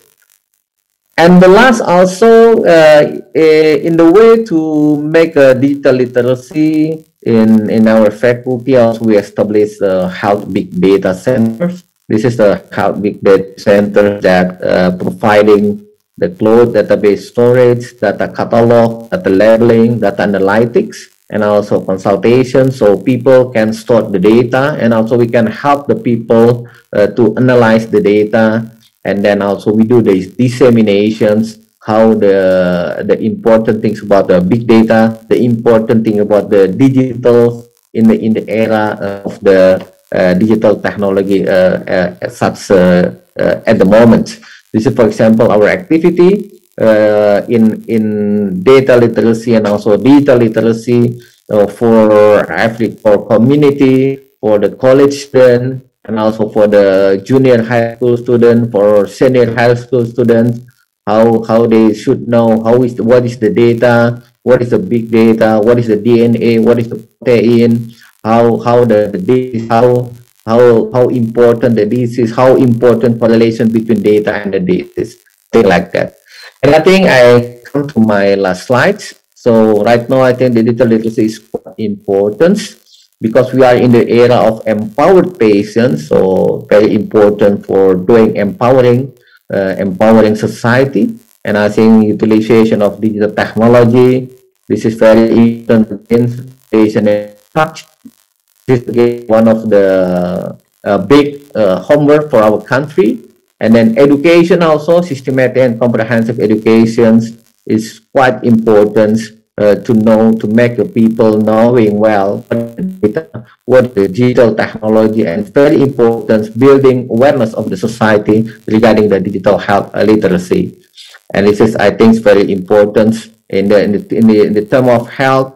Digital technology is an enabler. Technology is an enabler of big data. Is quite related with the precision medicine in the near future. Thank you very much. Thank you very much, Dr. Viveko, for a very comprehensive talk on health services.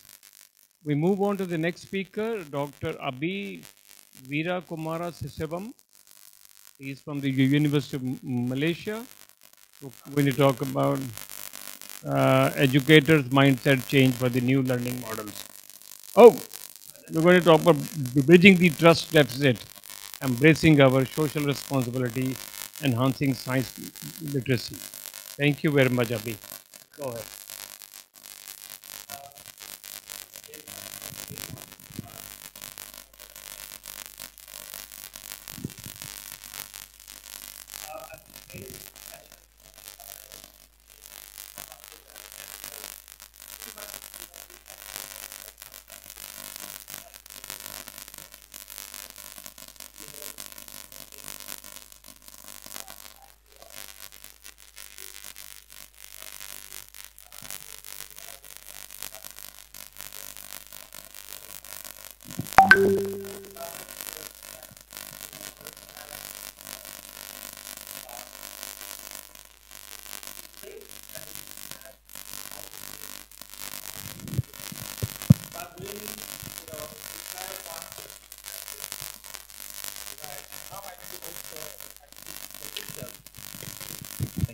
How can we as a scientific ecosystem also use this as an opportunity to reflect on our own operations?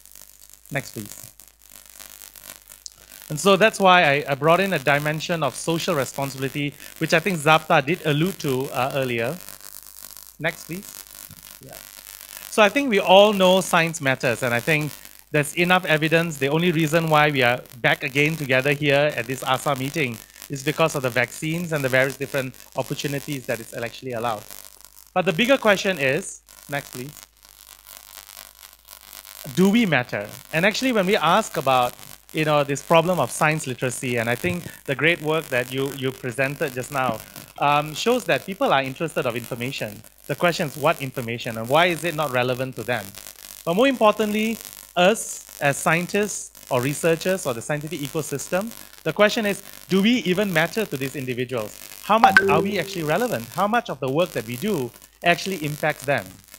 Next. And I think this is best captured with the fact that there has been a crisis of trust at all range of society, be it economic, political, social, as well as media institutions. Next. You're going to find I'm going to say next a lot. But interestingly, this data shows and captures that although there's an erosion of trust, they actually trust the scientists still higher than business and community leaders or politicians, right? So there's actually quite hope. And I thought the work that Ganiga presented earlier affirms that trend.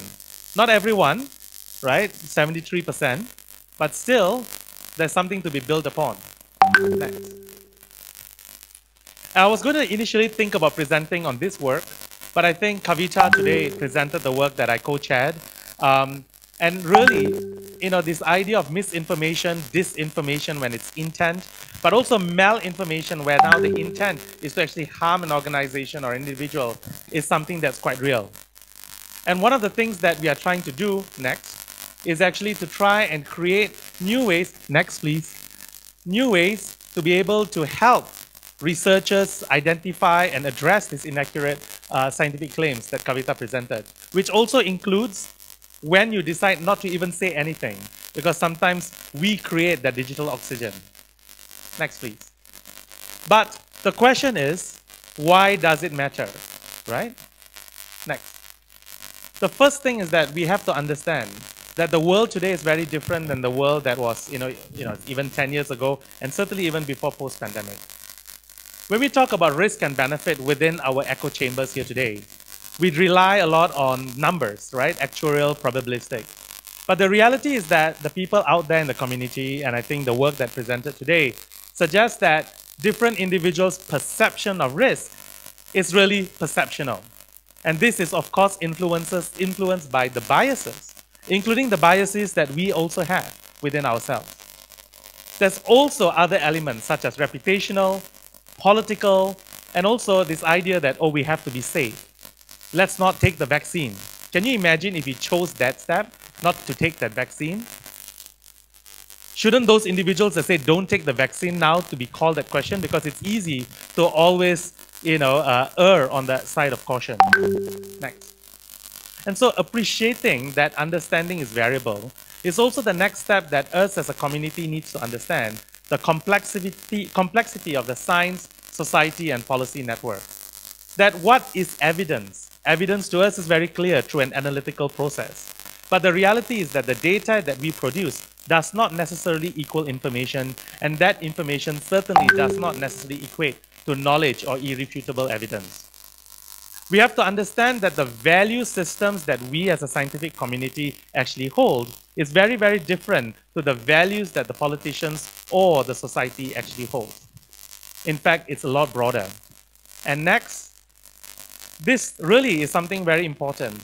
What we think as truth, as Kavita talked about how this truth can also change because our science discovers the known unknowns and the unknown unknowns and suddenly shifts what we think is true at a particular period of time. But we also have to acknowledge that the rest of the world outside the scientific ivory towers have something called the belief systems that is also part of that individual's truth. And so how do you actually harmonize that? How do you actually find ways in which they start believing in you and not feel like you're another person? Next. And this is where we have to reflect that today we operate in what is called a post-normal world. A post-normal world is not an abnormal world. But the difference here is to understand two components. In the past, the work that we actually do in the labs or in research does not have the same level of urgencies for decision. But what it had was perhaps a level of certainty that we were sure, only when we were sure, we get these things published. But in today's world, you can see how, we heard from Professor Mehmet, there's incentivization to publish more, right? Data is out there, open access is out there. Now the question is basically, how certain are we with that information that's actually out there?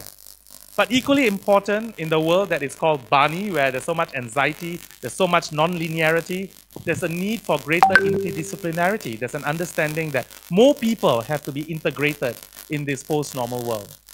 Next. And then another element is, of course, the economics. How do we actually ensure that when you talk about sustainable development, right, how do you actually balance the needs for sustainability with the need for people to have food on their table? Next. And so the question then comes to us, what makes a good researcher? And today, honestly, even the university that I'm working for, if you try and define what a good researcher, next, it's based on academic impact measures. We define quality based on H indexes, citations, Q1, Q2, publications. Next. But let's talk about what makes a good research study. And I'm not going to throw shade on this. I made sure that none of you have published this work. Next, please. You'll all agree, a good research study must be high fidelity, it must be reproducible, it must be constructively aligned to the problem statement that you wanted to achieve, it needs to be objective, it needs to be precise.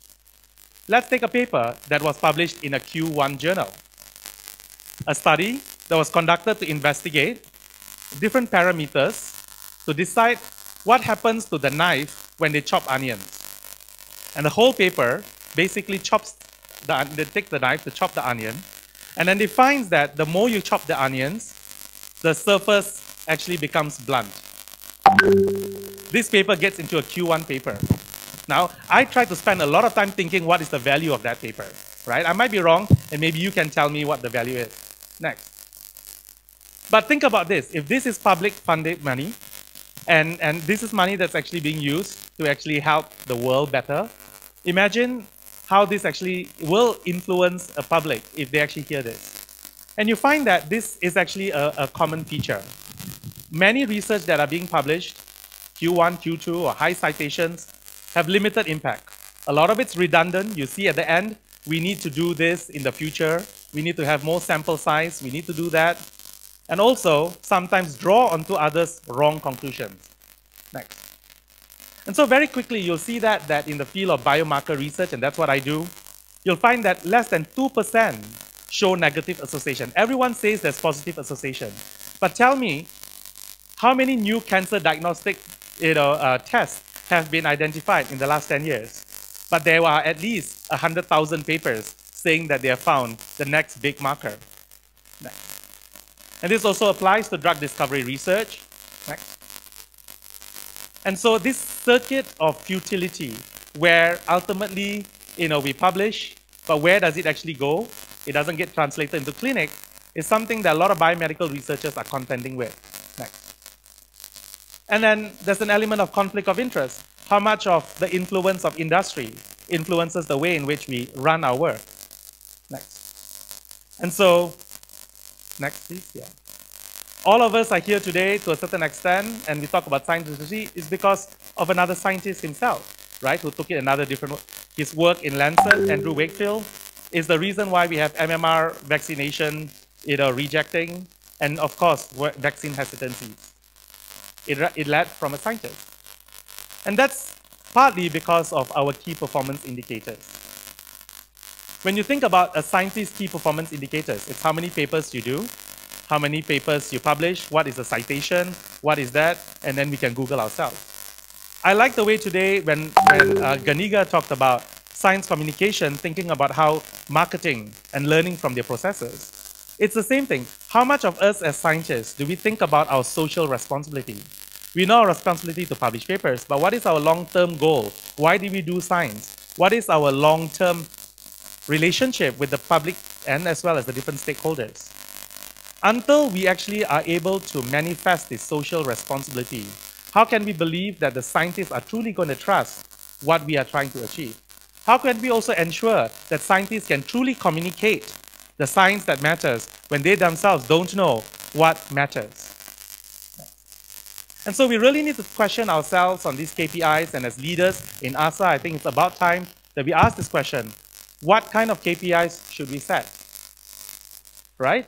Because if it's, things like publishing in predatory journals, many of them are in Q1, Q2 journals, this is really not a statistic that Malaysia or Indonesia want to be too proud, right? That we find ourselves publishing in these predatory journals. Next, please. And so this is where we need to ask ourselves, what kind of impact should our research ecosystem create? What kind of impact do we want to create that then the people out there can appreciate the impact that we have? It's only through that impact that they feel can they then want to learn and search for those information. Why do they search for the next Miss Universe from Philippines? Because it makes them happy.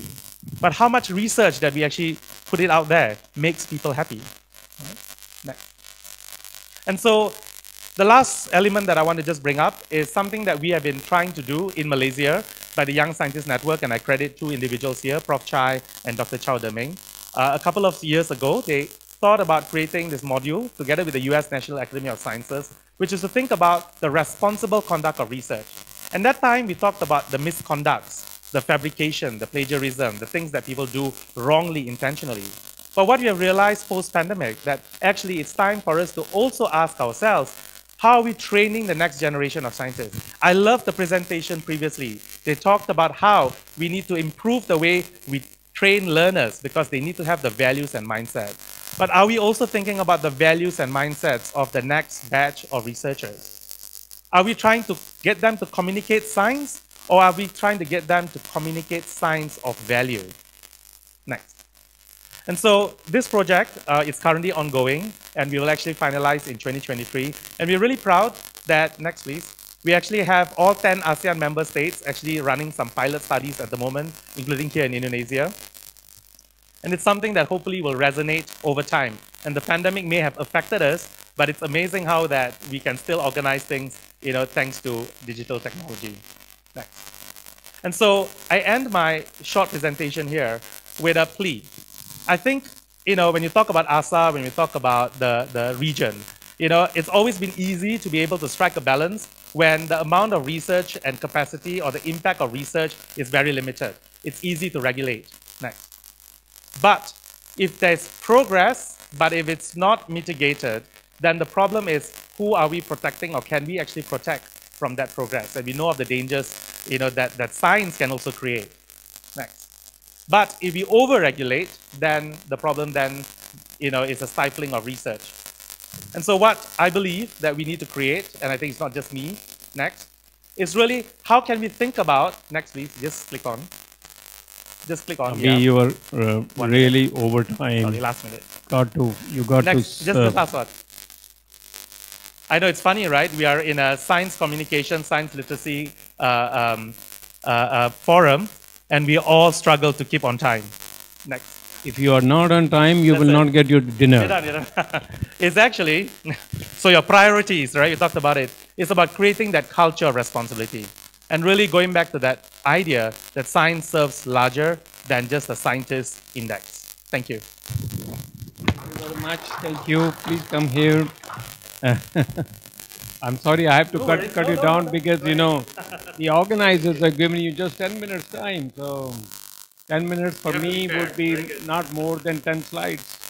Anyway, we move on to the next speaker. This is from the Vietnam Academy of Science, Dr. Nguyen Tuong Lan, and she's going to speak on the Digital Transformation Program in Vietnam Academy of Science and Technology.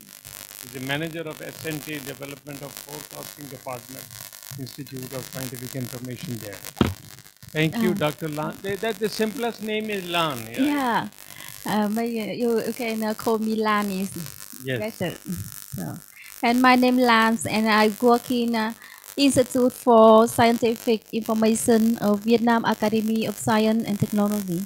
And today I would like to present about the digital transformation program in the Vietnam Academy of Science and Technology. Firstly, I will introduce the National Digital Transformation Program of Vietnam. And after that, I will show the digital transformation program in VAS, include the targets of the plan and the solution to implement. Next. Digital transformation refers to a model driven by the change associated with the application of digital technology in all aspects of human society. And nowadays, advanced technologies become increasingly related to information area, including big data, blockchain, AI, Internet of Things, and so on. And the level of development of the digital transformation and the proportion of the digital economy sector has become to be an important factor in the competitiveness of national economies. And Vietnam is among the first countries to start the National Digital Transformation Program and targets the digital economy to account for 20% of Vietnam's GDP by 2025. The program will target business that want to adopt digital transformation to improve their production, business efficiency. Next. And the National Digital Transformation Program includes the following goals by 2025. There are 10 clear targets, you can see that. And 8 sectors are focus include finance and banking, healthcare, education, agriculture, transport, logistics, engineer, energy, natural resource, and environment and manufacturing. And next. And Vietnam Academy of Science and Technology, a leading agency in science and technology in Vietnam, is very active in building its own digital transformation plan, and the target of VAST digital transformation program up to 2025 is the first is okay. Yes, the first is improving operation efficiency, and the second is developing the digital economy, and final is ensure information security. And about improving operation efficiency, the VAST target that 19% of work documents at VAST level are to be processed on the network environment. 100% of VAST report will be updated and shared on the VAST website. And 50 of inspection activities of state agencies are carrying out through the digital environment and information system of management agencies. 100% of records of employees of VAST will be managed electronically, and 100 of employees will grant account to access IT application. And VAST will have an integrated information system using big data and AI technology to manage, analyze, and provide information to support decision making for leaders.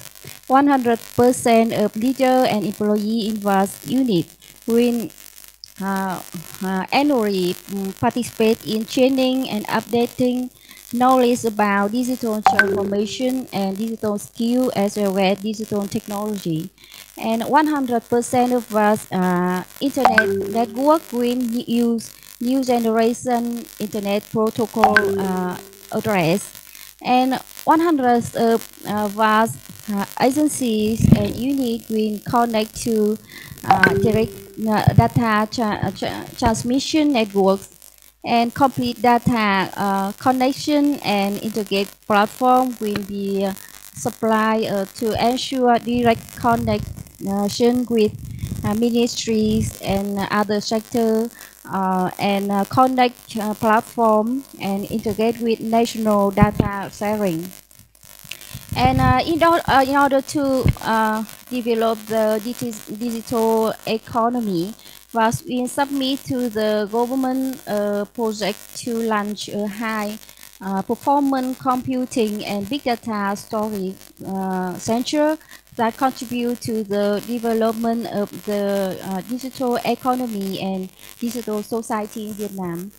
And in this plan, ensuring information security is very important, and but target that 100% of the information system is ranked, and the plan is implemented to ensure a level of information security, and 100% of staff participate in training courses on information safety and security, and strengthening application of model IT equipment and security technology. And next, and to meet the goal, VAST has solution to develop platform for digital transformation, include 8 solutions, and you can see in there. And next,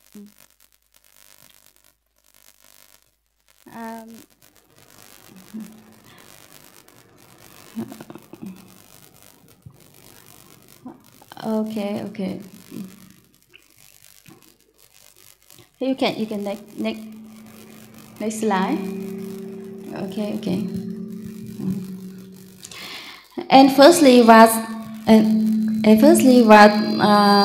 activity promotes communication and raise awareness and responsibility of leaders and officers about urgency and benefits of digital transformation, regularly update content related to digital government and digital transformation on vast channel such as website or office email system.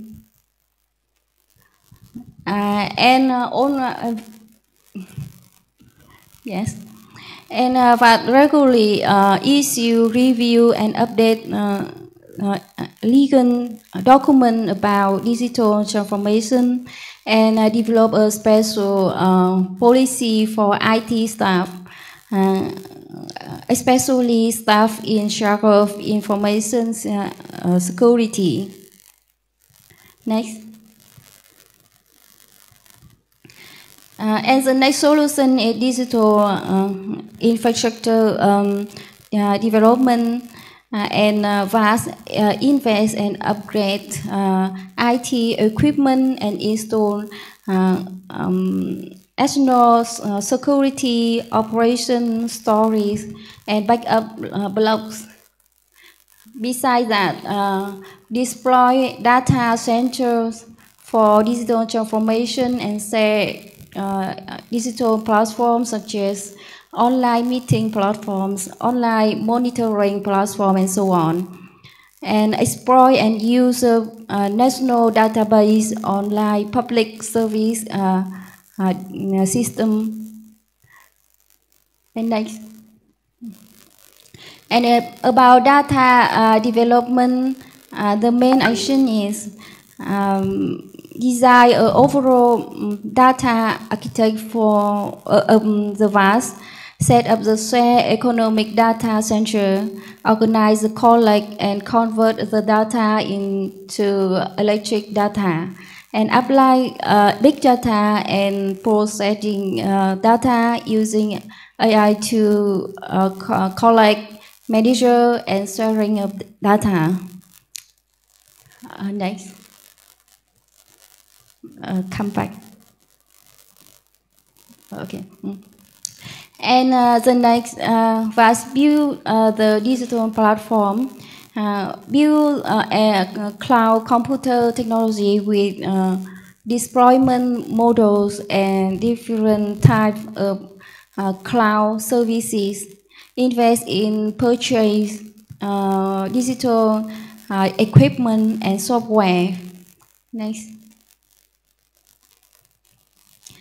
And the next solution is ensuring safety and network security, was focused on developing an backup plan, backup data, and ensuring the continued operation of the academy. And the next slide.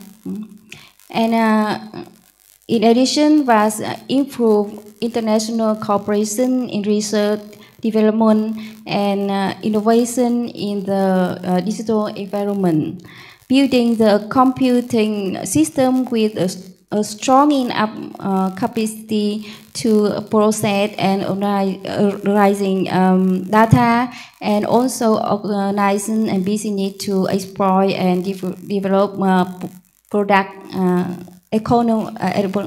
ecosystem, and participating in a forum, conference, and seminar of international organization to study. And but also organize training courses on digital transformation and information security for employees. And in summary, to meet the development of science and technology in particularly, and develop the country in general, was to develop the digital transformation plan, and with a solution, it is hoped that the academy will quickly achieve the goals. Thank you for listening. Thank you very much, Dr. Lan. Thank you for giving us a glimpse of the very impressive transformation program that is being done by AASSA. You want to come here? Thank you very much. And we have the last speaker, and this is going to be online. This is Melanie Hughes from Australia. And Melanie is a curriculum specialist, technologies, and Simon Collier curriculum specialist of science. She's going to speak on the digital literacy in the Australian curriculum, with focus on science and the digital technologies. Excellent. Thank you very much. I'm just going to share my screen. Are you there? Melanie Hughes. Hi, can you hear me? Yeah. Yes, Yeah. yes, yeah, we're both here. Fantastic. Excellent. So I'm just going to share my screen. Thank you very much. Thank you. And Mel, if you could just let me know. I'm just about to present that one. Can you see Can't that? see it? No.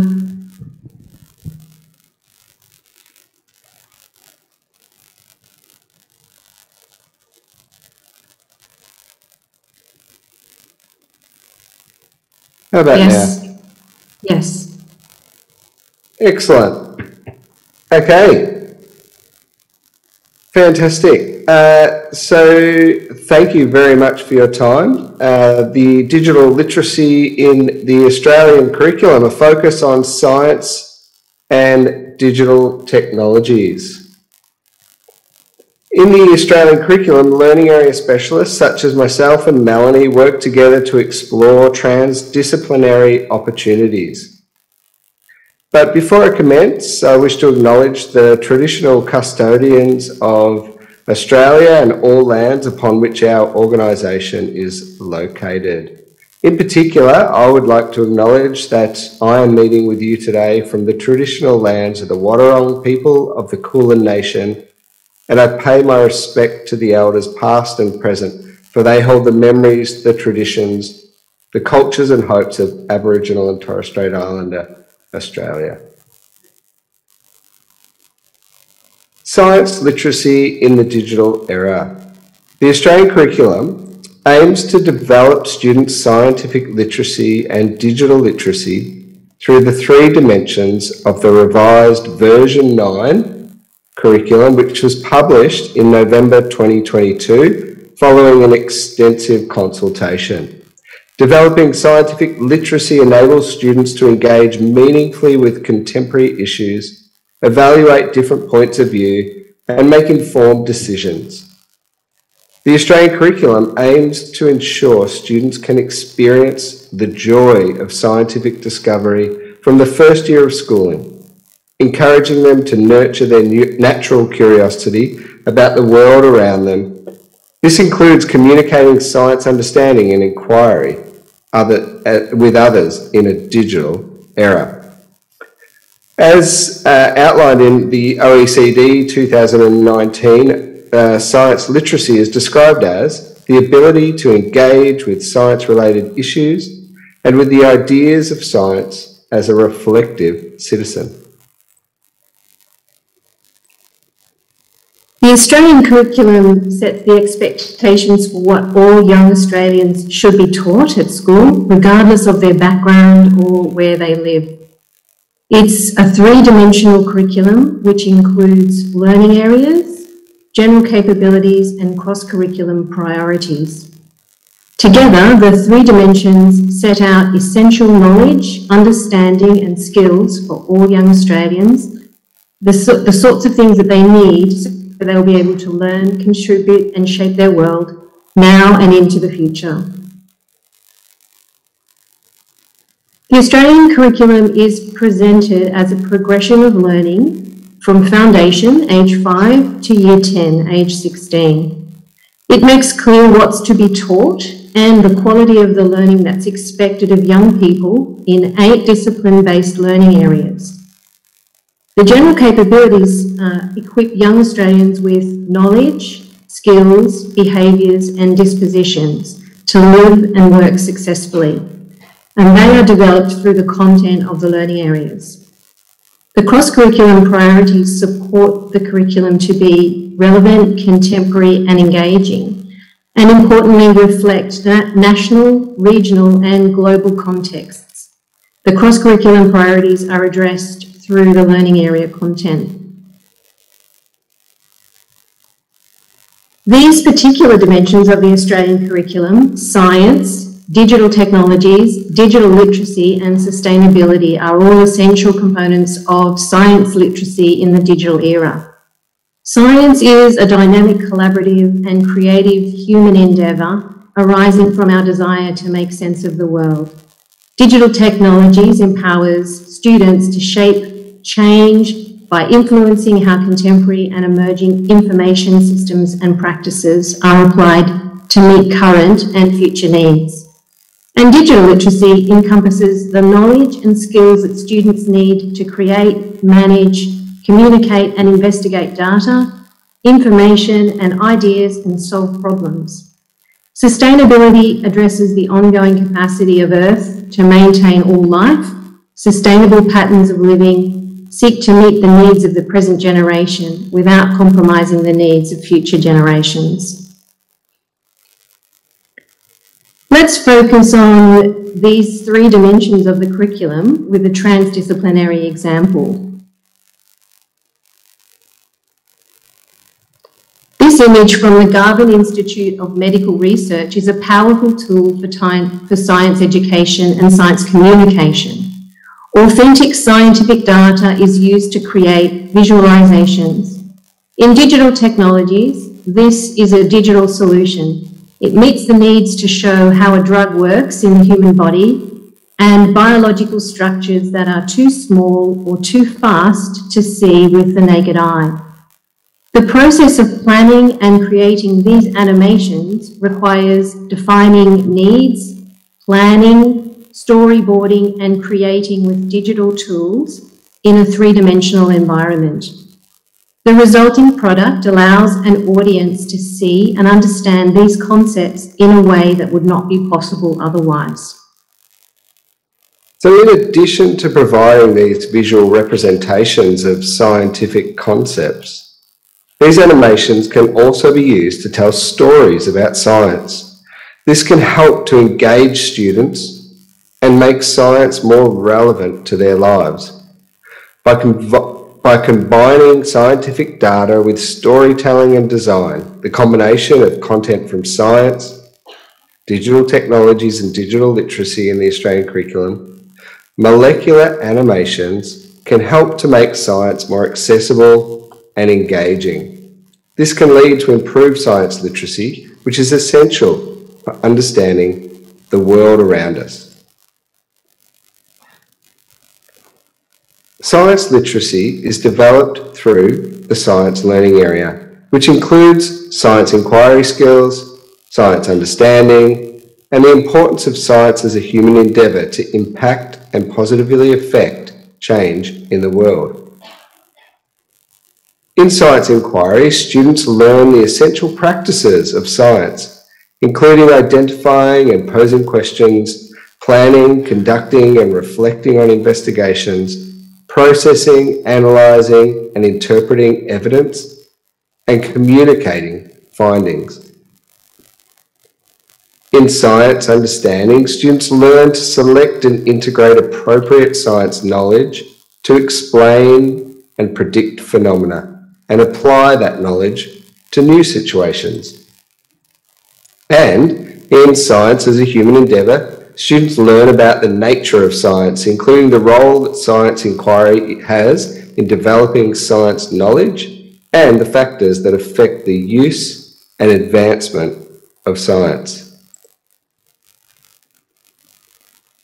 Science provides a rich context for students to apply skills developed in digital technologies as they explore ways to apply computational systems and design thinking to develop digital solutions. Through learning in science and digital technologies, students engage with similar core concepts and related curriculum content.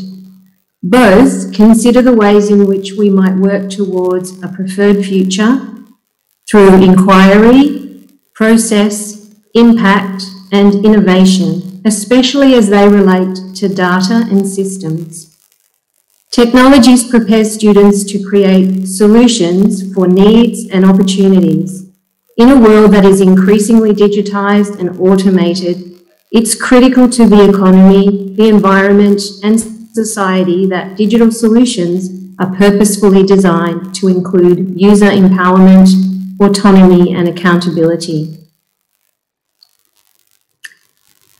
The Australian curriculum includes the general capability digital literacy, which is addressed through all the learning areas.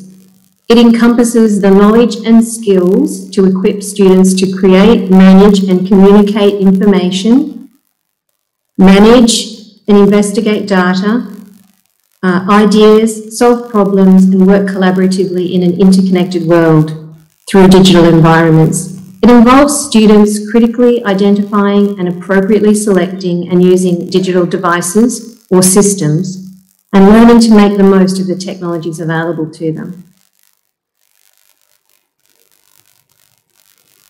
Together with the learning areas of science and technologies, students develop comprehensive skills in both digital literacy and science literacy.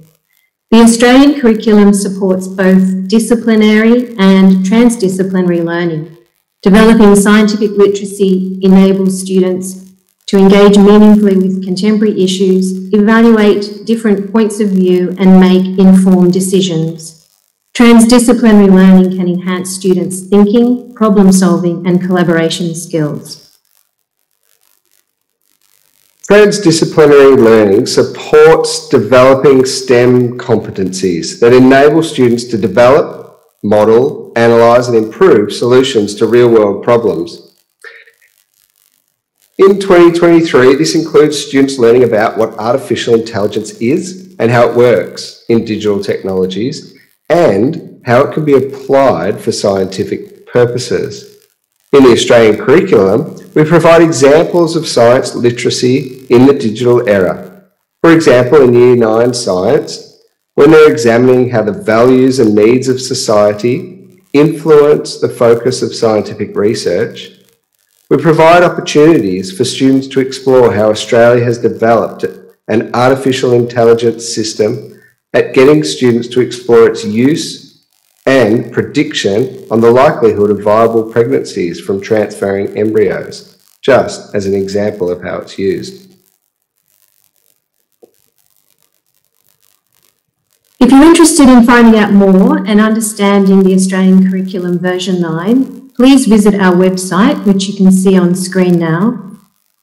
We would like to invite you to investigate further the work that Australian school students undertake in the Australian curriculum by accessing our social media channels. And we thank you for your time.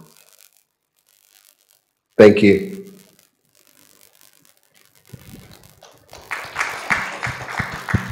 Thank you very much. Thank you very much. I'm remaining focused on the digital literacy for science. Well, this brings us to the end of this particular session where we had about 6 speakers. Half of them were online, or maybe more than half of them online. Those who were here were gone away because of one reason or the other. Only 2 are left here on the stage. But we are ready to face any questions from you. I think one thing became very clear from this session, that digital literacy has come to stay. The world is now moving very fast towards the digital literacy, and almost all the speakers talked about the infrastructure that they need to really improve. There were some also issues that need to be raised in terms of security issues, because if we really go the digital way, then the security issues will become important as well. And our last speakers talked about the science for society, digital literacy, transforming lives, greater reach. It has greater reach, quick transformation of information over there. And of course, with the introduction of AI and ChatGPT, this is going to give further impetus to the topic and discussion there. digital literacy. I think digital literacy is going all over, and I gave the examples of India, that a vast country like India, it is really going to all the corners, all the breadth and corners of the country actually, and the people are getting united. The information really flows very quick, and it is important that everybody stays educated on that. Any questions from the audience here? Either online or in the hall here? We are actually a bit late in terms of our schedule, but anybody from the audience, our Australian friends, we were talking about the security issues. What kind of security issues that you think in terms of science for literacy? The digital era and the... Yeah, I can take that question if you like. I think it's a great question, and yes, it's a very big consideration for students to learn about in the curriculum. We have, as one of our general capabilities, we teach ethical understanding, and we also, through digital technologies, teach students to think about privacy and security of data, so that they handle data ethically, they collect it ethically, and they are considering whose data it is and where it should be stored and how it should be shared and whom with. So these are all important considerations, and I think specifically when we're talking about scientific data, we have also considerations about where the data is sourced, and where, whether that's true and valid data and being peer reviewed. Simon, you might like to just add to that. Melanie, thank you so much for coming online, because when I saw your name and I spoke about your name, I thought this is a woman. But then suddenly I heard a male voice, this Simon. And that's the impact of digital sort of impact now. I had thought that Melanie is a woman, but it was very nice to have the two of you join together to convey the point of the Australian science. Thank you so much. Any other? We had one lecture from the last session, and that was on impact of digital literacy on health. And I belong to the health side.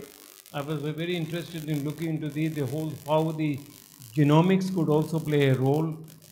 You could have a time in the next 5 years or so, you would all be going around with your genomic data in your pockets, and that will help your doctor to know what kind of diseases that you might be more prone to, what kind of treatment strategies that can be made, because of one shoe size fits all.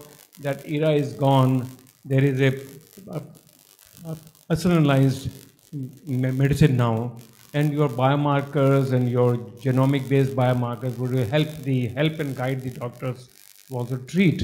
And that's the area that we are actually very fast getting into.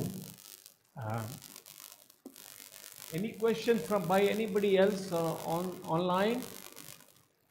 Is Dr. Viveko still there? Yes, I'm still here. Thank you. And I saw your slides on the Jakarta healthy reproduction component. Yes, right. How is this program helping the woman to know about her reproductive health? Yes. Thank you very much. Yeah, I think this programs was established by us in order to empowering the women, particularly about the family planning. So by using this kind of mobile applications, we hope they know well when to start the family, when to get married, when the appropriate time to conceive.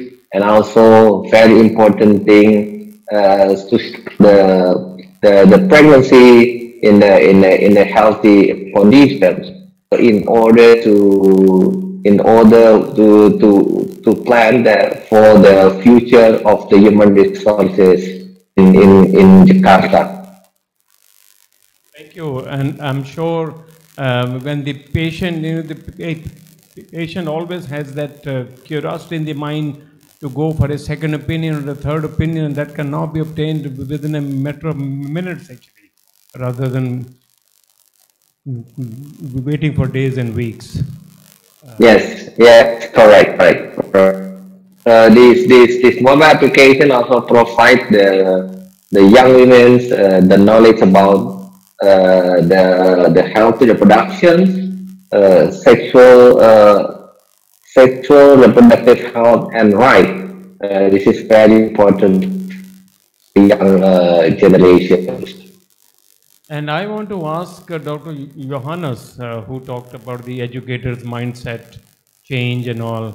Already we are seeing the class, when I go to take a class, when I used to go to take a lecture, say 3 decades ago, the house used to be all full. Nowadays, more than half of the students are not there because they think they can, whatever you're going to talk about, they might as well see in their room only, in their hostel room only. So how is this? I mean, you talked about the mindset change in the digital era. Yeah, I think, for instance, with the flip learning, for instance, is the student is not in school. Most part of his activities is outside of the room, and then just in room they will give a kind of problem solving case. And so with the internet, I think now quite a lot of resources to have to learn something. I think what it's called is offline things will be in decline. And people will be more independently study for themselves, and that is why, for instance, with the ChatGPT, we are as a lecturer, we are not afraid because ChatGPT is, especially until for the Bloom taxonomy, it's just aimed to 1, 2, 3, 4. I think the 5 and 6 level of taxonomy Bloom until now cannot be attained by ChatGPT. And so the lecturer, the teachers must focus on 4, 5, and 6 level of taxonomy Bloom to hold their role in educating, informing students. Yeah. We're going to have very soon, next month perhaps, a very important session between the Indian National Science Academy and the Royal Society UK. And the topic is on artificial intelligence. Of course, there are various areas in which artificial intelligence can be of great help, particularly health and agriculture and many other fields. But the school education, where you give a project to a student and the student asks the AI, write it for me. And I think the five model of learning. It is what I propose because it's more aiming to the 4, 5, and 6 level of taxonomy Blooms, and it's a problem solver, and it cannot be replaced by computer. Absolutely, there is no replacement for in-person meeting there. Why do you think that most of us came all the way over here to meet over here? Because in person, because you guys are online, you guys will just come for 10 minutes, 12 minutes, and you're gone. And here we will have an opportunity to interact with each other for far too long, and there cannot be any replacement. And similarly for the students, even though AI or ChatGPT might come, but for them to meet their own peers and colleagues and interact with them, that's what makes them learn. Yeah. This interaction will be more enriched using, I would say, that there is no replacement, but exactly the internet help us to enrich the meeting, and enrich the encounter, and more efficient encounter. I think so. Thank you. And my last question is to Aristotle here. He's from Philippines.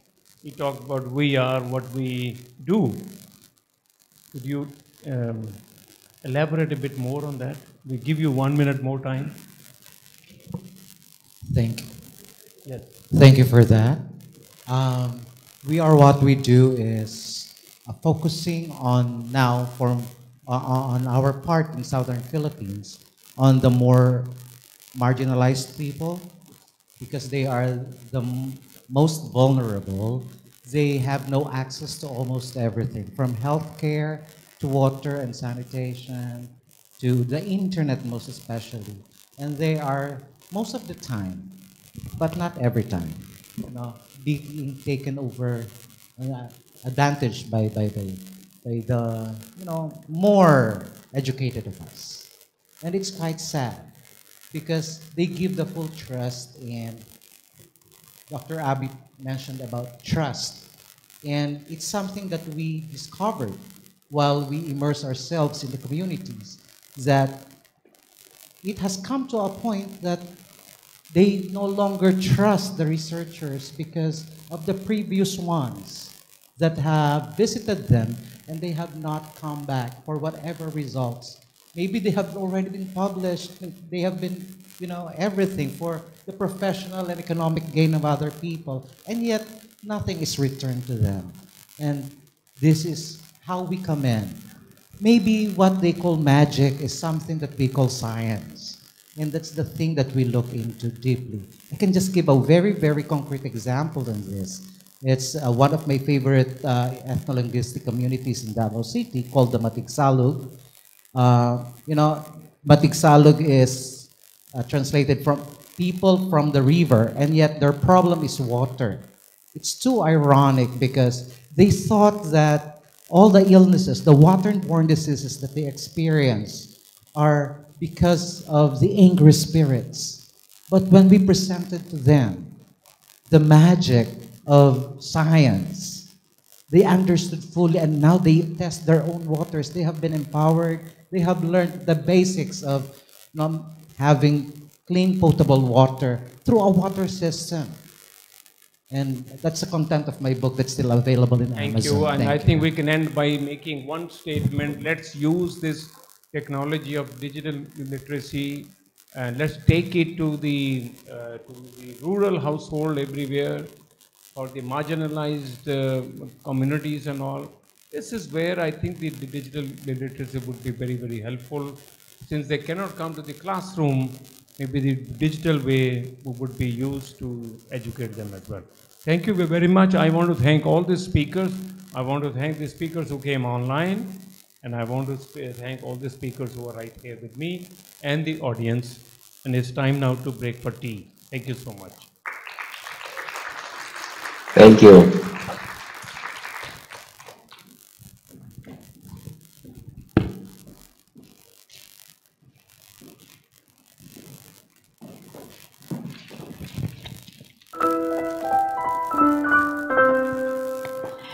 Thank you for all the speakers and moderator for giving a deep understanding. And ladies and gentlemen, because we are running out of time, I have to inform you that I'm afraid that there is no coffee break in particular.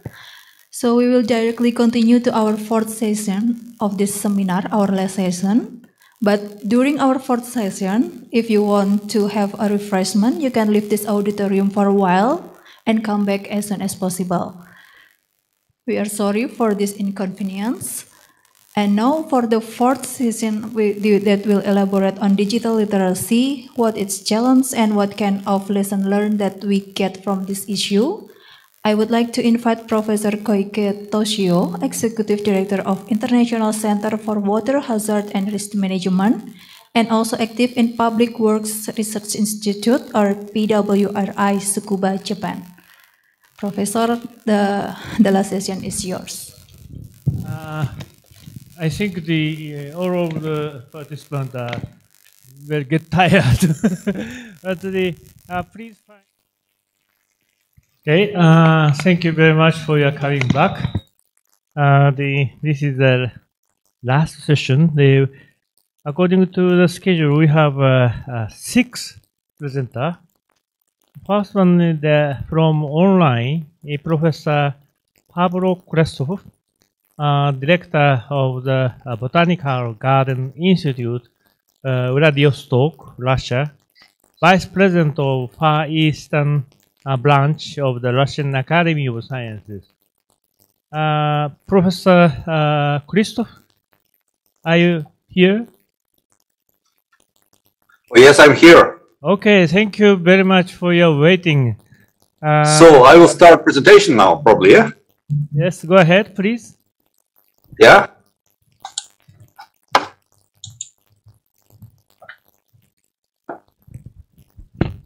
Okay, can you hear? Can you see it? We can hear and we can see your slide. Well. Great, great. And the title of my presentation is Climate Change and the North. What we need to take with us into year 2070, let's say. So I'm a biologist, and I'm first time actually speaking at such conference in Association of Asian Academy of Sciences. So, and my presentation probably will be narrow and specific compared with the other presentations I have heard today. So, in my presentation, I would like to draw attention to the problem that unite us all in our region. And this problem is related to climate change, of course. Recently, we have significantly improved our approaches to modeling different systems using big data. This helps us to understand the processes that are going on in our environment. It is now more important than ever to bring scientific understanding of environmental changes to the people who are making the development strategies and decisions that, of course, will affect people of Asia and their environment. And just a moment. Okay. So first, my slide is demonstrate actually our last studies on with actually involving very big data sets, and many very good global generalizations have been made on the basis of big data sets. They open great opportunities to understand the state of our global flora, what I'm actually dealing with, and to identify evolutionary patterns and trends. This particular paper is a good example of integration of big flora data and artificial intelligence methods. Perhaps this work is a first step towards creating a digital twin of the world's flora. It means that we can actually model different changes in, or predict different changes in world flora using this model. It's actually a very big step forward. So this is how we biologists see biological systems actually. It is very complicated. In our studies, we focus on biodiversity structuring and try to generate big data for research on plant systems and ecosystems at different levels of their organization. The main constraints of this work actually is not actually a lack of any digital spaces or computer equipment. This is actually very few people who are able to collect data in a field. You can see here the girl. Many people work with computers, with databases, with microscopes, but very few people can do work and can collect data in the field. So we are very close to developing a digital twin of biosystems at different levels. And this gives us a great opportunity to model the consequences of our decisions as we transform our environment. So, and we, of course, trying to employ big data concept and artificial intelligence in our studies. So, and several results we made actually that, of course, affect somehow decision making during the development of strategies for futures. And of course, these results related to forestry mainly. Actually, my very narrow subject. Our experience with modeling the distribution of economical valuable tree species shows that forecasts for most forest dominance are rather pessimistic. All models and current data show that growth conditions are deteriorating. Range shifts to the north, and a loss of ancient populations of these tree species in the southern parts of the ranges are projected over the next 50 years. Everything changing very rapidly, actually. This is a real restriction for establishing forest plantation, for example, in different areas. And this picture shows one of the most important our timber species, which is Pinus coreensis. And another picture shows the distribution of different species of spruce, Pica yezoiensis and Abies nephrolepis. And you can see on the left is actual range of the species, and on the right the species range that could be in only 50 years from now. You can see this shift to the north. And the major problem is deterioration of growth condition, northward shift of optimal habitats, and loss of ancient populations, and actually loss of genetic diversity. From the other hand, we can have big opportunities on the north with other species that are currently distributed on the south. For example, this case study of magnolia. And we can predict migration process of species with southern distribution, and we can calculate exact time of appearance of the species on the territory of Russia, for example. So another interesting things what we actually studied with big data. So beside what we call climatic impact, we have other factors influenced by diversity, and we become reachable by tropical cyclones right now. Here is one of the tropical cyclones, Lion Rock, that hit southern Russian Far East in 2016 and caused a lot of damage in intact forest. We needed accurate data for the assessment of devastation, and remote sensing data was probably broadly employed to make it. And this is where we discovered the power of neural networks. We just built a UNet convolutional neural network, it's called CNN, and trained it to recognize windstorm damages. We obtained good results using ultra high resolution satellite images in the RGB spectrum and deep machine learning approaches. We published several very nice papers, which is actually cited very much now. The approaches actually appear to be applicable to different issues.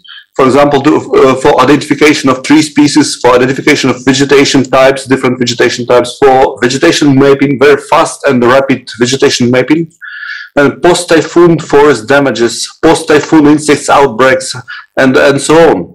And we have a really good and powerful tool to predict how ecosystem will behave after a strong impact of tropical cyclone.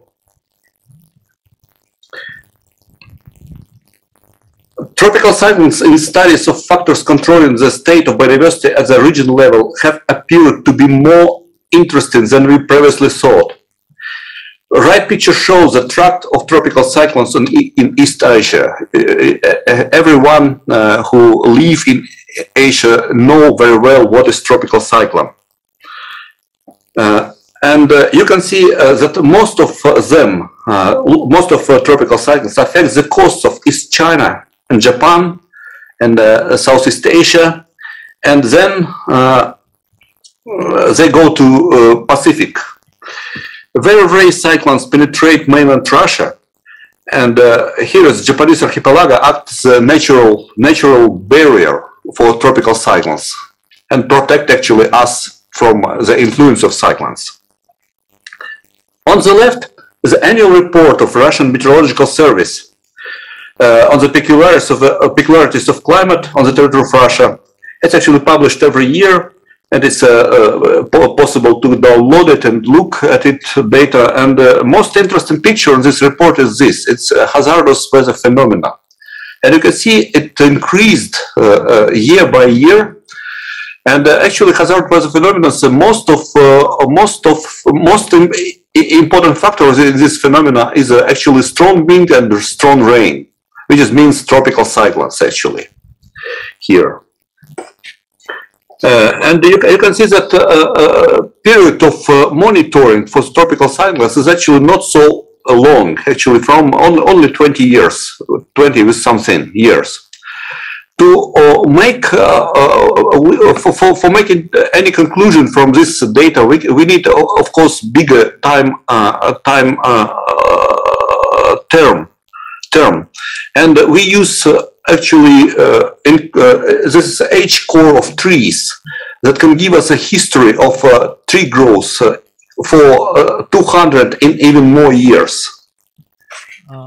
Pablo, could you please conclude? I'll conclude, okay.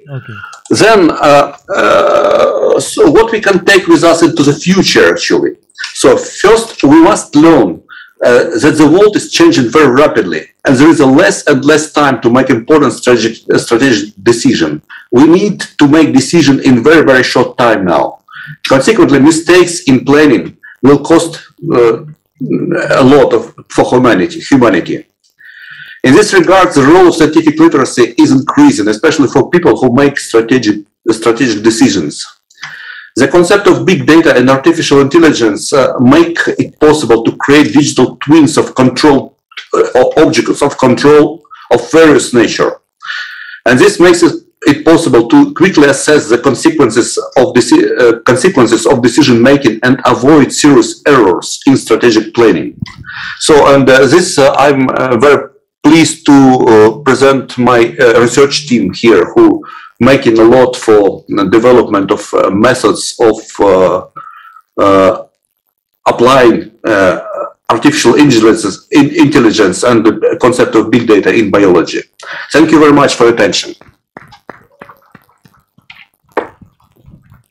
Thank you very much. The really interdisciplinary and various scale, from the very large scale to the microscope scale, the research, integrated research of the climate change impact on the North area. Thank you.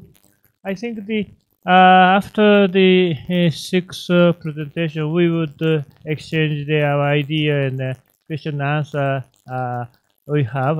Are you available within 1 hour? Christopher? Oh yes, sure. I will be here. Yeah. Thank you very much. So next we would invite the Professor Anjana Singh, the academician. She is academician in Nepal Academy of the Science and Technology. She is a professor at the Central Department of the Microbiology, Tribhuvan University, Nepal. A presentation on university experiences in science and literacy in the digital era. Your floor.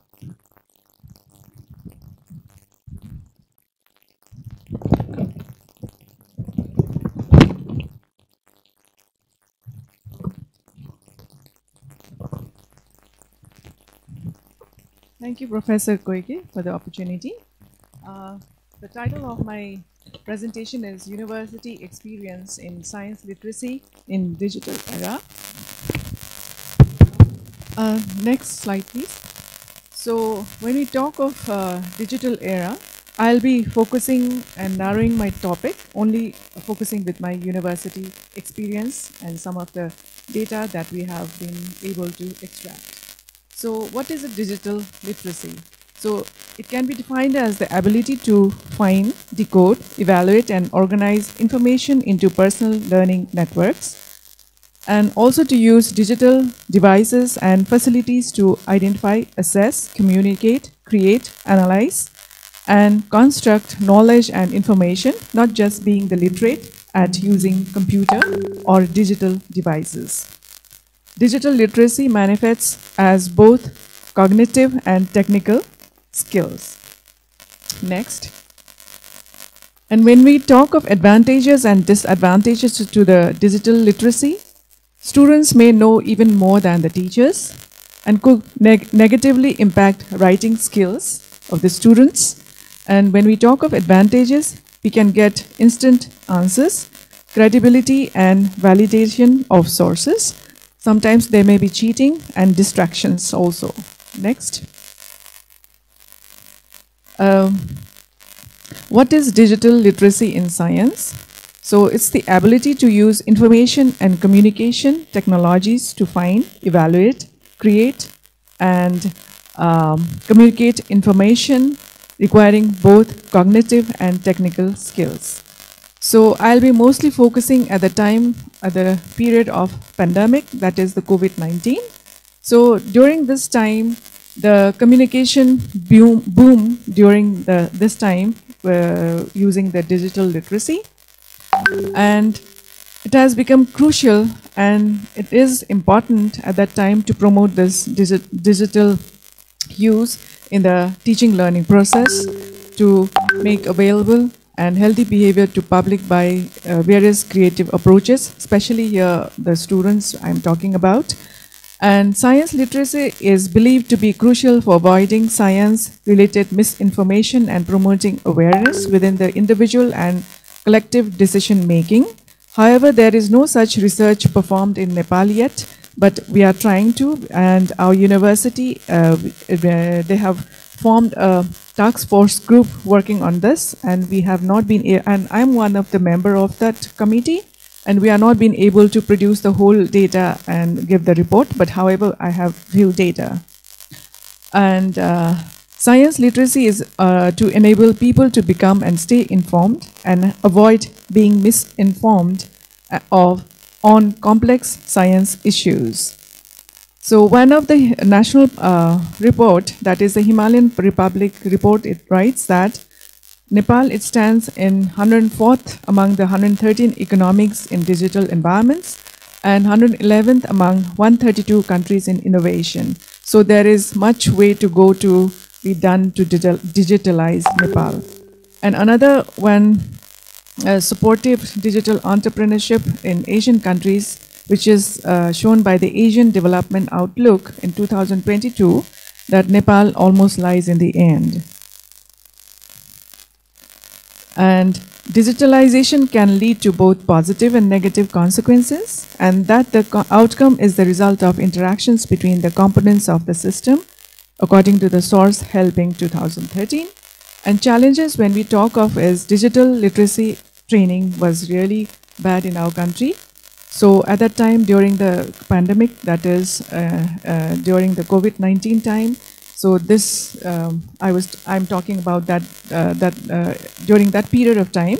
So most of the students, they had taken training from their own departments. That is I'll be talking most of the science department, since I'm focusing to the digital literacy in science. And they have taken from their own department during the COVID-19, almost 80 to 85%. That was also online. And few of them had online training, few learned from YouTube, internet, and some students had not taken training at all.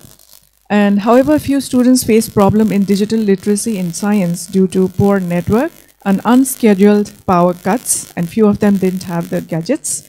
And few senior-most teachers faced challenge in running the online classes, and it caused brain exhaustion also for them. And however, we have from 2015, ODEC means Open Distance Education Center has been opened and established, and it has been running smoothly. But this institute, it runs only with the education subjects, not the science. In science, students they face face-to-face classes, and some say that it is good to have face-to-face, and some few say that online classes was also equally good but not effective due to the practical courses they have to do it on bench work they have to do it, and it had hampered a lot. And online training was on how to use conference tools like Zoom, Google Meet and Teams and Whova for virtual learning were also used. And it was also in a mixed blended form also it has been used. And Moodles also. It was really easy to be on board. Most of the students, they assume that, they say that, and also the teachers. And however, it could be because there was not only other option at that time, but now there are options. Online platforms are also there, and most of the teachers, even from 2019 to date, we've been using blended form. And however, students feel comfortable on online to have discussions among themselves in the sessions. And distance learning programs generally, it is helpful for the subjective matter, but not for the practicals. And submitting assignment or reports were easy during the digital literacy time. And Tribhuvan University, it has 1,000 constituent and affiliated campuses all over the country, having 5 lakh students. Thus, it is really difficult for us to maintain. And most of the students are in bachelor's level and a master's level. And so we are still facing difficulty in this aspect. And it constitutes of heads of about 42 central campuses of Tribhuvan University and campus chiefs of 62 constituent campuses and 9 deans of various institutes and faculties, and conducted a survey with teachers and students. So we have a little bit of data in hand right now. And 3 pronged strategy has been included, that is phase 1, 2 and 3. In one, that is live virtual classes and blended mode and online mode only. So TU has purchased about 175 corporate license of Zoom technology with Nepal Research and Education Network for official meetings in TU and Open and Distance Education Center, that is ODEC, of TU has signed an agreement with Microsoft Office for 1.5 million users in IDs to use official Office 365 A1 package in TU, because this is maybe for the developed country, it may be a simple form, but for us, for the first time in history, we are having students and teachers, we are having our university email addresses. Before that, we didn't have. And according to the geographical distribution of the country, we had rural students participation about 39.43%. Semi-urban is 29.7%, urban areas 27, almost 28%, remote rural almost 7%. Participation of the institutional units is about 85% were campuses, and 14.5% were the departments that has been involved. When I say campuses, these are the affiliated campuses with the Tribhuvan University, and it's throughout the country. And when I say the departments, it is within the university, that is the central departments at the center that is in the valley, that is in Kathmandu itself. And the status of use of digital library for the faculty and students, these are like 26 to 50% of the students and faculties, they are using 10.4% of digital library, whereas more than 75% of the faculty and the students, the middle one is just the frequency that has been given, that is 8.3%, and below 25% also they are using 8.3% digital library, while 51.75% of these faculty and students, they are using 4.17% of the library. Here I am talking about these percentages depending upon the geographical distribution that has been given earlier. So with the limited time, I'm not going to in detail. So use of digital library is about 31% of institutions reported they had digital library. That is, these institutions that is below 25%, they had 10% of the library use, and more than 75% they have 8, and similarly 51.75% 8, and 26.50% again for institutes that have been using the library. This is again according to the geographical distribution. And personal device access among the students are like, there are about 17 institutes and faculties we have within the university, but only I'm focusing with the Institute of Science and Technology, since it's digital literacy in science I have been taken and focusing only. So these institute, Could you please these conclude? institute, they have been using personal computers, mobile and internet services where the percentage has been given. And 46 females are using, while 46% of the females, they are using 34.5% of the computers, while the rest is being used by the males. And internet at home also, they have Wi-Fi networks, mobile and cable and so on. So in the institute also similar is being seen.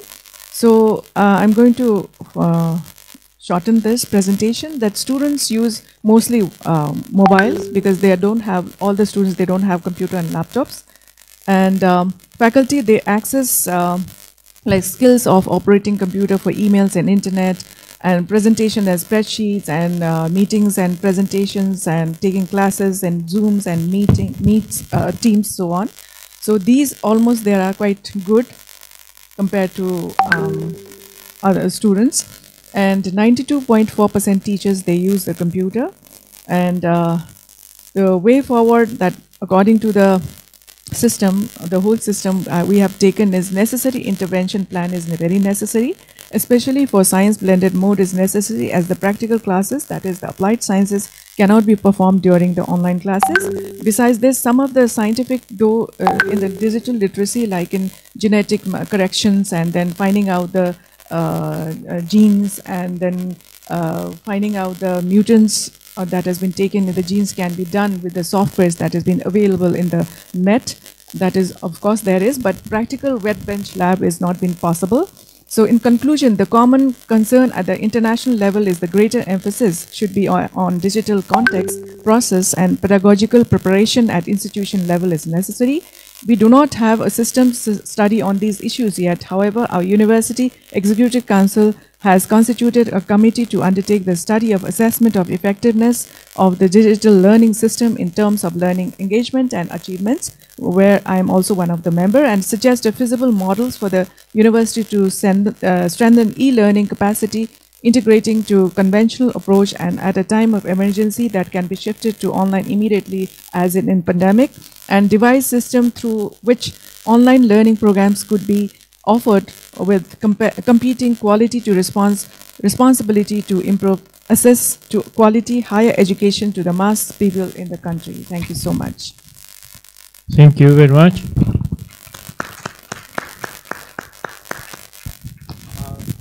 Thank you very much for your introduction. The very important survey results, and also the experiences. As I mentioned at first, after all of the presentation, we would exchange our idea. Thank you. Thank you. So next, we would invite the Professor Suhono Harso Spankat. He is the director of the Smart City and Community Innovation Center, Institute of Technology Bandung. His present title is Digital Literacy Improvement through Living Labo. Thank you. Thank you, Chairman. Good afternoon, everybody. In this opportunity, I would like to share our experience on the development, how to improve the quality of life in the in a city or village or maritime, and in regard to the digital literacy improvement. I am from the Smart City and Community University at ITB, and of course we try to looking for the technique and algorithm for the improve the quality of life. Next. In the session we organized in the fall agenda with such a background. urban issue and also city challenges and current digital literacy situation in Indonesia. The second, we develop a living lab as implementation of the smarter world living lab concept. And the third is case study. We share about our experience in area urban Bandung, Dago di Batukur, also in Ganesha, also area rural in Indramayu is municipalities, and also in maritime, Cetinggi in Indramayu. And finally, we would like to conclude the citizen engagement and digital literacy as a community's empowerment and activities smarter world living lab in 2022 as our experiences in G20 last year as Indonesia as a presidency. Next. Yes, the global urban population now is more than 50% stay in urban, and if the trend is the same in 2045 or 2050, nearly 70%, and the number of supporting facility in the city is very, very limited compared with the rural. So we need how to manage the area both in cities and in the village so that we can improve the quality of life. The challenges for integration to make efficient management in the city, challenge of scalability, challenge responsiveness, challenge of reliability, challenge of efficiency, and also challenge of service sustainability. We use the what, why, what will happen, what should we do as a digital technology in sensing, understanding, and acting. And then, what is the role of the citizen digital literacy in the improve the quality of life? Next. This is our research and rating transformation digital in Indonesia 2021 in a level of maturity every city in Indonesia. And we have found that the situation is very far from the ideal condition. The condition is existent, everyone absent, ad hoc, existent, survival, measures, and transform. The condition is inexistent. This is our measurement in the digital readiness in Indonesia. Next, and based on the kata data, the index of national digital literacy in Indonesia is 3.54 in relative from 1 to 5, and then index for the national based on the pillar in a scale in the safety and culture is a condition, and my Ministry of Ministry of Information and Communication tell about the position of the digital literacy in Indonesia as in 51 comparing for the 63 countries. Next. And what is a living lab? Related with yes, in the world now is trend in the developing a smart city, but difficult to get the smart city because city is very big. So how to measure the successfully of the smart city development? So we propose, we call it a smarter but living less as an elect approach to solve the problem in small area, in street, campus, urban, etc., by involving various stakeholders. So engagement with the society in digital literacy or science is very important. With more effective, more measurable, and efficient, innovative, and the impact can be directly on the citizen. Area in urban, area in rural, or area in maritime. So in the small area, we plan, and then we build, we run an evaluation.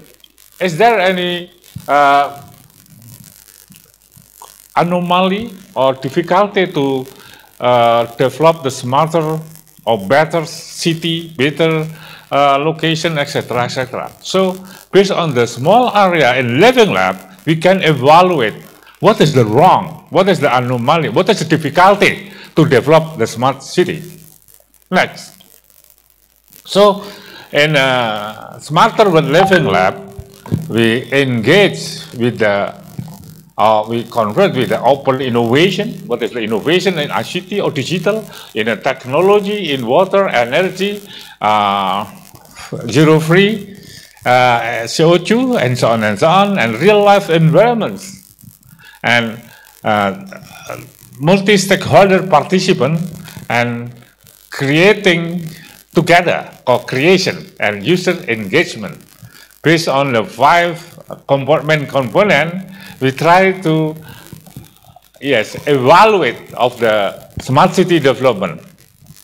Next.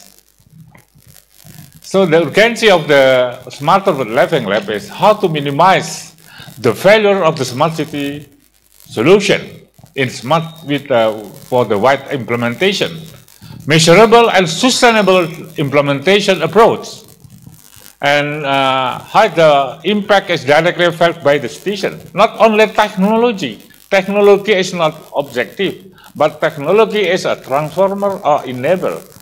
What is our objective is how to improve the quality of life. And the communication system that allows the stakeholder to share experiences and discuss regional development synchronously or asynchronously.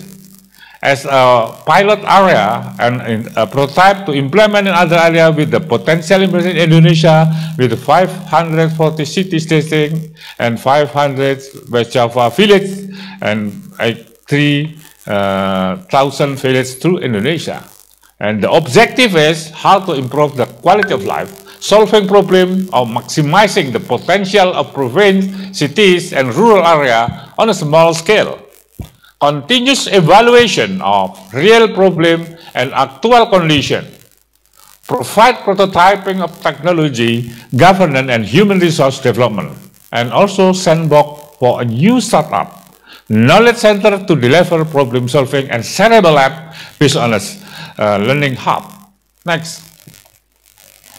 There is our Living Lab activities is researching and implementing smart solution by involving academic practitioner and small medium enterprise, student, and also student. And we have a smart Merdeka belajar Merdeka campus Merdeka, student from various campus and department. And the government provides support in implementing Smarter with Living Lab in Bandung City Government, West Java Province, and Indramayu District Government. And the community actively participate in supporting a Living Lab and participate in Living Lab activities, literacy. Next. Next. And there are 3 case studies. In the urban area in my city, in Bandung City, the problem is how to improve the economic and keep the environment and develop the society. The proposed solution using technology and also platform, small medium enterprise digitalization, telemedicine, safe and secure, smart waste management, stakeholder management, and also digital literacy is one of our component. Next. The other area is in Indramayu, in West Java. The problem is in how to improve the economic in the village area by optimizing the potential of resources in the sea area and minimize village, marine and coastal environment problems such as garbage, waste, and environmental safety.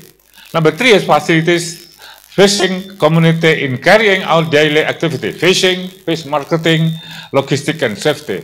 And there are 7 solutions based on technology, include digital literacy. Next.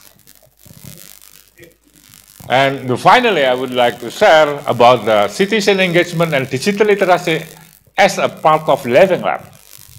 Next. Citizen engagement is a relationship between government, academia, business, and citizen. Citizen engagement is a form of the interaction between citizen and their government.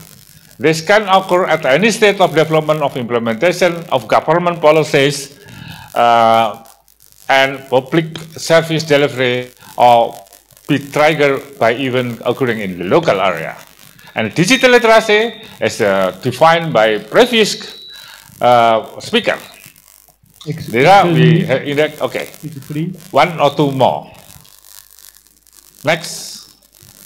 This is our community's empowerment, including phase 1, awareness and behavior formation toward the conscious and carrying behavior, and phase 2, capability transformation. Phase 3 is the state of increasing intellectual abilities and skill. Next, one more. Yes, this is our activities in the Smart Urban Living Lab, smart maritime activities. Next, two more. Yeah. This is for the in a street vendor survey living lab in Bandung area, digitalization of economic survey. There's very good, big gap. There's a technology and the digital literacy in the citizen. One more. Yes, this is activities in environmental situation. So this international conference is very important. How to minimize the gap between the initiation of innovation and the people or citizen literacy. Thank you very much. So thank you very much. Your introduction to the big challenge. Yeah, thank you. Yeah, from the laboratory to the actual application. Thank you. You're welcome. Okay, next we would like to invite Mr. Firuza Radiani, I'm sorry, pandemic for the UNICEF Indonesia. Could you please? Oh.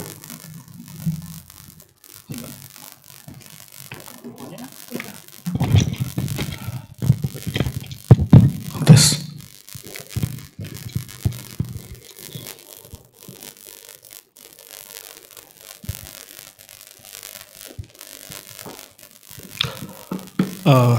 Good evening. My name is Firuza Radiani, representing UNICEF Indonesia and our platform Pandemic Talks. Selamat sore Bu Vinarya, terima kasih. Okay, the title is a bit different with another speaker because I am a communication practitioner. The importance of science content, social media. The importance of pop science content on social media. You all guys can follow me in Instagram or Twitter, Firuza Radiani, @FiruzaRadiani. Next.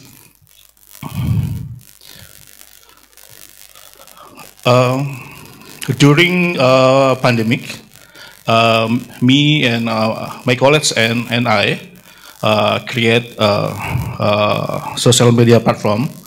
The name is Pandemic Talks. Pandemic Talks is an information and educational media platform that discuss the topic of pandemics, health, especially One Health, climate crisis, environmental issues. The difference is from the perspective of science and pop culture. We started with a zero budget, and look at now our digital asset. We have 446,000 followers. The demography are area 30% Jakarta, gender 70% woman, age it's 51% millennials people. Total posts 4,000. Average we post 3 until 4 content per day. The good is our reach. We can reach 3.9 million people in Indonesia per month. Okay. You all guys can follow us at Pandemic Talks. Recently, 2-3 weeks, we talking about air pollution, how bad air pollution in Jakarta is a hot topic in Indonesia now. Next. What are the challenges of providing science information in social media? Next. Let's see. The difficulties of providing scientific information on social media now, especially in Indonesia. We have to take a look social media behavior in Indonesia. First is people come to social media is to get entertained, to get entertainment, not to get to be more smart, just like us in this forum. Second one is a netizen do not like content full of words. The third is netizen.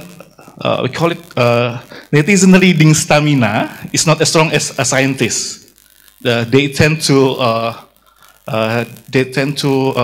give up at if the content is video. They tend to give up if the 5 second video is so boring. Next is algorithm. No. I mean the fourth is algorithmically, science content will lose compared to gossip, politics, sport, and content. So basically, we always lose. The last one is there is a noise and hoax in social media, in digital media. Next. Okay, the truth is in Indonesia, especially, experts provide scientific education to social media like they are writing a thesis. This is the visualization of two different pyramid. Experts and scientists should start to learn that the structure of education through social media content is different from teaching on campus, where the netizen prefer that at the beginning the educational content has been shown that what the essence of the content is. The left pyramid is the usual communication by scientists. If scientists and experts want to going through social media, they have to use the inverted pyramid in the left one, not the right one. Sorry, the right one, not the left one. Okay, next. Okay, there are 3 pillars in scientific literacy in Indonesia. They are government, expert, and of course the public. Due to the communication links that were not going well between the 3 pillars, the intermittent connection were filled with hoax, anti-scientific, and conspiratorial information. See it. Okay, next. Okay, what effort should we make to encourage netizen to be empowered regarding scientific information? Next. We suggest we have to give pop science to content public, or in my team, we also call it pop science or fast science. That's why we put burger and French fries in there. Easy and down-to-earth content packaging so that it's understood by the local community.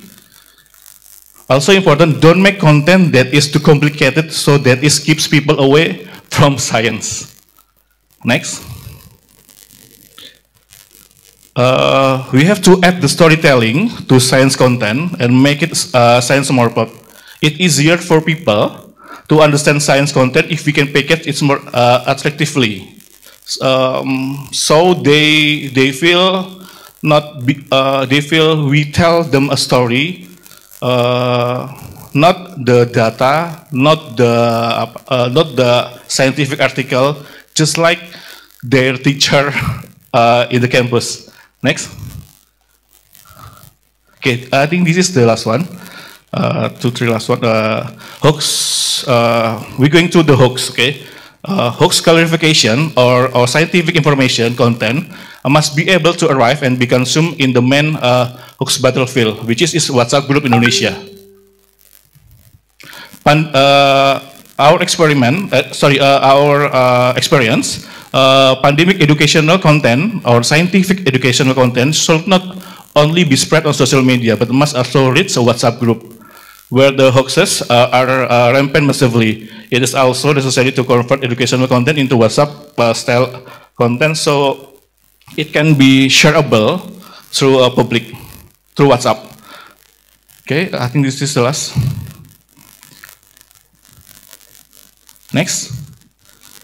The good thing is our platform, Pandemic Talks, already have, I think, 5 or 6 class of science communication through doctors, to doctors, to scientists in Indonesia.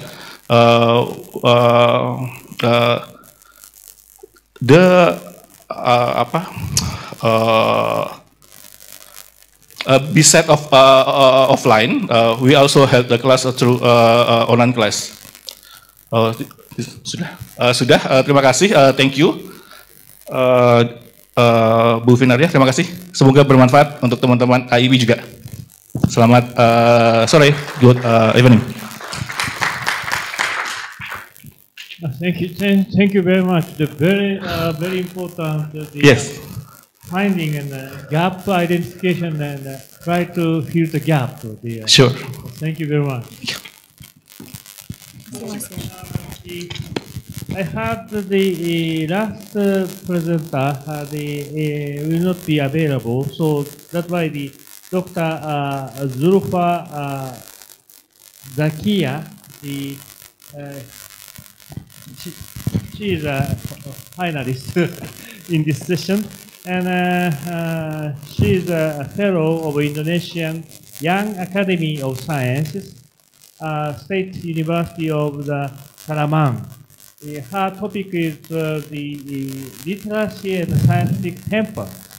What is missing? What can be improved? What does it take? Yeah. It's not konnichiwa. It's I don't know. Thank you. I forgot.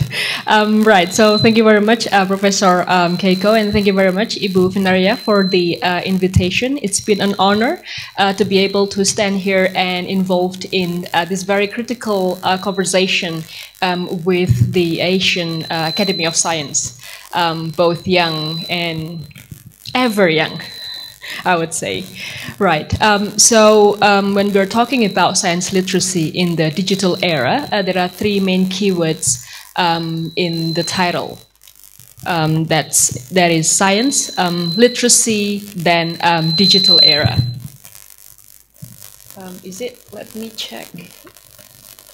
Okay, so this one is okay. Right, okay.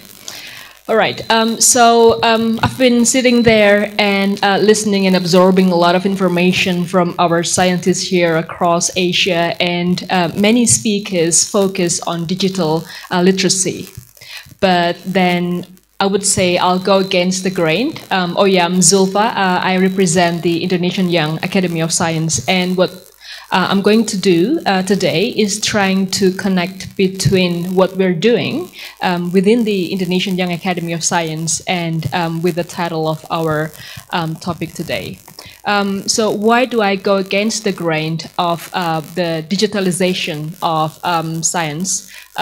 Is because while we or I acknowledge that digital literacy opens up a lot of avenues for alternative discourses in public policy, especially when it is related to evidence-based policymaking, and to open up science for the greater good and for public, so to really make science as a public good, I'd like to reflect on the Indonesian condition. We've been listening to Professor Promaiti from ITB just now about the condition in Bandung But then the problem is, with Indonesia, the root of the problem in digital literacy is redistribution of resources. So when we're looking at the data of internet penetration, for example, 75% of internet penetration occurs in Java, this island that we are now standing on, and Sumatra. The rest are located and they are spread out across the archipelago. That's one indicator. The second indicator is that if you are flying over the archipelago at night, then you will see, or well, perhaps not flying, but when you look at the data from NASA at night, then it's only Java, Sumatra, and Bali that will light up. But the rest, they are dark. So that is what I mean by unequal redistribution of resources and infrastructure. So what I'm going to do today is that to address that issue of digital divide and trying to go to the root of the problem in digital literacy or in science literacy, that is scientific temper, because that is the vision and mission of the Indonesian Young Academy of Science. Next, the first slide, please. Yeah, okay, this one. Thank you very much. So I'm going to look at literacy as not merely pedagogical, but also socio-cultural competence to identify, understand, create, and communicate symbols across disciplines. And what we're going to do is that we're going to identify what is missing in our national policy, and then what can be improved from that kind of condition, and what does it take to improve the condition. Next slide, please. Yeah, so this is actually the literacy rate that we've been very proud of, based on the survey of the government, that in 2017 we only have 4.7% of illiterate people, which means that people who cannot read and write. And if we look at the more updated data, then it's only perhaps 0.8% of illiteracy rate. So this kind of figure has been claimed as achievement by many, that Indonesia has been progressing through this movement in literacy rate. But, this is the bad part, when we compare this diagram to another diagram, next slide please, this one with the PISA reports that evaluate not only literacy but also numeracy and critical thinking, then where is Indonesia? Push the button. Yeah, so Indonesia is located down there, which means that 70% of the Indonesian students have very low critical thinking and literacy and numeracy skills. What this kind of contrasting data shows to us is that I think, is that what Mas Mirza, the previous speaker, has explained to us. Thank you so much, Mas Mirza. So although each of us has gadget and we can access social media and we can actually find some solid resource, science-based kind of podcast, for example, Pandemic Talk, but we would tend to go to Lambe Turah, for example, so it's like a more gossip-based, or during the pandemic, for example. Recording in progress. Yeah. During the pandemic, for example, we tend to go to infodemics rather than pandemic talks, for example. So this is the problem that we have. Although these two contrasting diagrams shows that there are two ways of understanding literacy, so it's critical literacy or just conventional, traditional literacy in order to be able to read and write and do the exam. But the problem is that these two contrasting diagrams means that being able to read and write is not automatically related to high reading and thinking ability. Next slide, please. Yeah, so what is missing? So in response to the problem, the Ministry of Education and Culture, Research and Technology actually has made a very progressive movement in initiating the national literacy movement, or Gerakan Literasi Nasional, started in 2016 by, for example, mobilizing billions around 200 billion of rupiah to distribute books across the archipelago to address the unequal distribution of books. So the movement aims to strengthen synergies across literacy actors, as well as improving public involvement in building literacy culture. However, within this national movement, there is an absence of science literacy. And this is very much indicated by, for example, the very, textbook way of teaching science, for example. So what is missing is scientific temper, which I think is very much popular in the Indian policy discourse, because it is popularized by Jawaharlal Nehru. So scientific temper is really central when we are talking about science literacy, because it really enables or fosters scientific inquiry and observation. Next slide, please. Yeah.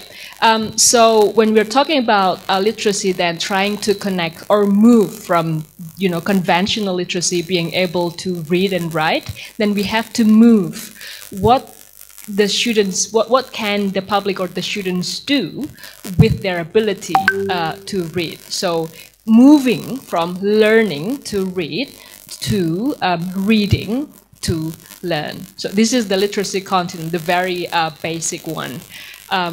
And here, when we're talking about reading to learn, then we can actually integrate this with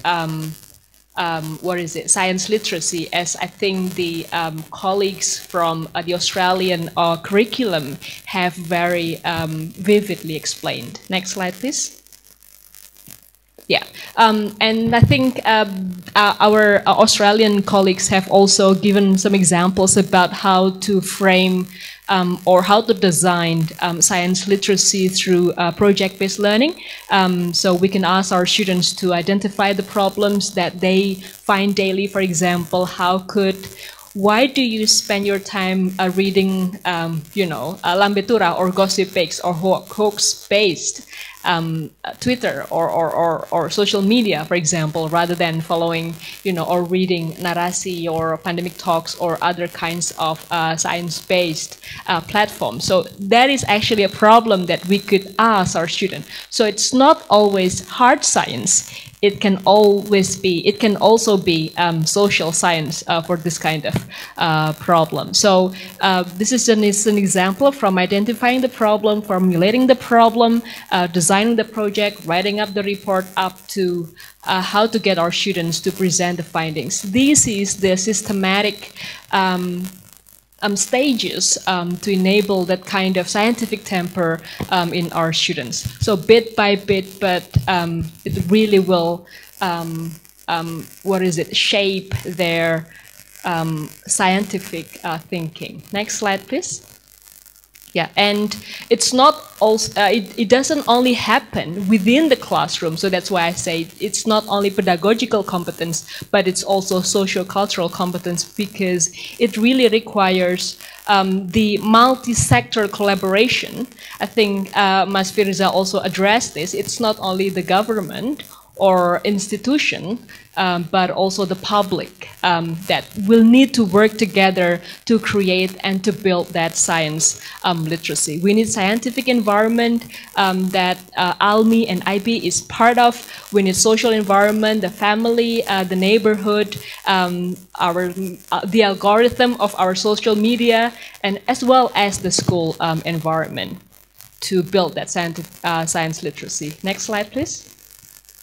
Yeah, and this is what we do, because that is our concern by the Indonesian Young Academy of Science.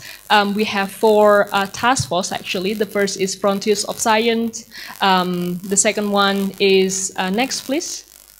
Science and Policy. We have 4 task force. The third one is Science and Community, I guess. Next slide. Oh, Science and Education. Yeah, and the last one is Science and Society. So each of these task force in the Indonesian Young Academy of Science, we run several projects, and one of which is by creating a podcast, for example, easy science. Well, it's not that easy, but we make it digestible by the public. So I still remember the first time I joined the Indonesian Young Academy of Science, and it was the time where we're trying to produce vaccine, for example, and our one of our members explained about how to create and produce vaccines, COVID-19 vaccines. And then by the time we're moving, we just realized that producing vaccine is as difficult as getting people vaccinated. So there are two kinds of problems here, the hard science problem as well as the social science problems. Well, I think this will balance the work of these two, and that's why we need to collaborate across multidisciplinary. So yes, this is what we do. We do a lot of workshops, and thanks to digital literacy to this extent, because during the pandemic we can still do a lot of programs in communicating science to the public, so that it will inform the public what is scientific temper is and what is scientific decision mean. Thank you very much. Thank you very much. You provided the very excellent learning framework for improvement of the science literacy. Thank you very much. So we have a very excellent 5 presentation from the integrated climate impact assessment research. University experiences of the e-learning, and the last three presentations related to the collaborative work with society, identifying the gap and then try to find a solution and implementation. So very good to the input. Do you have any question or discussion or comment? From my side, I would ask the Professor Sofono Harso Spankat, the two young the colleagues introduce the how to identify the gap in the society, and also try to fill the gap and try to solve the problem. The Professor Stampat, the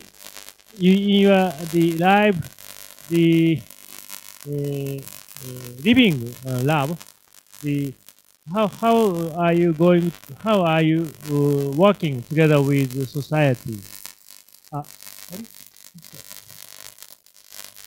Professor Skampat.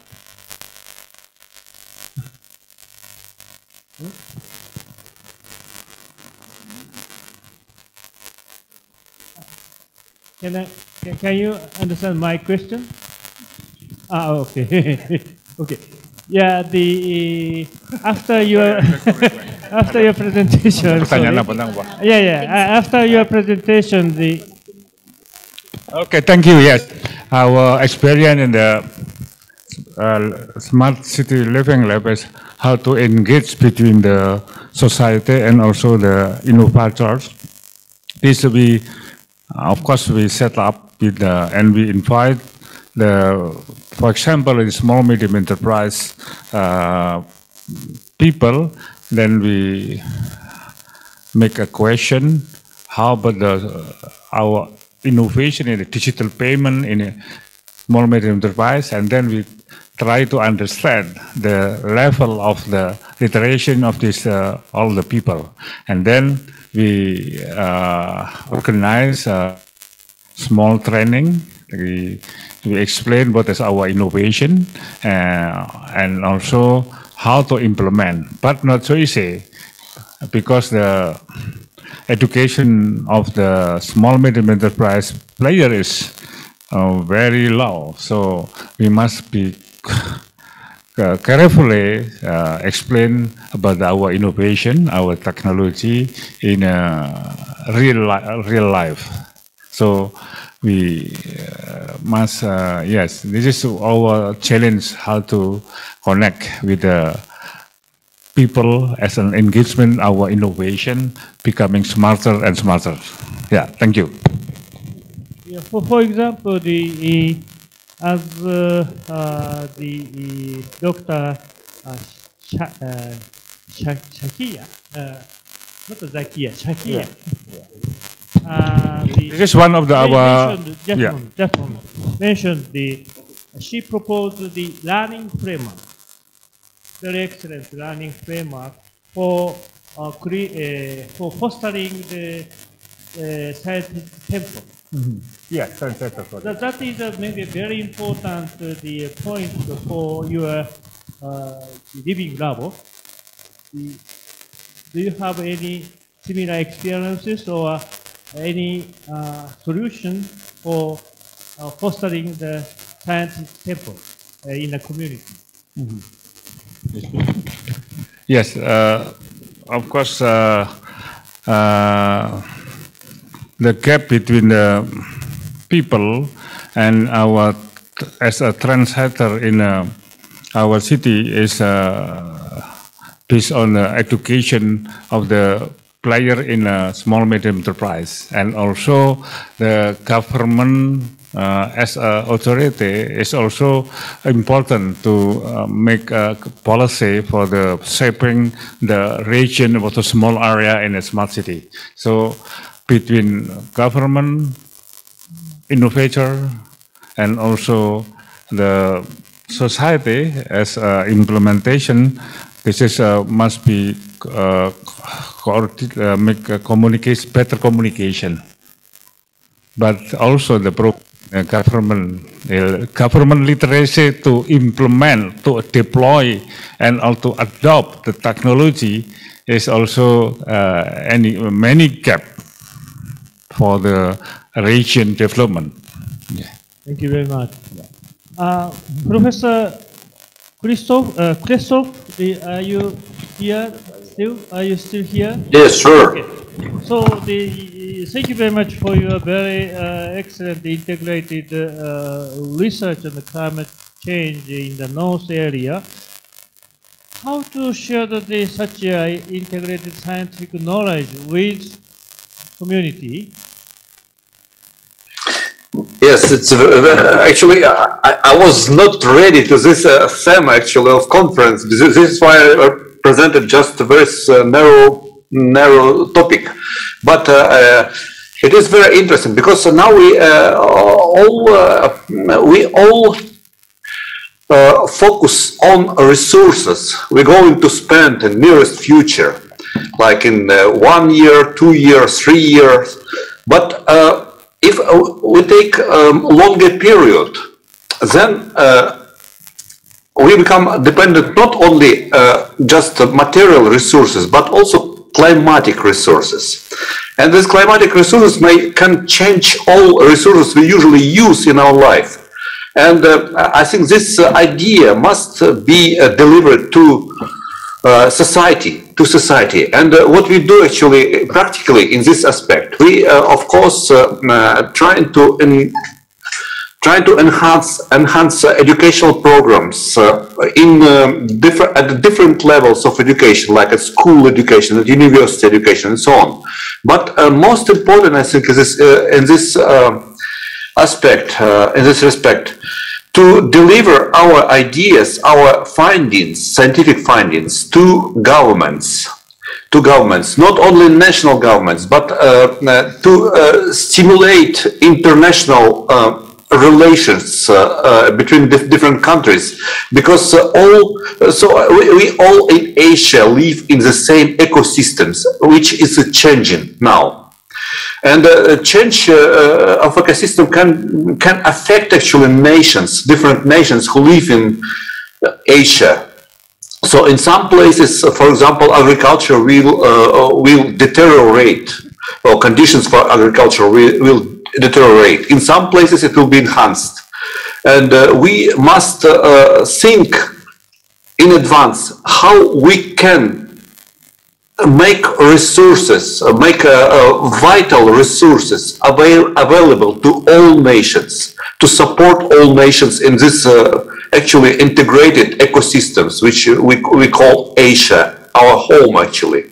So this is actually most difficult and important task, I think. But in case of society, we always try to deliver our findings to society and try to make people thinking about what will happen if climate go to one or another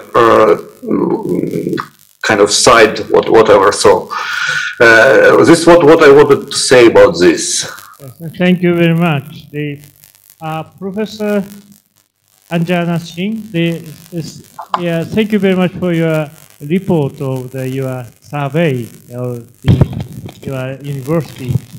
In your slide, the student, the response, the face-to-face is more effective. Such kind of the comment I included in the. For example, we have this face-to-face discussion, and after our experiences of the web-based conference, and we recognize, this live in-person meeting is much more fruitful than the online meeting. So I think how to solve this problem?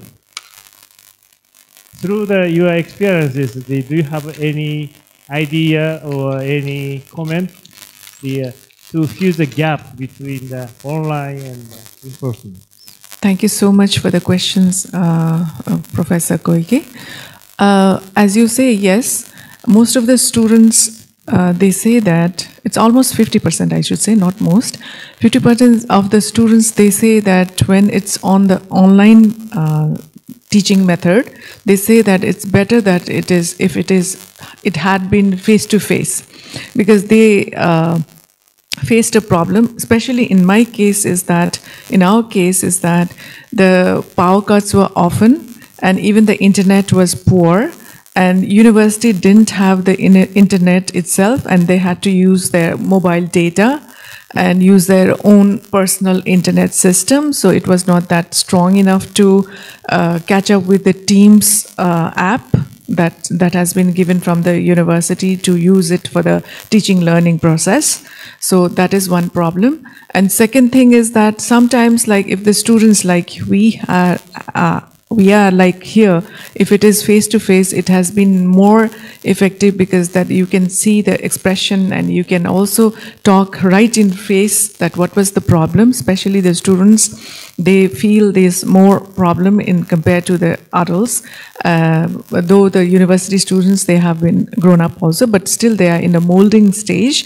And third thing is that sometimes in the science, especially I had focused, especially the talk titled with the literacy in science, not other subject. Science is a practical applied science, specifically the subjects are all applied. So it was difficult when we drew the drawing and they are not being able to see it properly. And some of the like biochemistry and all these chemical structures, in one go we see in the book text, but when we come in the physical class, the drawings has been done step by step, so they understand the portion of it properly. So this was the problem. And sometimes that when we talk about the practical approaches, we show it the equipment in front of them and do the demo experiments before they do the real one. So this was getting hampered. So because of this, students say that it is mostly, if it has been done face-to-face, it has been much better. But of course, for the discussion sometimes among themselves, like, and with the faculties also, if the reports has been supposed to be submitted, or some of the articles or manuscripts, if it has been shared, then it was easy with the online system. Thank you. I mean to say much. digital. Thank you. Thank you very much for your informative experiences. We have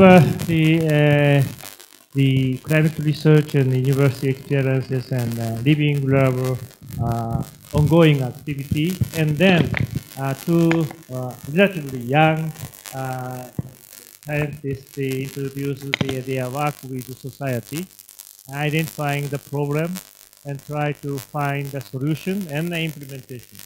It's a very, very encouraging talk. I would express our sincere thanks to these five presenters with a big hand. Thank you very much.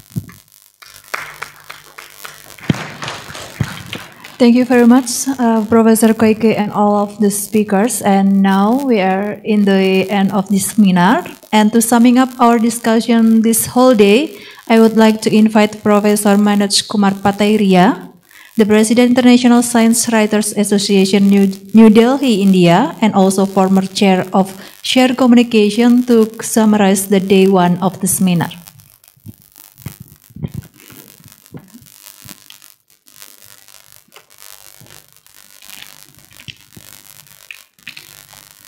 Very good evening to all of you. First of all, I would like to congratulate the organizers of this wonderful program on science communication. The AASSA, AITI, IAT, and the National Library of Indonesia. I also wish to congratulate and thank the organizers for giving me this wonderful opportunity to summarize today's proceedings. As we may be aware that in the mid of 20th century, one of the philosophers, C.P. Snow, he gave a thought that most of the miseries of the people faced across the world are because of the conflicts between two cultures. He mentions these two cultures are, one is the culture that is followed by the scientific fraternity, that he calls the scientific culture, and the other, the rest of the people. So he suggests that if we are able to inculcate the scientific culture in the minds of the people, so that they will be enabled to take right kind of decisions, addressing conflicts, addressing number of miseries of the people, and will help the quality of life. But by and large, the process is still going on. As a matter of fact, a scientist, Carl Sagan, he was a physicist and he started writing science fiction. So a scientist turning towards communication, popular science communication. At the same time, we have a Nobel laureate, Guru Deva Rabindranath Tagore. He was a literati, he wrote poetry. At the same time, he wrote a wonderful book called Vishwa Parichay, an introduction to astronomy. A wonderful book translated in most of the world's language and Indian languages. The most popular book on science, on science of astronomy. So this is how we can bring the scientists to the fold of communication and communicators or people from humanities to the fold of science. So this bridging is required, and for which we are assembled here, and that is the objective. Digital as a means of communication. We are using it for enhancing science literacy, for really achieving the goals set by all these people, our forerunners, and we want to realize their dream. I am very happy that someone just recently has presented a paper on scientific temper. Scientific temper, incidentally, is a kind of theory given by India. And as per the Indian Constitution, I would not like to take much of time. Tomorrow I will be covering some of the aspects of that. So I am very happy to see that is also going through all around the world. Today's program was divided into 4 sessions plus 1 plenary. Inaugural session where 3 dignitaries have shared their views on various aspects of this program. First of all, Professor Dr. Setrio Somentri. He is president of the Indonesian Academy of Science, AIPI. By Dr. Ahmad Noori Yurdusev, president of the Association of Academies and Societies of Sciences in Asia, AASSA. Introduction was given my colleague and present chair of AASSA Share Communication, Dr. Finaria Ligo. So I am very happy to share some of the aspects of this various sessions which are happened over here. In the beginning, Kavita M. Berger, she has given a wonderful insight on how to tackle fake news, especially in science communication. Followed by Professor Ziyang Ping from China. He has presented his research on various aspects of that. I am very happy to see that in the beginning he has mentioned that the Chinese science literacy was 4% in 2006 when the project was taken. Now he reported it has gone up something like 10%, above 10% above. And in the US it is something like 28%. And no country claims that they have the 100% science literacy. So a lot of scope is there for developing science literacy. And I hope this digital media can really a boon for that. Then followed by a number of other presenters. None of them is less than other one, but for instance, I would like to make some of the highlights. One of the presentation was on developing smart nations. So that is really wonderful, how we can be smarter with the help of technology, and we are becoming day by day smarter. But one thing I would like to remind, that humanity is above all. It has to be the human behind the machine. Machine cannot overrule the man, so man is always supreme. So that has to be taken into consideration. And that was the objective of Mohandas Karamchand Gandhi. You must have heard the name. He is always for the humanity. Dr. Japta Khan Sinwari has gave a presentation on science communication, especially in Pakistan, and supported by very good quality data. Then there were a number of other presentations. There was a highlight of book launching. The book was launched, and the name of the book was Mem Bangan. Sorry for if I say wrongly. Ben Bengasa Sardas, and my colleague Diya Ratne, she told me that the meaning of this is developing smart nations. So that is really, congratulations to the authors and editors and the publishers as well. And I would suggest that everybody should read this book. That is very interesting and must be very informative. Number of moderators were something like 4 moderators were there. First, Dr. Cheryl did not turn up, maybe for some other occupations. The other one was Professor Anjana Singh, academician from Nepal Academy of Science and Technology from Kathmandu, Nepal. The other moderator was Japta Khan Sinwari from Pakistan.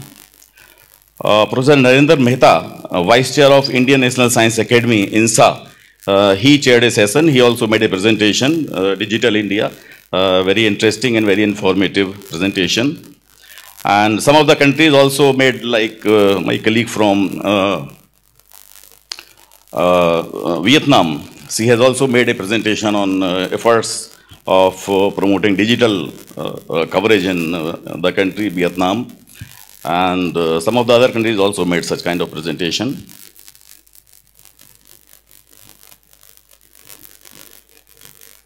Some presentations were made online. They were very informative and very effective, supported by a number of data. And this climate change was really wonderful. I have a couple of observations to make. Number one, the quality of presentations were very good. Number one. Number two, we must encourage youngsters to take up more projects.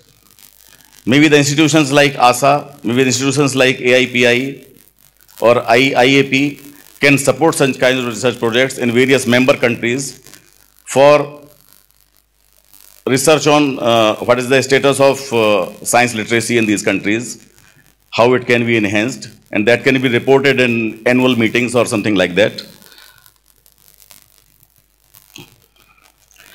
One more thing I would like to, one of my observations, out of something like 24 presentations, they were made by 25 people, one presentation by 2 persons from Australia. Most of the presentations, they were online of the theme, but some of the presentations, they deviated from the theme. So maybe those who are screening the papers can just take care of that.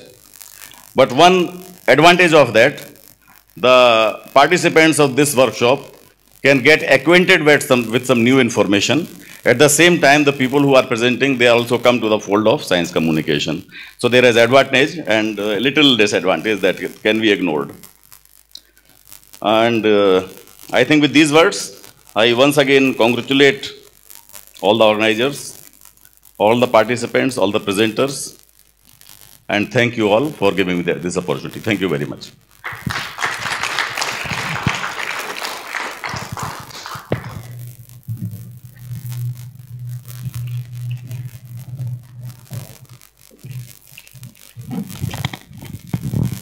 Okay, thank you for the conclusion, Professor Manoj. And I also would like to invite Ms. Diah R. Permatasari, the CEO of Dr. Rabbit Science, to share her finding throughout today's seminar.